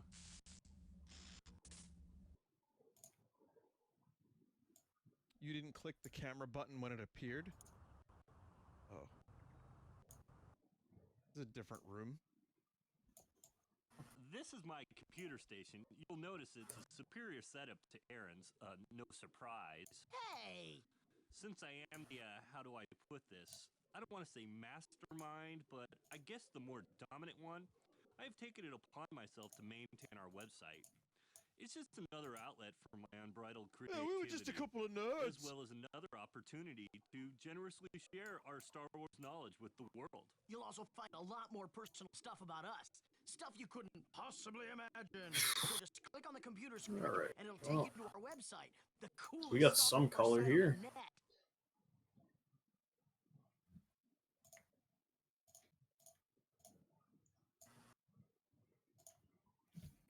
How many people? We got 3 people here. Nice. I didn't know 93 was here. Unless they wrote earlier and I missed it. No, he's just been lurking.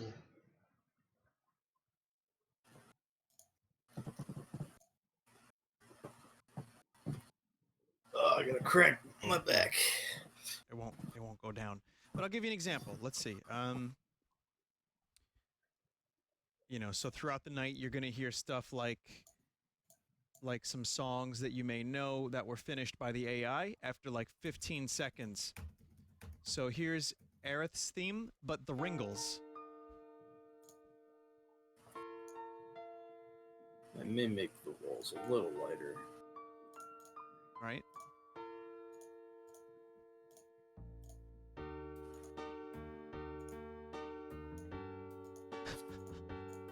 I may add some shadows. It sounds really good. This is all AI created. So yeah, it's as if the Beatles finished Aerith's theme, even if the melody is completely abandoned.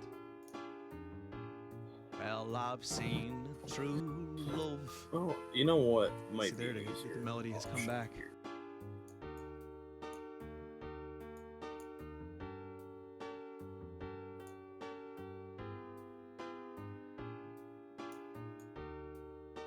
Also, no YouTube notification today, chat. I didn't want to risk the stream getting, you know, shut down by bad lag. Not like, you know, contract breach or anything like that. I mean, like, because the past like week, the stream just risens, so I can't do a dual stream. So there's no YouTube notification until I can figure that out. But let's take a look at 2 more songs. How about Frog's theme in the style of Tchaikovsky?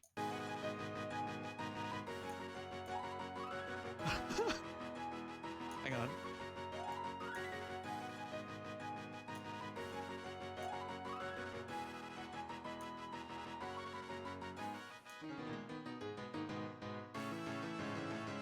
What the fuck? I haven't heard any of this, by the way, on purpose.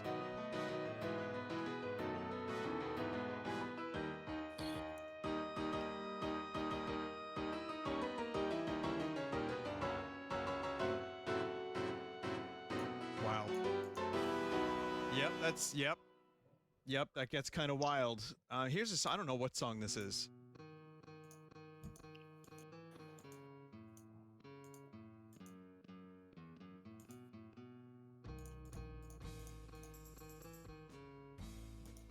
This is as loud as I can make it, by the way.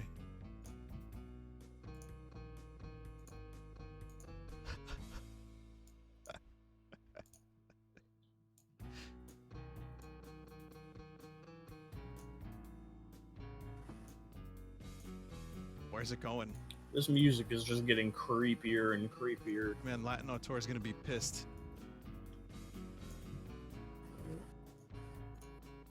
It's kind of good.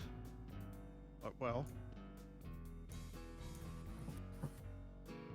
it's like scatting all over the place.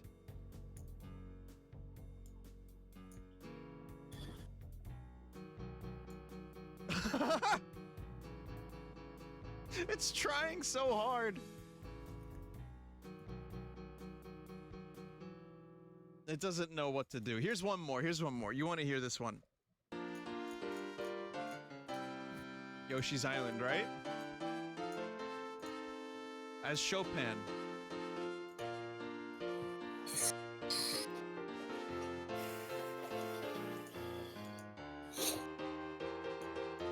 The music shall just go silent, and then we'll all be reminded of the mortality of man. Well. Oh wow! It got back to the melody. How many more all variations right, of the song before are I there? Start the actual stream. Oh, this is the last one. And again, I'll be peppering these in. The name of the throughout song is stream literally tonight, but here's one Chargestone more Cave, the from deepest Vincessity, part. Simpsons Existential Dread.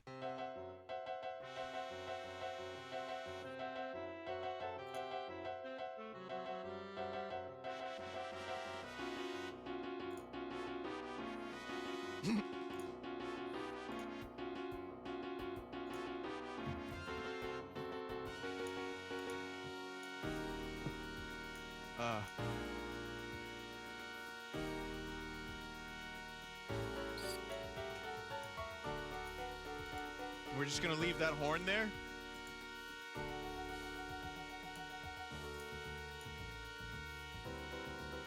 Homie, I crashed the car! Marge! Stop honking! Bring the boy!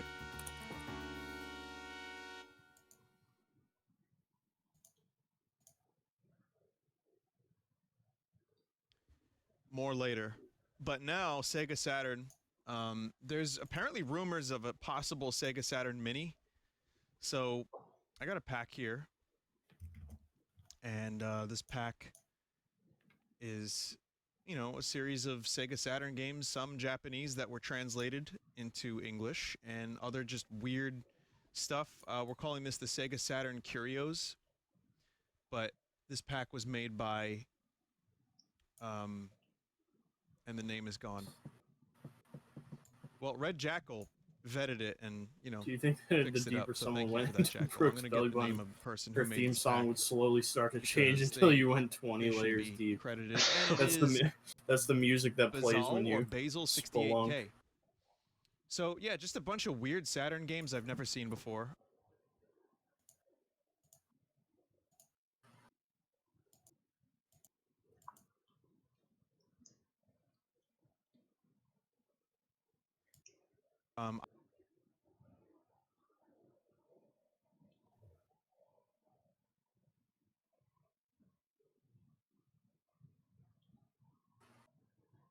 I never had the Saturn. It was an ill-fated system with some good games on it, and apparently these are games. So let's take a look.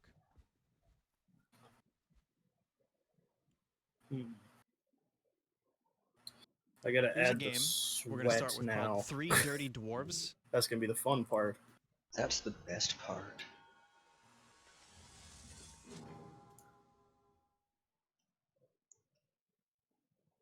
We're at the 5-minute Twitch crust. So just refresh your page if you're getting some crusts. It happens to everyone at the same time, 5 minutes into a stream. Every time. It's utterly bizarre. Speaking of utterly bizarre.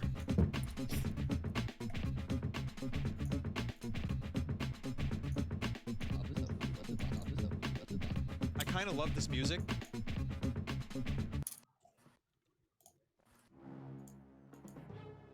Middle Earth, a path in the forest heading north.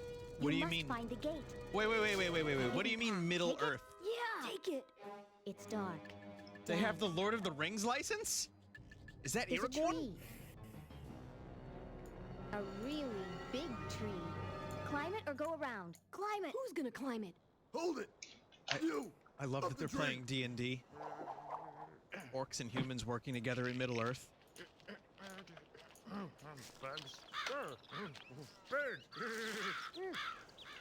Gateway? Gateway. My turn. There.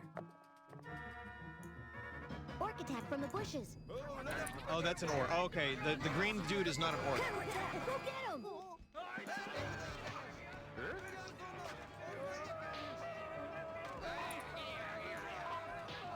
Wow, this is some really crusty compression. It's trying its very best. Hey, where'd you saw it?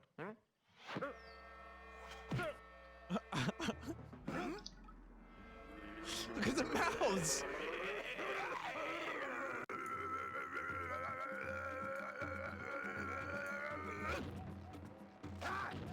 I love this. Oh my god! Oh my god! Did you see? He became like a blood pulp. To save us, they must find a gate to this world. Here, it looks like this. Where's Doug? I feel like Nothing Doug. but trouble. What? Underage eggheads just won't cooperate. What am I gonna do? Marty! How many layers deep I are want we? Super soldiers, not a bunch of little Einsteins. Don't talk, listen. These pint-sized superminds spend all their time in that stupid game of chance. You understand me, son? Yes, sir. Not you, you idiot. What? Damn, I've had it. Call the secretary. Oh my god, this guy's a potato. Order me a pizza. Go ahead, Showbiz. This is really a fascinating video game because I don't know what the fuck is happening anymore, and I haven't even played the game yet.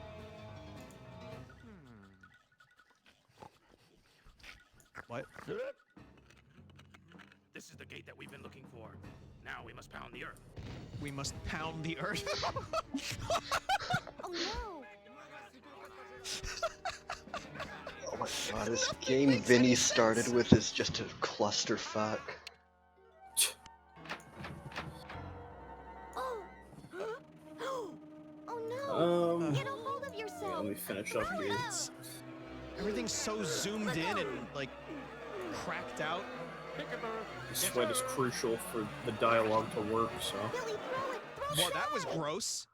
The sweat is the key to all Fucking this. ripped his insides out. Because he's a It is. funnier character than we've ever had. This game is already fucked, and tonally, I'm struggling to understand the tone. Take that.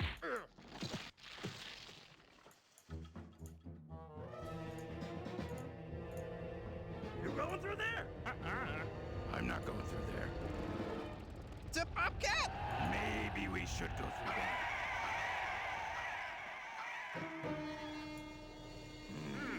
Are they just like stuck playing Man, the game? Black and White has a lot of soundtracks that I've forgotten about.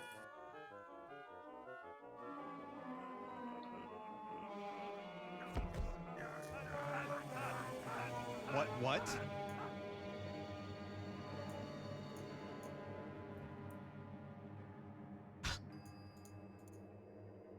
I mean, is this like a fish out of water story where like these medieval dudes are now stuck in real life?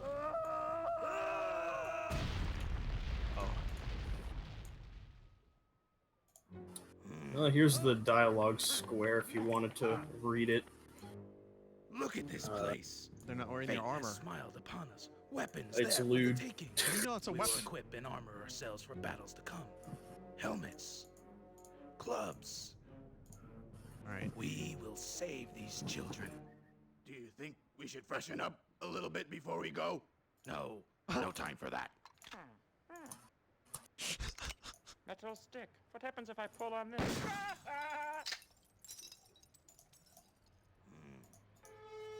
This is a gem. Good to know.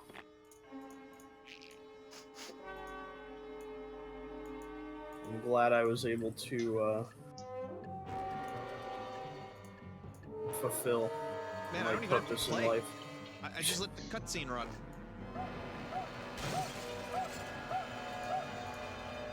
Crust.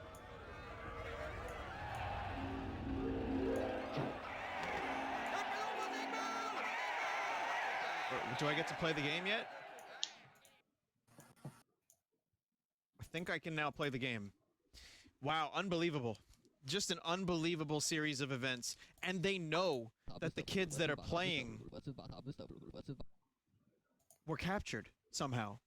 Like they know. Oh my god. Alright, so it's the Bronx, everybody. Yep. And already... Look at this, there's a gun store in the Bronx. I mean, I know the Joker stairs are in the Bronx, but... God, I don't know why I'm tired. I guess, this early in the night. It's Okay, probably for the instead of best, fighting though, 'cause I just gotta be up military early. men, you have to actually fight, like, orcs and shit. I gotta be up at 6 for work And, tomorrow. Ouch. I guess trolls? Yeah. from their... from Get their... up at 6 every day.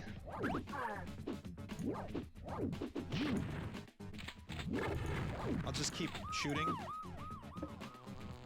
I'm good.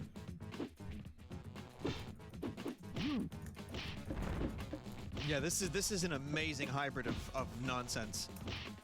It's just an amalgamation of so many I'm different things. following 69 that people don't on fit with Twitter. each other totally. Nice.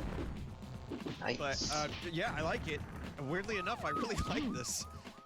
As a beat 'em up though, is it good? I don't really know yet. I love that mechanic. It's okay. I don't know why that I mean, it tweet kinda I made works. earlier blew up for no It's reason. definitely It the wasn't even Bronx. an art post. It wasn't even an image. It was just a fucking couple lines of text. And for some reason, people liked it. That's Twitter. Yeah, we got like a full Yeah. 5.5 minute cutscene or so. My words get more just attention for a than my generic art. beat 'em up with dudes, you know, wielding shotguns and clubs. You gotta hit your friends to bring them back. Okay, so there are people that are actually aware of this game. Wow. Huh? Oh yeah, it's rhyme time. This sounds familiar, this theme. Oh, this is the surfing on water theme. That's why it sounds familiar. What a bunch of jokers. What? There's yeah, my dudes got are dead.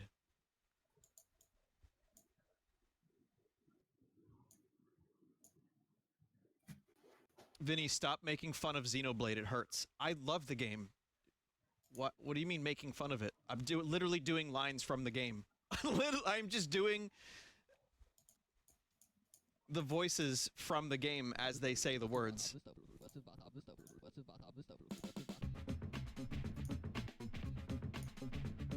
I know, but mocking Broseph.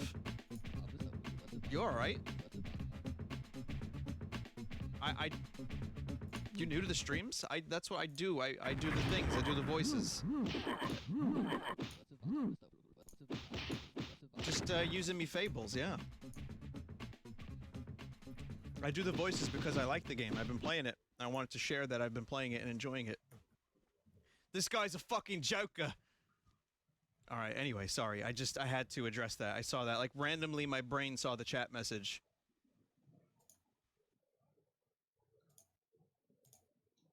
I had to do it. All right, I don't want to play this game anymore, but I love that intro.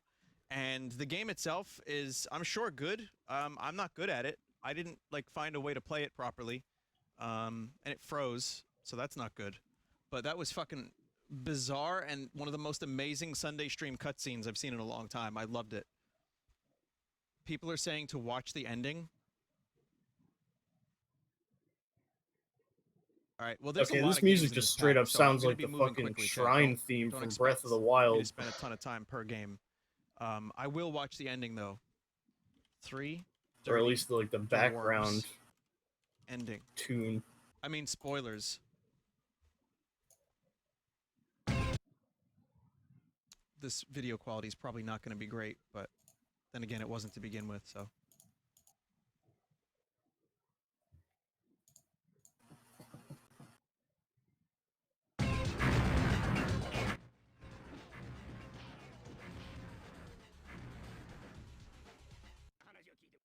Okay, here we go.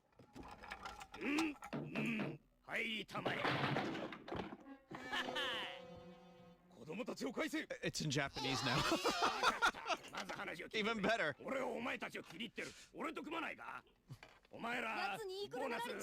No, this is fine. This is fine. I'm okay with this.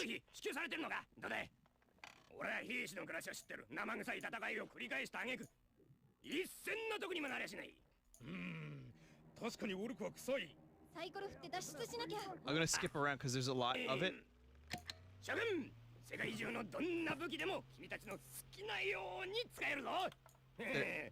The gun. Beach time. Guns.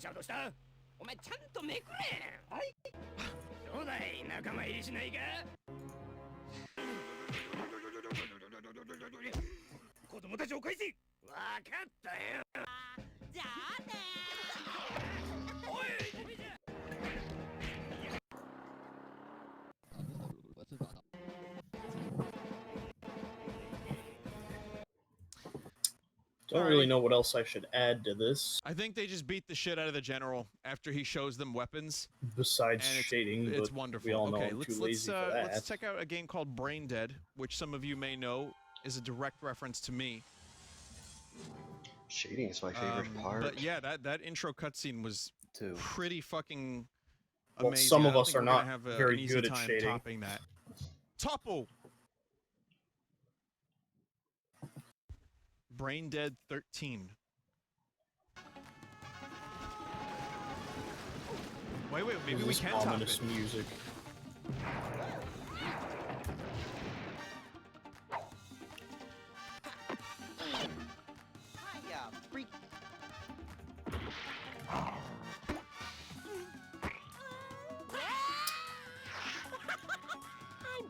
Probably just gonna shadow some things. Yo, what?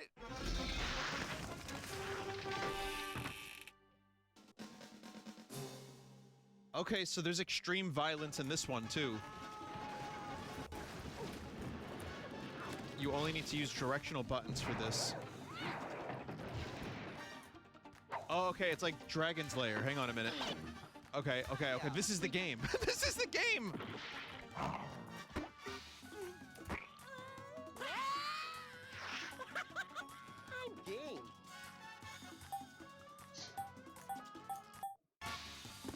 Run. You have to just press directions that you think you could go in. Oh.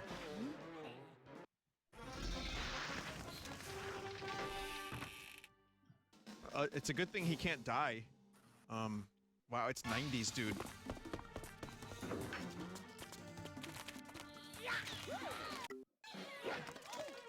No good.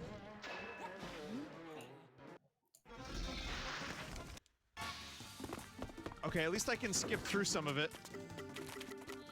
Run! Run, asshole!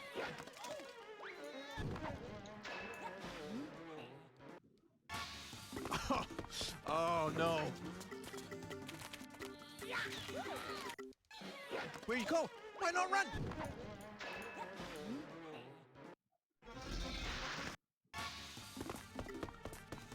Vinny, go a different way. I'm pressing. I had to go back the way I came from. Go right, yes. It just guess the direction. Otherwise you die, idiot.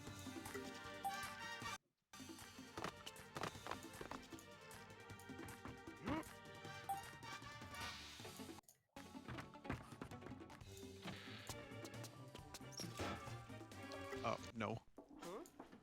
No, no, no, no, no, no, no, no, no. Oh my god.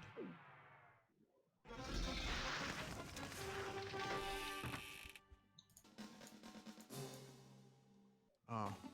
That was my worst nightmare.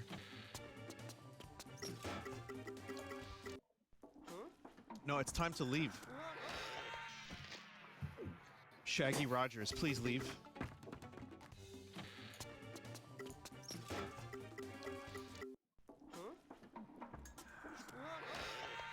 I'm trying to press the buttons. Mashing the buttons will take away your input.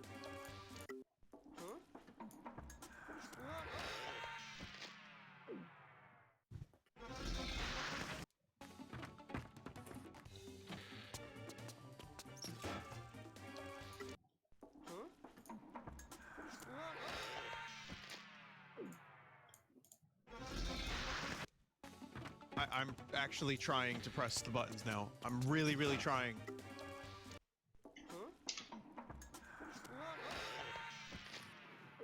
I can't go left. I pressed left several times. Can't do it.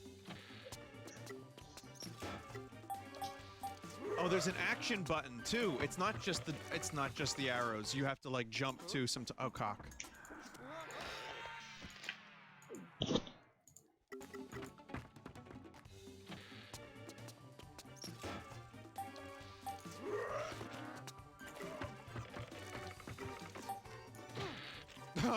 Yep, you just have to get lucky and press the right thing. Vivi's. Oh shit, this is where Vivi from Final Fantasy IX hangs out. Okay.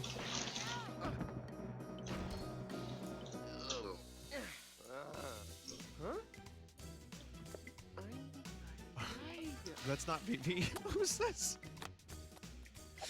Oh no. Hey, sugar.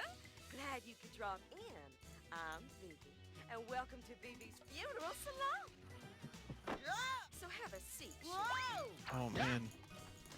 Robertsons. So, sweetie, are you in a hurry or something? Yeah, lady. There's this freaking nature chasing me and... There we go. Snug as a bug. Huh? Oh, another customer. Hold tight, sweetie. But why is this so You big? and Mr. Fritz, here to have your hooks too. As you can plainly see, I already have a client right now. Oh, I know. You can try the new coffin steamer She can that only Cleo eat soup. sent me. In you go. That's it. Alright, I'm gonna take a shot in the dark and say that this theme that's playing is the shopping mall. I don't even remember the theme from it, but yep, I was right. I'm already a little behind. Really, Sega Saturn? Hey, Really, Sega Saturn? later for a bite. You look like my type. I should probably draw Amanda She says blushing. bite, and then it's What'll it be? an I like ass how it's shot. clear who's watching who in the chat. It's time to leave. It's time to leave! Oh my god. I hate this game, please. I hate I this wasn't even game. paying attention to the chat. Yeah. I really don't need a... It's amazing how much shading is involved in just a simple piece How do I like leave? I need to this. leave. I don't mind it though, it's fun. I like trying to I don't work out even where all the shade light because falls. shading is hard. Well, right now, what'll it be? and I don't know how to do it. Leave. Leave. I know how it's to time like leave. cell shade. Oh, a manicure.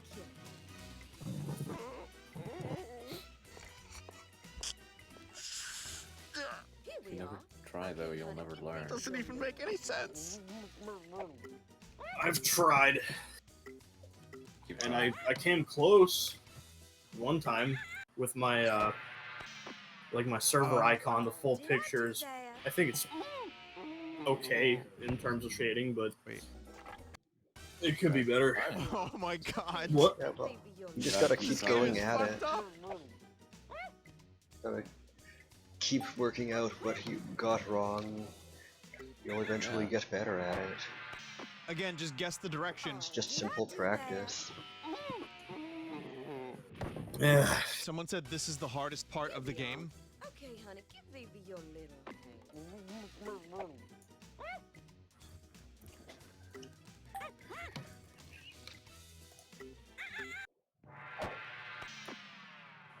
Oh, did I do that? Oh my god.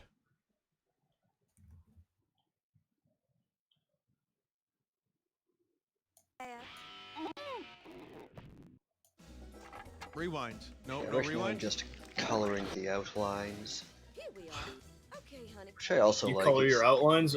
Yeah. I don't color my outlines anymore. I mean, I could easily do it with this one. I like doing it. It's a nice cool down. I used to do it because in My Little Pony, the style of the show was colored lines, and I wanted my There's art no to match the indication show of style. what button I should be pressing. Way when. back in the day. Let me try a different It's all about rewind. having Yeah, motivation even to do things. I can't do rewinds for some reason. Weirdly What? enough. It's all about motivation. Watch her fingers. They are the. Oh yeah. Motivation is a big part of Continue. art, and unfortunately, a lot of the time I don't have it. Streaming helps keep me going though, so maybe I should do this more often. You should. Like, it's surprising how Getting with your much life. more productive you get. Like I just colored this whole thing, and now I'm like adding shadows and shit to it. When I said I wasn't gonna do that. Yeah, see? You just gotta Get stream invested in more. logic. Wrong button again.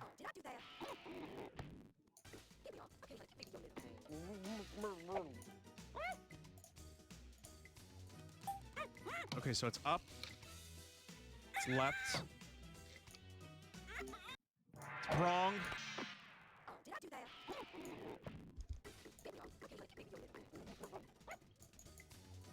Up. Left. Up. Dead. Here we are. I hate it. It really, it's just fitting.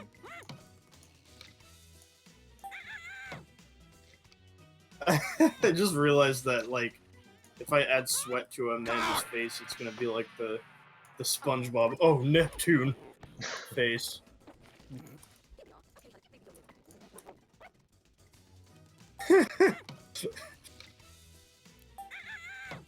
People are saying watch the fingers. I don't know what they're trying to tell me.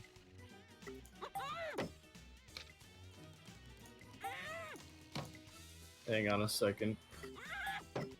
Just pressing buttons. Fuck you. I have to do Fuck it. you. I got it right accidentally a couple times, but I don't know if I can keep doing this, chat. It's the same face.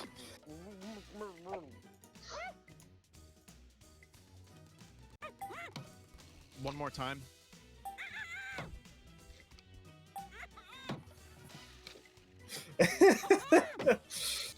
Oh my god. I managed to replicate the face by accident. Now I gotta add the sweat to the face to make it even more accurate. Did I do that? Up, left, up, right, left, up, left, right. Oh, okay. Well, we got Hang on a we got second here. cheats. I got it. Up. Left. Up. This is the worst. Right. Left. Up. left, right. This don't look very sharp. Oh. Well, right now, what'll it be? A shave or a facial? Whoops. I don't know. I don't know. I don't know. A shave. Don't do this to me. Don't do this to me. Not now. You know, I don't do many of these. I may be a bit rusty. I just realized how weird Blush is gonna look if I put it on her face. Because she has the fucking weird eye markings. I may be a bit rusty. This don't look very sharp. I'll be right back.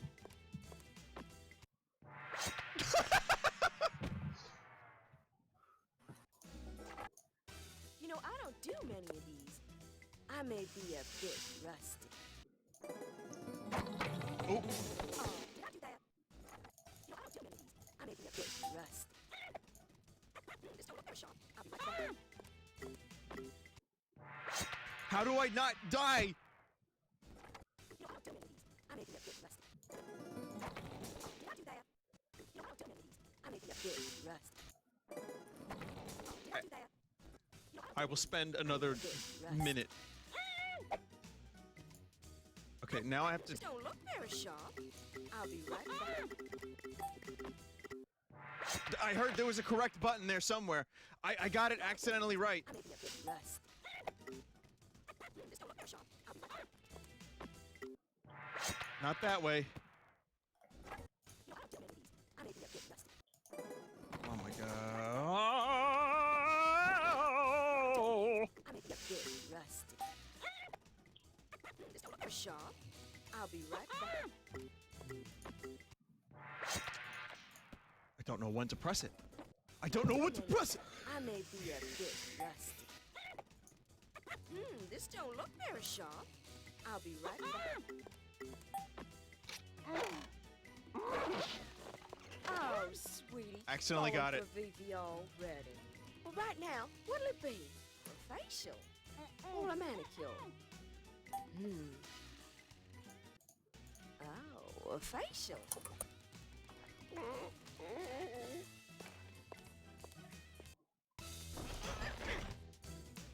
It's Final Fantasy VII Remake all over again. Here's Vivi's own Mortify Beautify. Comes with an afterlife guarantee. Stretching time number 3. Here we go. Yeah. Oh, God. It's only like midnight and a half right now. Why am I so tired? It's only 9:30 over here, and I'm tired too. It's only what over there? 9:30. It's 12:30 over here. Oh my god. Just bad because I should be at class tomorrow. Or next morning, rather. Oh, if you fail this one, you have to go back Step one. very far.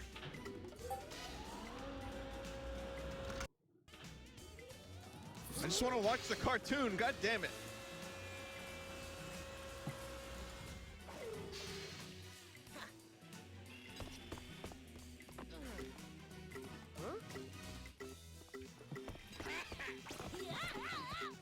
Step 2. Don't worry, it's almost over.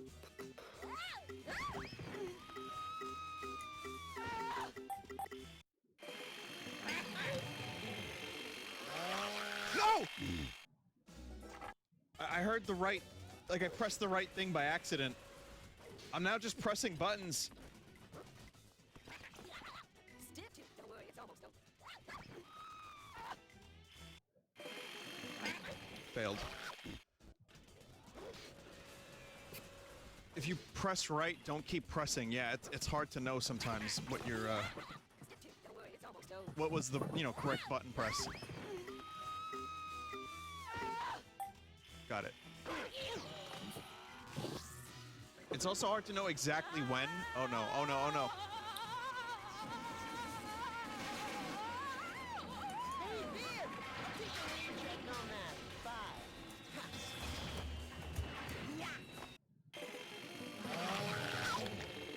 I'm done.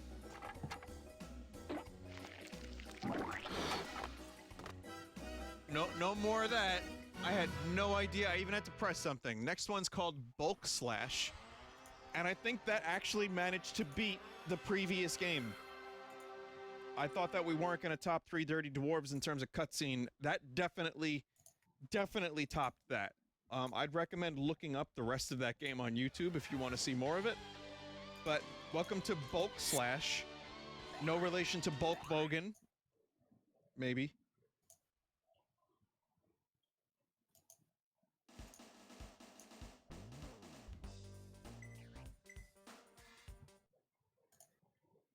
Apparently this is a very good game. Stop!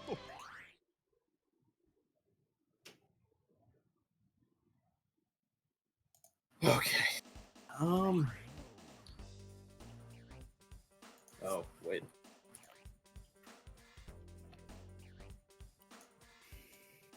Fuck. That's not what I wanted to do.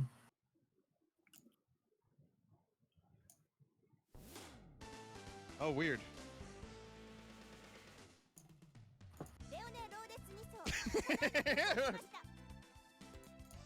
That was jarring.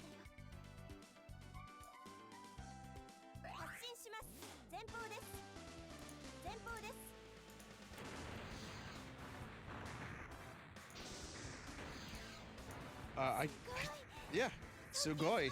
Look how Sugoi that was. That was fucking really Sugoi. It's cool. Some interesting controls. You have to turn with the R and L buttons, and then you strafe with the directional. This seems kind of like your standard. Whoa. Did I press the wrong input? Oh no. Oh dear. Oh dear. Oh dear.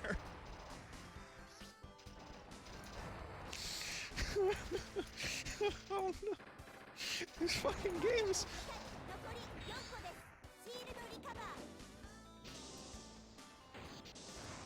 This is otherwise a very chill game so far. I don't even really think that's the right word for it.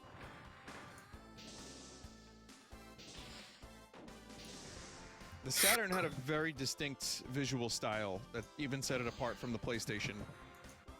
I think that looks okay. This is a good indication of what the system was capable of. Maybe I should add a little bit of shine to the eyes. Yeah. Shiny eyes are always good.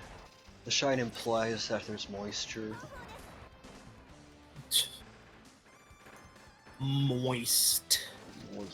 Yeah, I never had a Saturn. I never played one until I started streaming. Moist meter. For me, the system was always just like videos and screenshots.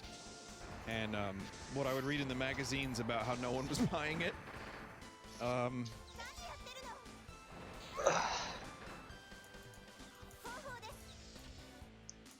Which is a shame, you know, because Sega tried to do way too many add-ons.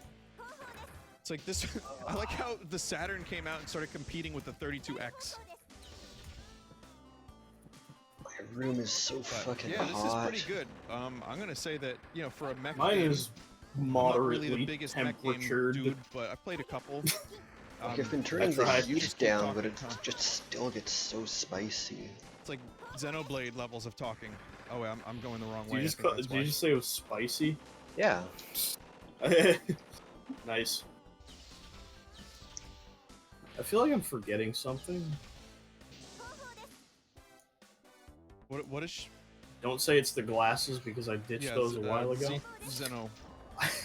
Oh, you did? Well, I ditched potato. Amanda's. Holy shit, that's what's missing on Brooke. Maybe I should keep the glasses off, though. I don't know. I like the glasses. They're cute. You get to shoot missiles. I find they don't work a lot of the time, though. Oh, I forgot to fucking shadow this out. That is gonna be burned into my fucking retina. I'm just discovering thing after thing that I need to do.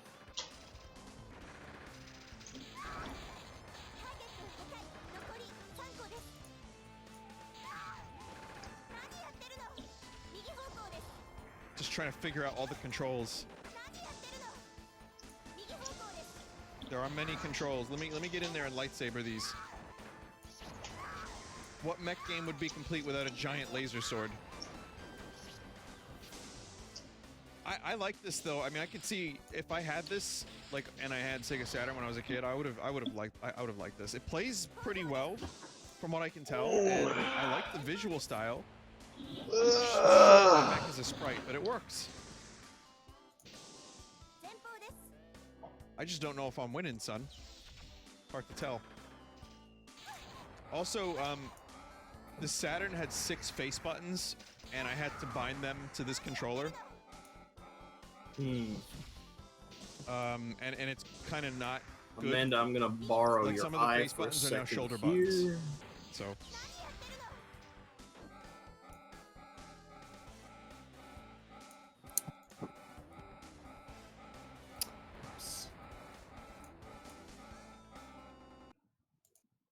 Elevator Action Returns is next. Mihoko desu. Yeah, the Xbox had 6. The N64 had 6 if you count the C buttons as buttons, and you should. They were just like a proto control stick, but bad. What was that sound? Echo. I'm dying. Oh. Well, don't. Well, trying. That face. Okay, now I gotta warp this to my liking. No music? Can't tell if glitched or just no music. Ving. I made this. 1997. This is later on. This dude looks like he's from UN Squadron. Glog 18 Berletta M92F. I didn't even... It just chose the character because arcade game. Drawing is a lot of work. I need to crack my neck.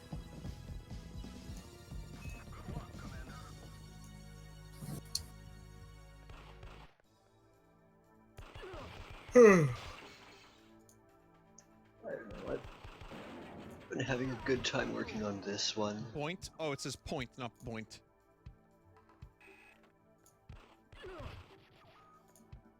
Banana is it's a really good. Someone's got a really good tag.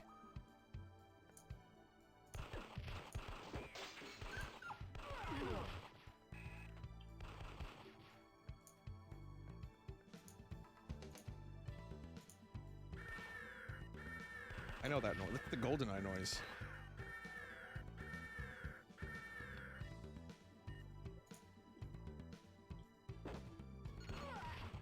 The fuck?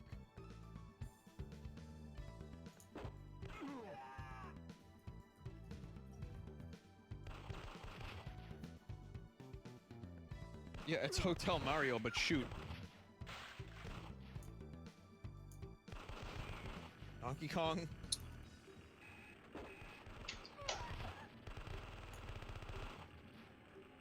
Yeah, I don't really, oh, you gotta double tap to... Oh my god! Oh my god!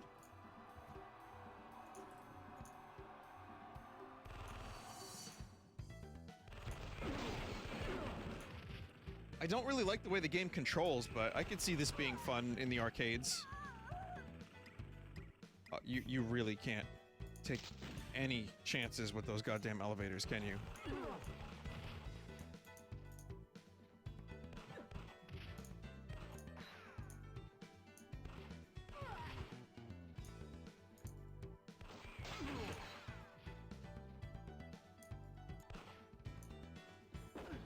Oh!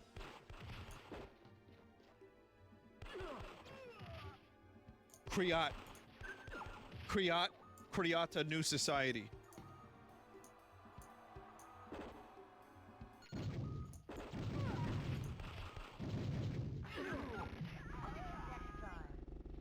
The fuck? Pretty good, man.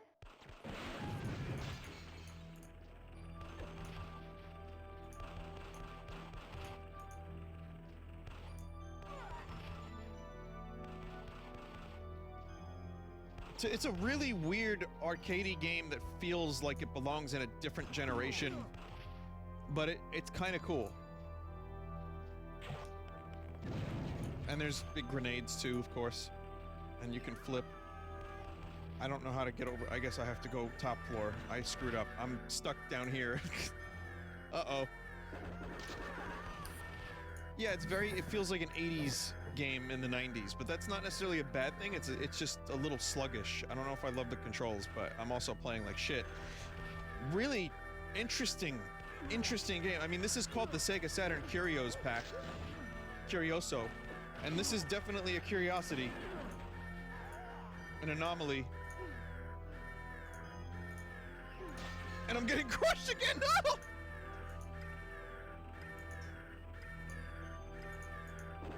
Game Tengoku.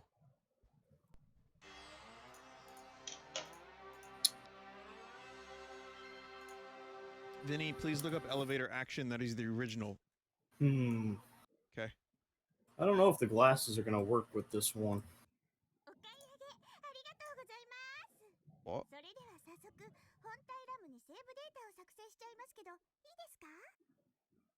The fuck? Oh, that's cool. The color moves with it. Jellicoe. That's interesting. I didn't Captain of the know Enterprise for a short time. Game stage, you and me. ゲーム業界の命運をかけた壮絶な戦いが繰り広げられることになろうとは。かわゆく賢くゲームうまい時給800円の超有能アルバイト店私伊藤由紀ちゃん。 Okay. I may just put the glasses off to the side. 想像することなどできませんでした。 This is like ultra anime. そう、自称超天才の変態おじさんジーニアス山田がゲーム世界征服の手始めとしてこの U&Me 神ヨガ店のゲーム機を全部乗っ取っちゃったんです。もうすぐ No, just ゲーム天国。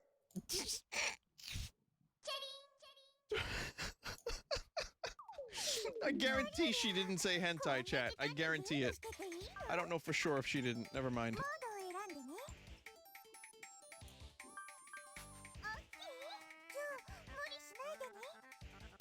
Her eyes are so far apart. Actually, let me try. Yeah, I'm gonna have to read the README on this one. Holy shit.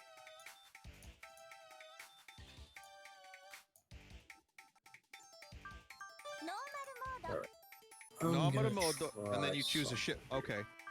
Well, I gotta choose this. Is this like Parodius? Hog.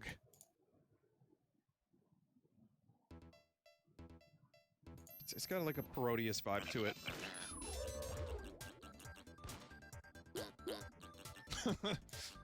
Wow. The song sounds like it's trying to build up to something, but it's never building up to anything. It's a shmup in an arcade. Blue Ball song. I hate those. It's just like drums like building to like a big drop, but it's just the drums over and over and over again. Vinny, this is a Tuhu.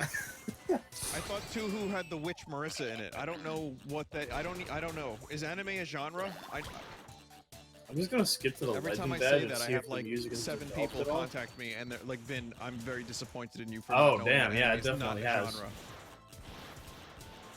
Is anime an eggplant? I don't know.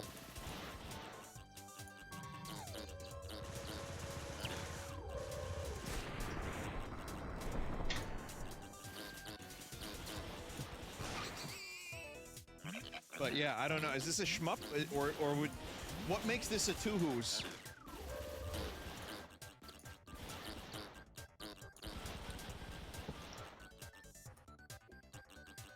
Bullet hell shoot. Okay.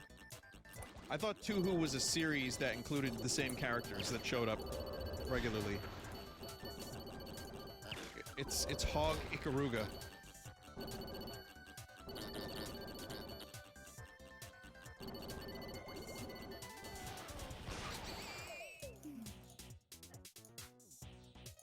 Tuhu is a bullet hell shmup series.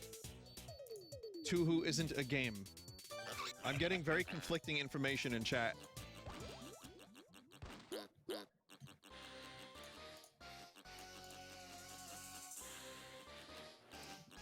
Touhou is a franchise. Touhou is a genre. Okay. Well, I've given up. I've officially given up.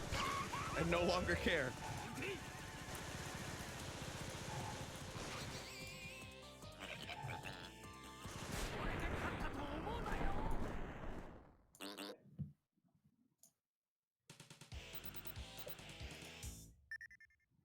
Touhou is a way of life, says another chat member.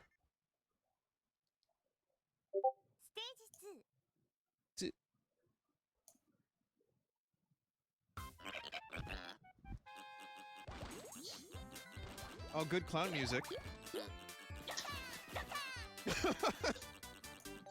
Oh, we're leaving the arcade. No, we're not. Speaking of arcades, the coin game got a survival update. Doka doka doka, is it like a machine gun noise? Like, is that supposed to be a thing? It's doing a thing?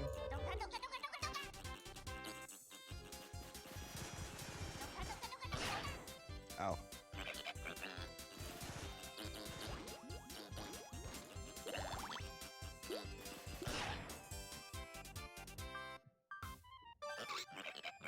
It's not a bad game. I mean, again, it's got that Parodius feel to it, which is a good game. Oh, my ass. What happened? Just There we hurts go. from Now I sitting can just around hold the so button and much. shoot. That's good. Oh, it's like I don't know how you many don't times feel I it wanna until hear you Goku, stand up, but- and it's like, ah. Oh no, I can feel Yeah, it that's fine. right now. It's like Oh. kind of numb. I do like that I'm fighting teddy bears as a little hog. I think that's cute, and I think good for you, game, for, you know, doing something different. Good on you. Okay. That's weird. Like how the fucking like March to the Elite Four theme starts playing as I'm like finishing up the drawing.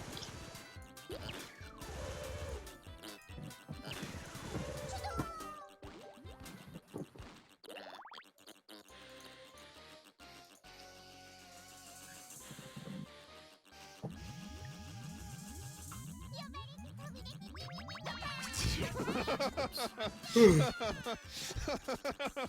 I think I'm gonna Stray cat finish my girl stream appears up in your here. fucking Touhous. Yeah, I'm about to pass out. I got a considerable amount done. Yeah, I fucking finished up this entire piece. I haven't actually looked at what it looks like now. Oh, look at that, nice. Mine's less I cannot good, destroy but it. that's probably because yours is You mean this shaded game and is mine on isn't. Steam? Oh, really? I'm still pretty happy with how mine came out. I'm definitely more happy than the fucking garbage I put out the other day, or at least tried to. Yeah, Do I well, wanna this is already Yeah, coming alright, along fine. a lot more nicely. Yeah.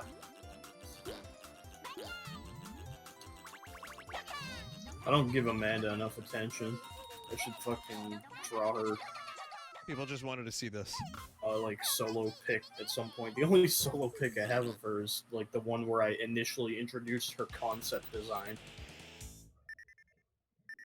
Oh, Elite Four Vinny, the battle next theme. boss is This is fantastic. one of the most What do you famous mean the next tracks boss from is this game. fantastic? What do you mean? You can't just say that. Now I have to see it.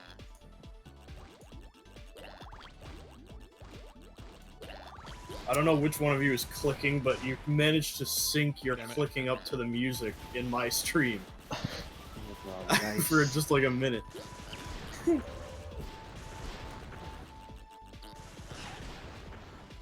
I have to at least find out what this next boss is, even if the game is now getting a little bit difficult for me. Well, I'm gonna